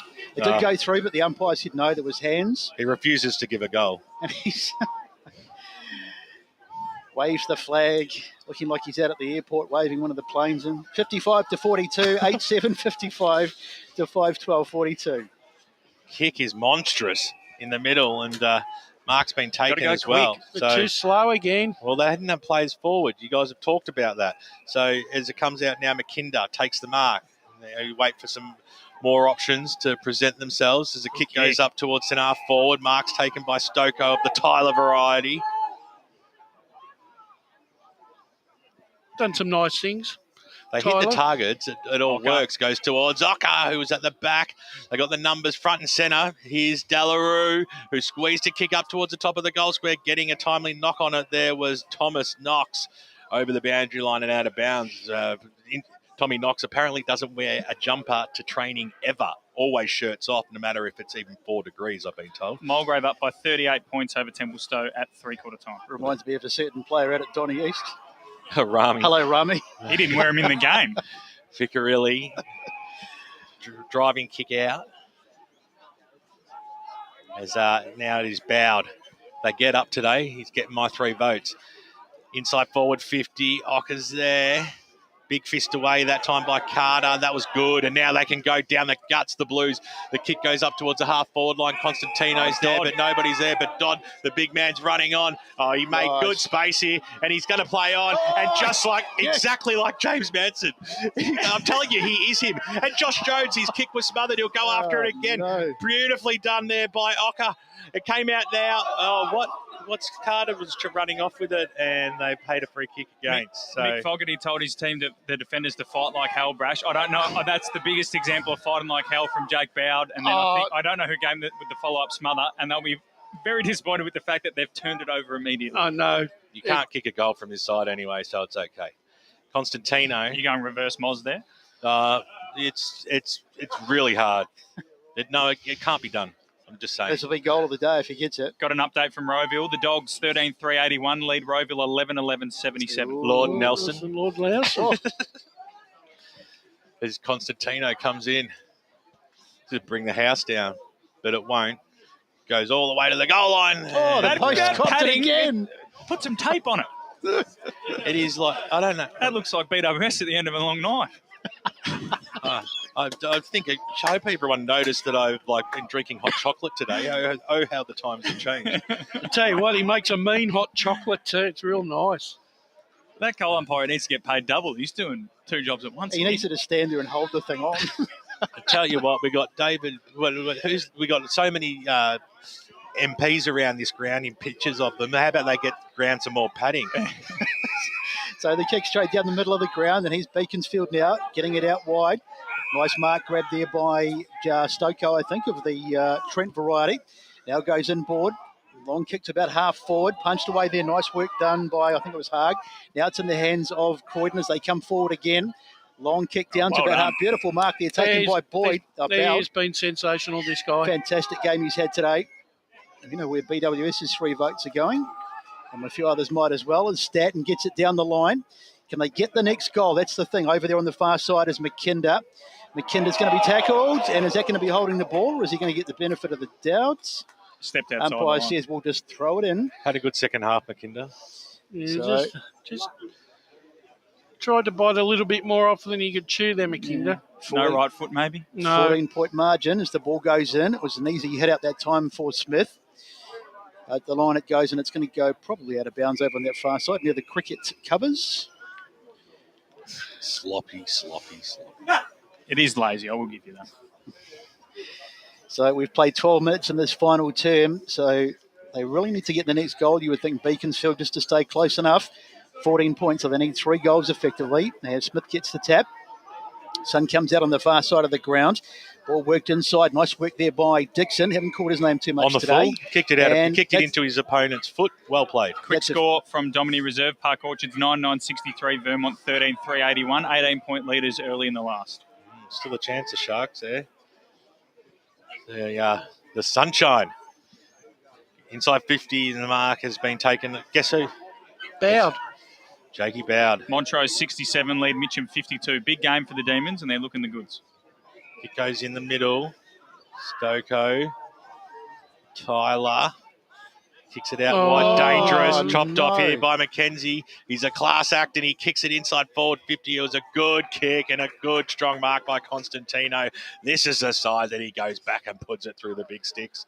And this is game if he kicks it. Yeah, this could be the end of the contest here. More news from Kimberley Reserve. The Kangaroos are coming. Churnside 8-15-63. Croydon North 7-7-49. Still 3 goals though required there by the Kangaboos or whatever you want to call them. Kangarams, mate. What do you call them? The Kangaboos? Yeah, something like that. Just added B instead of R. Yeah, something Constantino comes in. Can he just ice this game? He can hit the post, the other post. They're getting a bit of a workout. I can't believe the padding didn't come off that time. Must be on a little bit tighter. Can't believe the post didn't fall over. It's pretty embarrassing. It's 43-57. So they bring it out, Beaconsfield, and they need the next one. Nice mark taken over there by Carter. And they'll come straight back in, Croydon. So it's a 15-point margin at the moment. Carter decides to have a go himself, gets a little chip into the pocket, and that's just too easy. Comfortable mark taken there. Haig, this is right side for a lefty. Haig will go back. And is he going to give it off, or is he going to have a shot? No, he's going to go for it, I think. It needs to be a snap-type style kick, though, for it to go through. Needs to open up. He's got a decent angle to work with, so let's watch how he goes as the sun just shines down, turning into a nice afternoon out here at Croydon. Here's the kick on its way, but it's going to go straight across the face. He's gone the mung, not the snap. Up they fly. No one gets it. It's bouncing around there. It was Sparks who got rid of it in a hurry. In fact, it wasn't Sparks, it was McMillan. Now it's on the ground. Ocker's in there trying to get it for... No, he can't get his hands on it, and it's wrapped up well and truly on the ground. And we'll have a ball up just on the edge of the 50-metre arc. So 15 minutes gone, so who knows, maybe 10, 12 minutes still to go in the game, so still plenty of time as Koga gets it hit out this time on the ground. Nice pick up there by Wasaliko, and now it's come out for Johnston. It's out the full, out of bounds. And his teammate going, yeah, no, I touched that. And apparently he did. So little untidy period of play this as the umpire gets set to throw it back in again. Up it goes. Hit the under part of his palm. Koga knocks it down. And it's going to go back into the tight stuff again. This is I think both pretty unattractive stuff. Yeah, both sides are getting a little tired out here. Is that Beaconsfield's best chance, though, Brash? Yeah, it is. Because Croydon's back six are so well drilled, they need to fatigue mistake. So finally it does come out and the ball's been hacked forward, but it's been partially smothered. In fact, it's been cut off completely. And McMillan's got it, but he's been managed. They get a kick away, Beaconsfield. High kick. Can they get a mark? Yes. Oh, they almost did, but it was been taken there by Carter. Oh, how's he done that? He got away from his opponent. I'm not sure how he did that at all, Matt, as he goes inside 50. Lucky. This is the mark. They get it away. Bouncing a little bit of a fortuitous bounce, and Bro will bring it away. Gets it out towards the... In fact, that's a terrible kick. He's kicked it straight down the throat of an opponent. And Fraser Smith it is, and he'll be just outside the arcs. It might be too far to score. Doesn't get its opportunity to kick I was too many about to goals. say, he hasn't kicked many goals in the last 6 or 7 years. He's taken every shot he gets. He's going to go back and try and be a hero, because this would surely wrap it up if he can stick this through. This would be 21 points. Probably a bridge too far for Beaconsfield. He's going to come in big one up, and he gives it a decent hoof. And he has put it fortunately straight up in the air. It's not going to be one for the highlights package, and Beaconsfield will rebound. So Beaconsfield now, they get it out wide to Smith as we go down to the boundary side. We've got a big injury coming in now from Croydon. We've got Riley Costantino coming off. Looks pretty bad. Looks like his right kneecap is pretty bad. Ooh. I'll get back to you really shortly. And also, Declan Everett is about to come on the ground. So good news for Beaconsfield right there. Back to you. Well done. Thanks, Blake. Thanks, Blake. As we get the news about Constantino, that is not good news for Croydon, one of their more important players. Got to score somehow from this stoppage here, Brash Beaconsfield. I think if Croydon can eke out a couple more minutes without any score, it's pretty much game over. Yeah, they need the next goal, Beaconsfield. They have to get the next one. So 17 minutes played. It's been towed forward there by Everett, and it's been hacked forward again. This has been really untidy this last 5 minutes. And the mark is taken, so... They need to just go a little quicker here. Beaconsfield, you can see they're trying to be deliberate, but they're being a bit too deliberate as Ocker gets the tap, gets a handball away. It's Smith. Now they get it forward, but it's still got possession of the football. Now Stoko of the Tyler variety goes inside 50. Where's the target? It's a 2-on-1. Do well to get this, and it's been done well. They've done well, Croydon, and they're going to get out of it. And the kick is nicely marked over there on the halfback flank by Dixon. Billy Dixon, been relatively quiet today for a class player, but a beautiful kick into the middle of the ground looking for Haig. The spoil was on, and it was a free kick given away against Bra. And the umpire said Christie can just go on with it here. Is it advantage? No. Baronia 6-7-43 have closed the gap on Ringwood 8-12-60, three-quarter time. Nathan Haig. Again, I don't even know why there's an advantage rule. Well, he's gone backwards with a shank. And it almost goes out of bounds as well, but Sparks was there to pick it up. That's just me inside off the the tee, line. Brash. Yeah, it's fatigue, all right. Whitehorse have hit the front over Fair Park. They lead by 21 points. Waverley Blues by 16 over Ferntree Gully, and Coldstream look home. They're 24 points up on Scoresby. Kick goes down. Clark was underneath it. Sunlight got in his eyes there, picked up and kept alive. So in the arms now, Boyd. You know that about it. You know it's going to hit a target until it doesn't, like it just did in Jordan Lynch. Now he'll switch the play. Kicks it now. A bit of time and space. They can work it out here, the Blues. One more goal, and it is all over, she wrote. There's the mark's been taken by Tommy Knox. Inside forward, 50, he goes. And kick goes towards Jones. It was knocked away from him over the boundary line and out. Just quickly before we go down to Blake Churnside, 8-17-65. Croydon North, 8-8-56. Brash, it's closing up at Kimberley, down to Blake on the boundary. Got massive news here, injury news for Croydon. Riley Costantino is officially out of the game. Big news for Croydon. Back to you. What was the injury down there? It was the right kneecap, apparently, but he's looking very, very sore at the moment down on the news. So no more Riley today. That is a big blow. But 19 points the difference. Ball went up over Norwood. Thank you, Matty. As the ball is on the ground, trying to get his hands on it was Bro. But they still they've got it out here. Beaconsfield kick outside, out to the wing, but there's nobody out there. Well, watch out, the aliens are here. Christie's been caught. Is that holding the ball? What does the umpire say? It has to be, surely. What is he doing? He's hatching it. He's given him about 3 or 4 goes that had to be holding the ball. I usually give the umpires benefit of the doubt, but what reasoning do you have as we listen to some 70s tracks here? What reasoning do you have for that not being holding the ball? When he hit the deck, the ball slipped out You to reckon? the side. It did. I watched the replay. Also, other thing, why did the Beaconsfield player kick well over his man to Croydon space, Brash? He had a man on his own. Decision making. They're tired. These questions and many more will be answered in next week's episode. Brilliant. Up it goes. Vermont have kicked away to a 25-point lead, so Eagles look like they're going to get another win. So Beaconsfield get it forward, but it's not just one thing to get it forward. It's another thing to get it inside 50 and get a potential goal-scoring opportunity.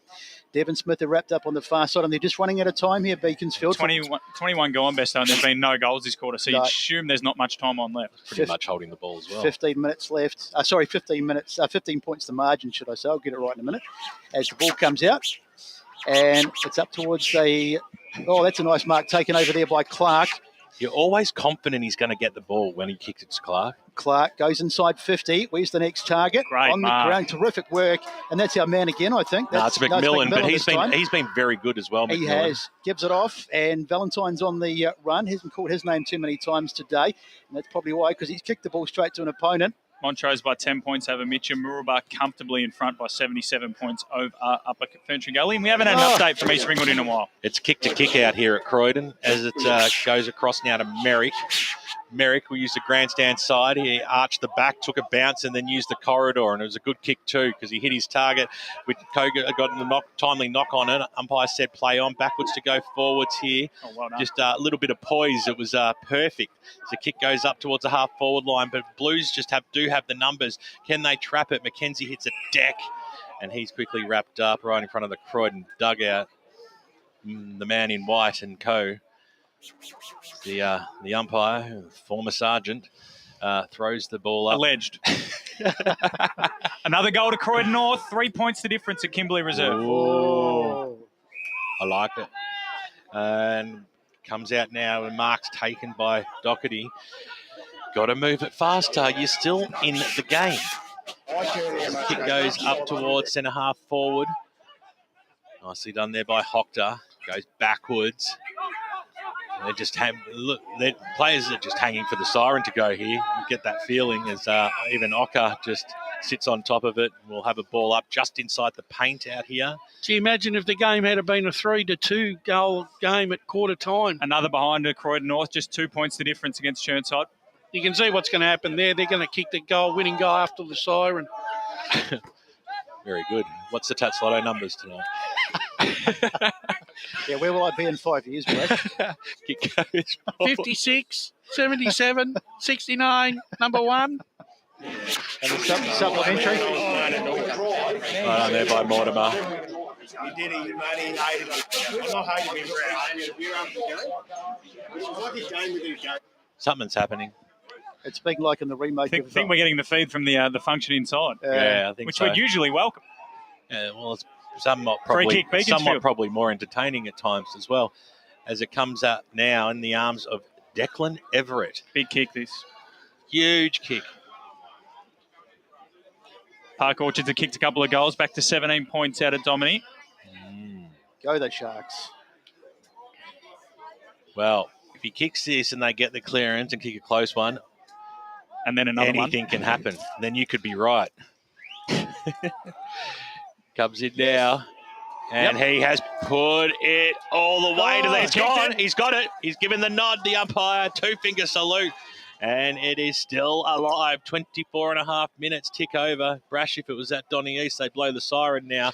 Yeah, exactly. 9 points is the margin out here at Croydon. Gee, and you could have been sitting on top. Ferntree Gully back to 10-point margin against the Waverley Blues. Is another unbeaten. Update.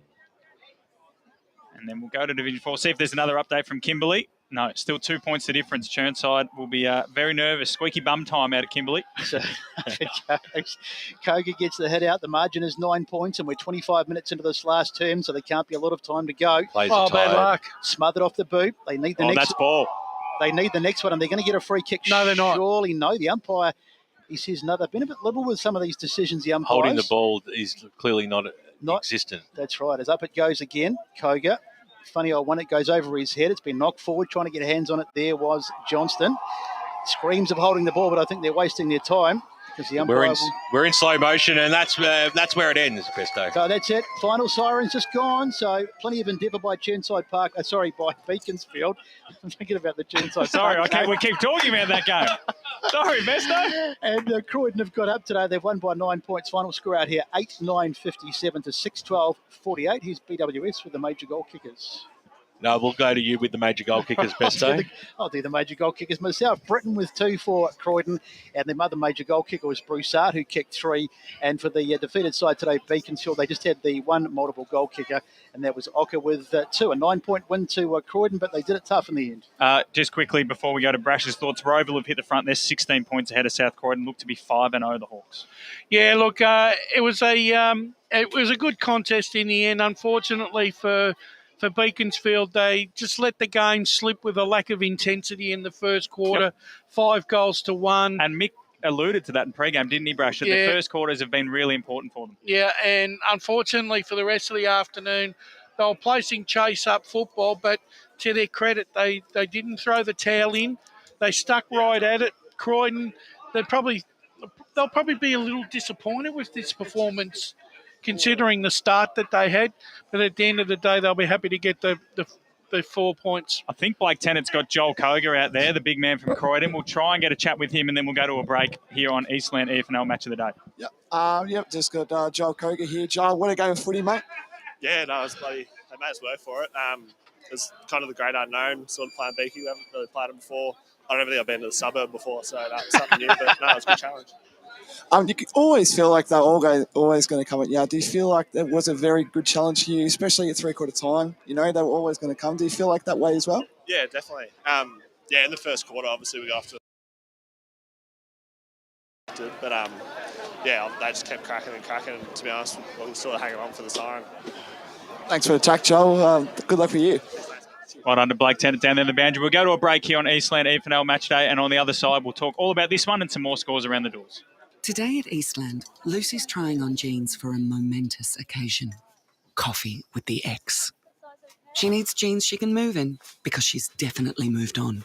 Jeans that get a second look, but don't give any second chances. Jeans that say, "Why, yes, I have spent the last 8 months in a post-breakup juice cleansing, kickboxing, personal training frenzy." And it looks as though she's just found the perfect pair. Bravo, Lucy. For all of life's little moments, there's Eastland. Eastland. Live real. Sprained your ankle, bursting through the banner? Broke a finger, high-fiving the ruckman? Or did you run into the goal post again? For bumps, breaks or bleeds, be seen sooner, close to home at Knox Private 24/7 Emergency Department. The preferred provider of emergency care to the Eastern Football Netball League, you'll generally experience shorter wait times. You don't need private health, but there is an out-of-pocket fee. Be seen sooner, close to home at Knox Private 24/7 Emergency Department, 262 Mountain Highway, Wanturna.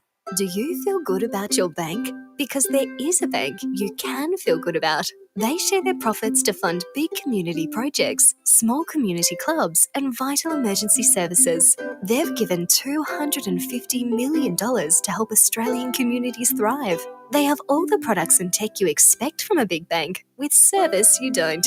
It's Bendigo Bank. Feel good about who you bank with. Try Bendigo. Search bendigobank.com.au or search Bendigo Bank near me. And it's really painful for girls, especially in contact sport.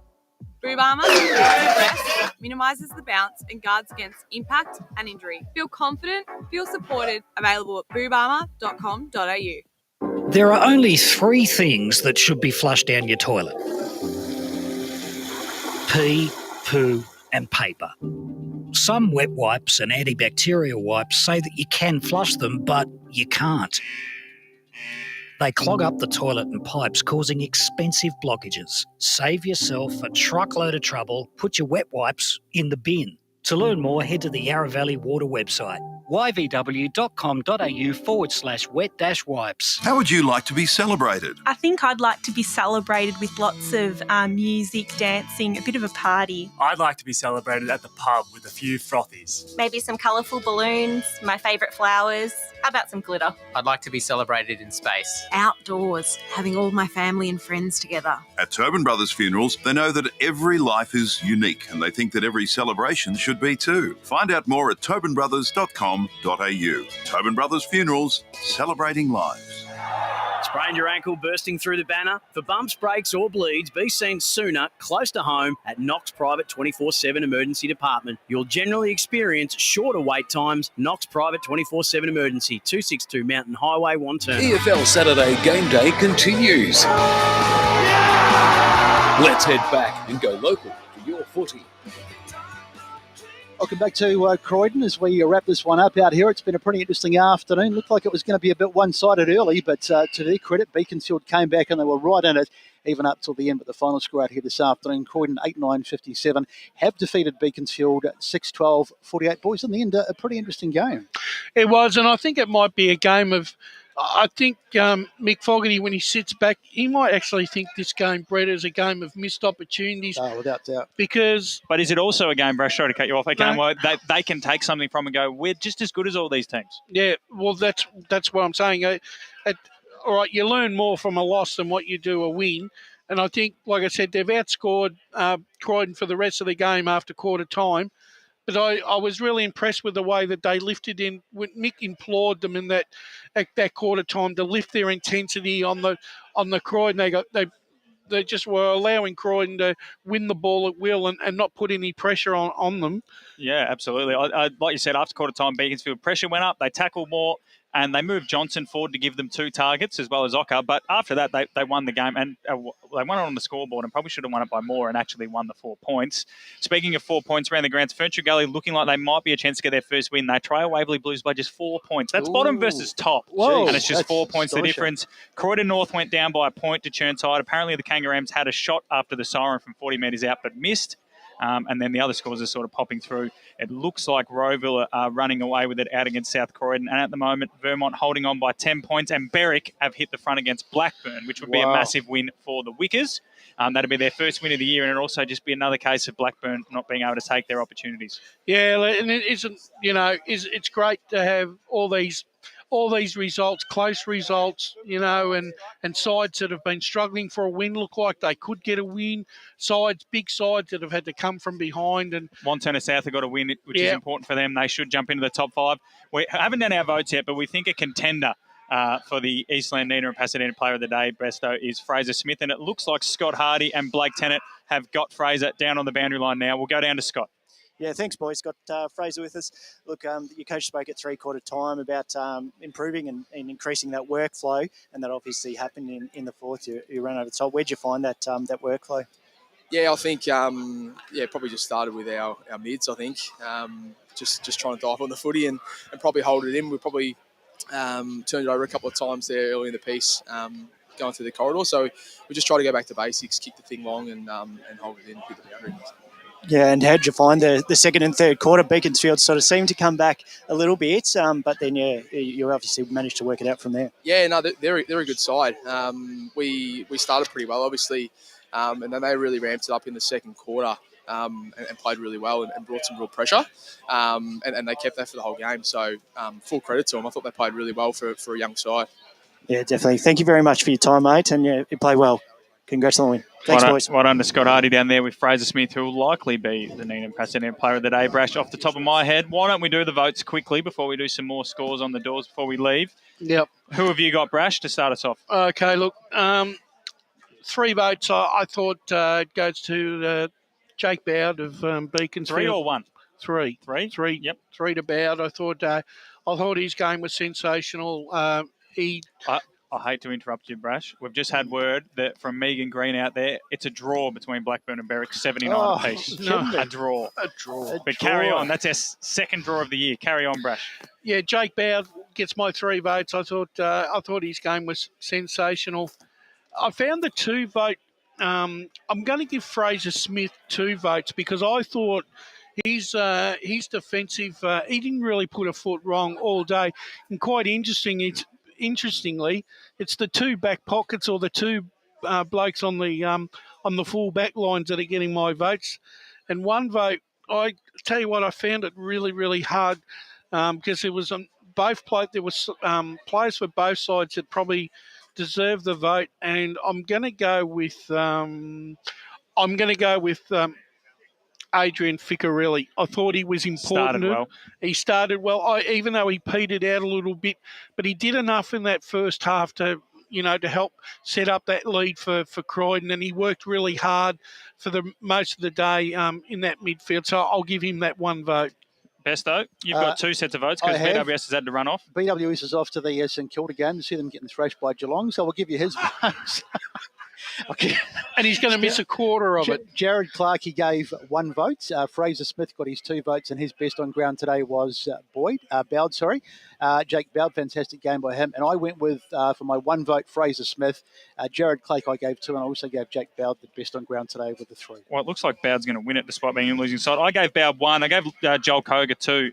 It was really impressive early on. Like, Croydon won it in the first quarter, and he gave him silver services. I wanted to give him votes, but I felt like he just went out of the game after. I still think he did. His first quarter was enormous, and that's where they won the game. And I think every now and again, I agree that he went out of it, but he took a couple of intercept marks in that third quarter where Beaconsfield had all the play. So, that's where I got my 2 votes. And then I gave Fraser Smith 1 because he probably didn't have the eye-catching stuff that Bowd did, but he sets them up behind the play. He's a real general down there. And, he's only mid-20s. And as Morris said, it's a side that's played a lot of footy, but they're all still quite young. So plenty of upside for Croydon ahead. So I think Bowd gets there with 10 votes. So that means our 4 workmen of the day. Haven't included Scott and Blake there. Gents, you got any thoughts on the votes there quickly? No, just, definitely Koga for 2, Fraser for the 1, and I forgot Britton as well. I liked him scoring a few quick goals. Might bring Smithy back into it. Blake? I reckon I'll give my 3 to Joel Koga. Thought he competed really well all day and just a workhorse in the ruck. Smith, he can have 2 votes from myself. And I reckon number 4, Matthew McKenzie. I thought with his 2 goals, I thought he was really good down there and he played really well. There you go, Matthew McKenzie getting some votes there. I'll be honest, I haven't. The maths is eluding me now. Have you got the maths there in front of you, Besto? Where are we leading? Are we giving it to Bowd or are we giving it to Smith? Well, I actually haven't been keeping track because I thought you were. But I was, and then I think off the top of my head. So Smith, I reckon Bowd still got him. I think Bowd still, So we'll go Bowd. Well, why don't we go 4 workman of the day, Fraser Smith? Yes. There we go. He can run away with that award. And then the Tobin Brothers goal of the day, it has to be Jafar Rocker. Out of mid-air volley, back of the net, Stephen Gerrard Esprash. Exactly. And he impressed all day, didn't he, Brash? Even in that first quarter where they were pretty lacklustre, he was their one shining light and then ended up being a player that could have turned the game. He's going to be a difficult matchup in this competition throughout the year. He's just unpredictable. But he's got that little X factor, as you said, Brett, and a little bit of brilliance. And I'm sure he's going to win a game or he's going to turn a game for Beaconsfield before the season's out. I think, as Matt said earlier, and every side needs that one player. I mean, not every side's lucky enough to have one, but that one guy, if things aren't going well for you, you think, Ocker could spark this, or he could spark this, and you always felt like he was going to be the X factor. He was just going to do something completely like no one else could do and turn the game. He's such an excitement machine, and I'd be looking forward to seeing him play again this season because I think he's a real find for the future. Yeah, absolutely. I think he played at Pakenham a few years ago and then decided to move across to Beaconsfield. He was originally a half back, and I don't know whether he shot up in height or Mick Fogarty's found a new role for him. Which is impressive. Vermont have got up by 16 points, 11-12-78 Park Orchards. Vermont 15-4-94, so bad kicking is bad football. We saw that here today, Brash, but we've also seen it out at Domini. Coldstream lead by 10 points, 11-13-79 to Scoresby 10-9-69. Ferntree Gully 7-8-50 trail the Waverley Blues 9-6-60. Fair Park should get the win there. Whitehorse should get the win there. 34 points up over Fair Park. Domvale doing it comfortably over Glen Waverley. In Division 2, Mulgrave 3 wins on the trot. Good. They've won by 32 points over Templestowe. Boronia Ringwood's a close one. It's only 17 points the difference at three-quarter time. The Basin look to be comfortable winners over Oakley District. We haven't got anything from South Belgrave and East Burwood yet. That would only be halfway through the third quarter.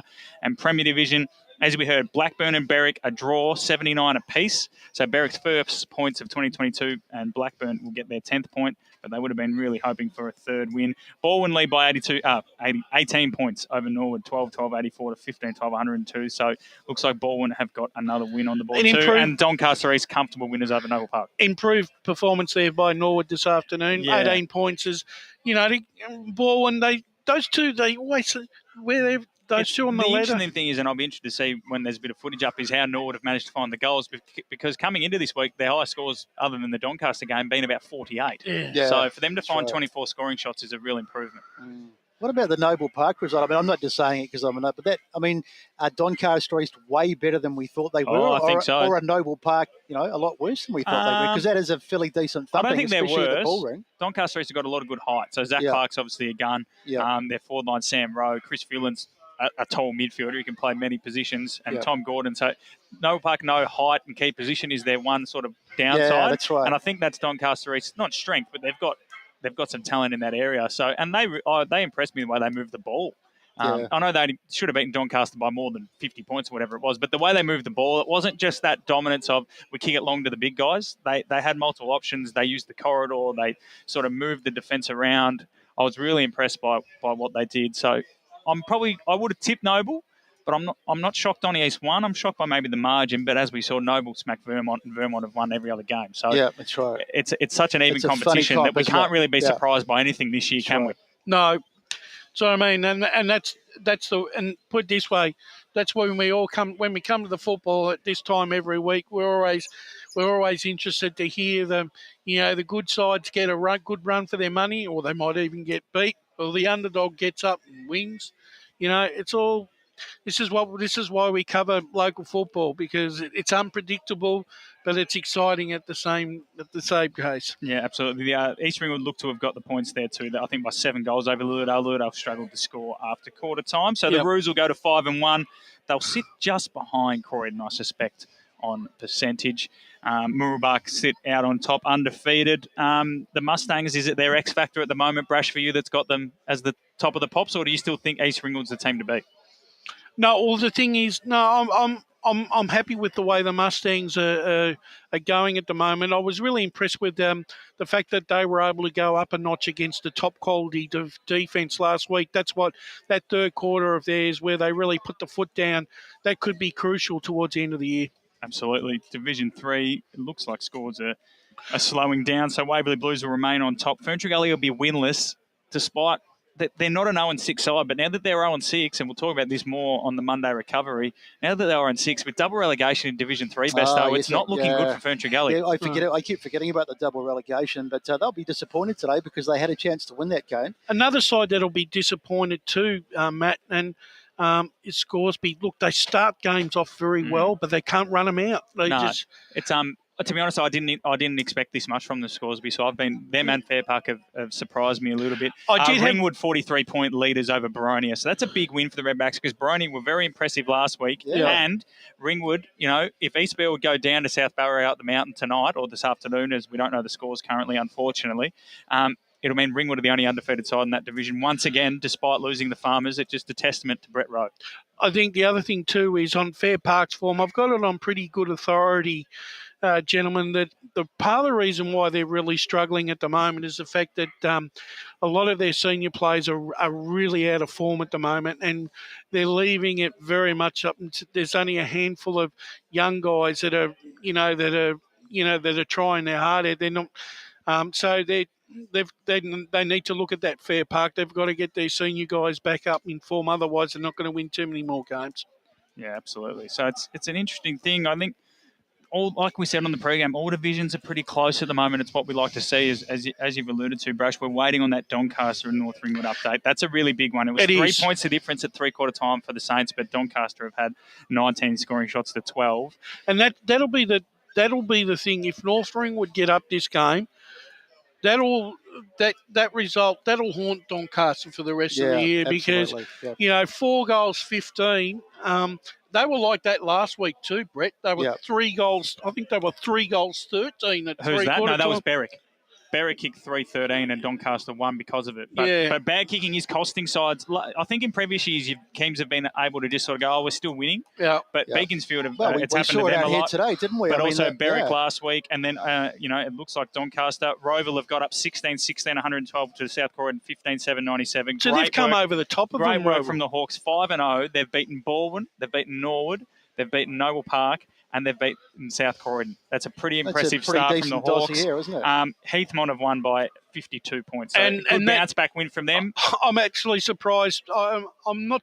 I'm surprised because you wouldn't have thought on last week's performance that you weren't going to win, but I'm just I would have thought they'd win, but not by 52 points. But do you think though, if Knox looking at that result coming into that game, they would have given themselves a genuine chance, and it was a big chance for them to maybe stake a finals claim, and unfortunately for them, they've failed that hurdle. Yep. So that still means Mulgrave will be the fifth place side. They'll be in fifth. They'll be a game clear. Well, they'll be half a game clear of the Basin and a game clear of Heathmont and Knox. So still tight enough, isn't it? Yeah, and Mulgrave, like I said, they've played all the tough sides already, so they're in a good position there as well. Mitcham, Wanturna South, is that a final score? No, so Wanturna South have won by 34 points over Bayswater, and Mitcham were playing Montrose. I'm looking at the wrong round, sorry. Mitcham playing Montrose. If we just go here, the last score we had there was 62 to 58. According to the website. So at the moment, Montrose just in front, I believe. Blake's actually a Montrose boy, so he's texting furiously. He's going to try and get us a score before we leave. But, gents, I just want to say, what do you go? Oh, no, Montrose have won by 12 points. Oh, okay. So Montrose a win. So they and Wanturna South move tied with Mitcham on 12 points. So that division is heating up as well. We're going to talk all about that tomorrow on the Eastland Monday Recovery. Of course, it'll be available for listening late Monday afternoon. Just want to thank on behalf of the team here, Bruce Proust, and over there on the audio, done a great work despite the aliens trying to invade the internal mic from inside. That's very annoying. Lee Green from LKLM Media does a great job every week. Was here early this morning doing the 19s game for a bit of cash. Scott Hardy and Blake Tennant down on the boundary. Scott on debut. Blake in just his second game. Great work down there. Some incisive questioning and probably got a first-hand Mick Fogarty spray. And then Brett Best and Wayne Brasher have been here from pre-game all the way through. Ben Warren-Smith, who returned to the team and was back to almost his best, I reckon, Brasher. He was better for the run. Still a bit rusty. But exactly, but he'll get there. And from myself, Matthew Fodder, it's been a pleasure having you out here at Croydon Oval. And we'll be back next week. Northern Park Orchards from Mullen Reserve.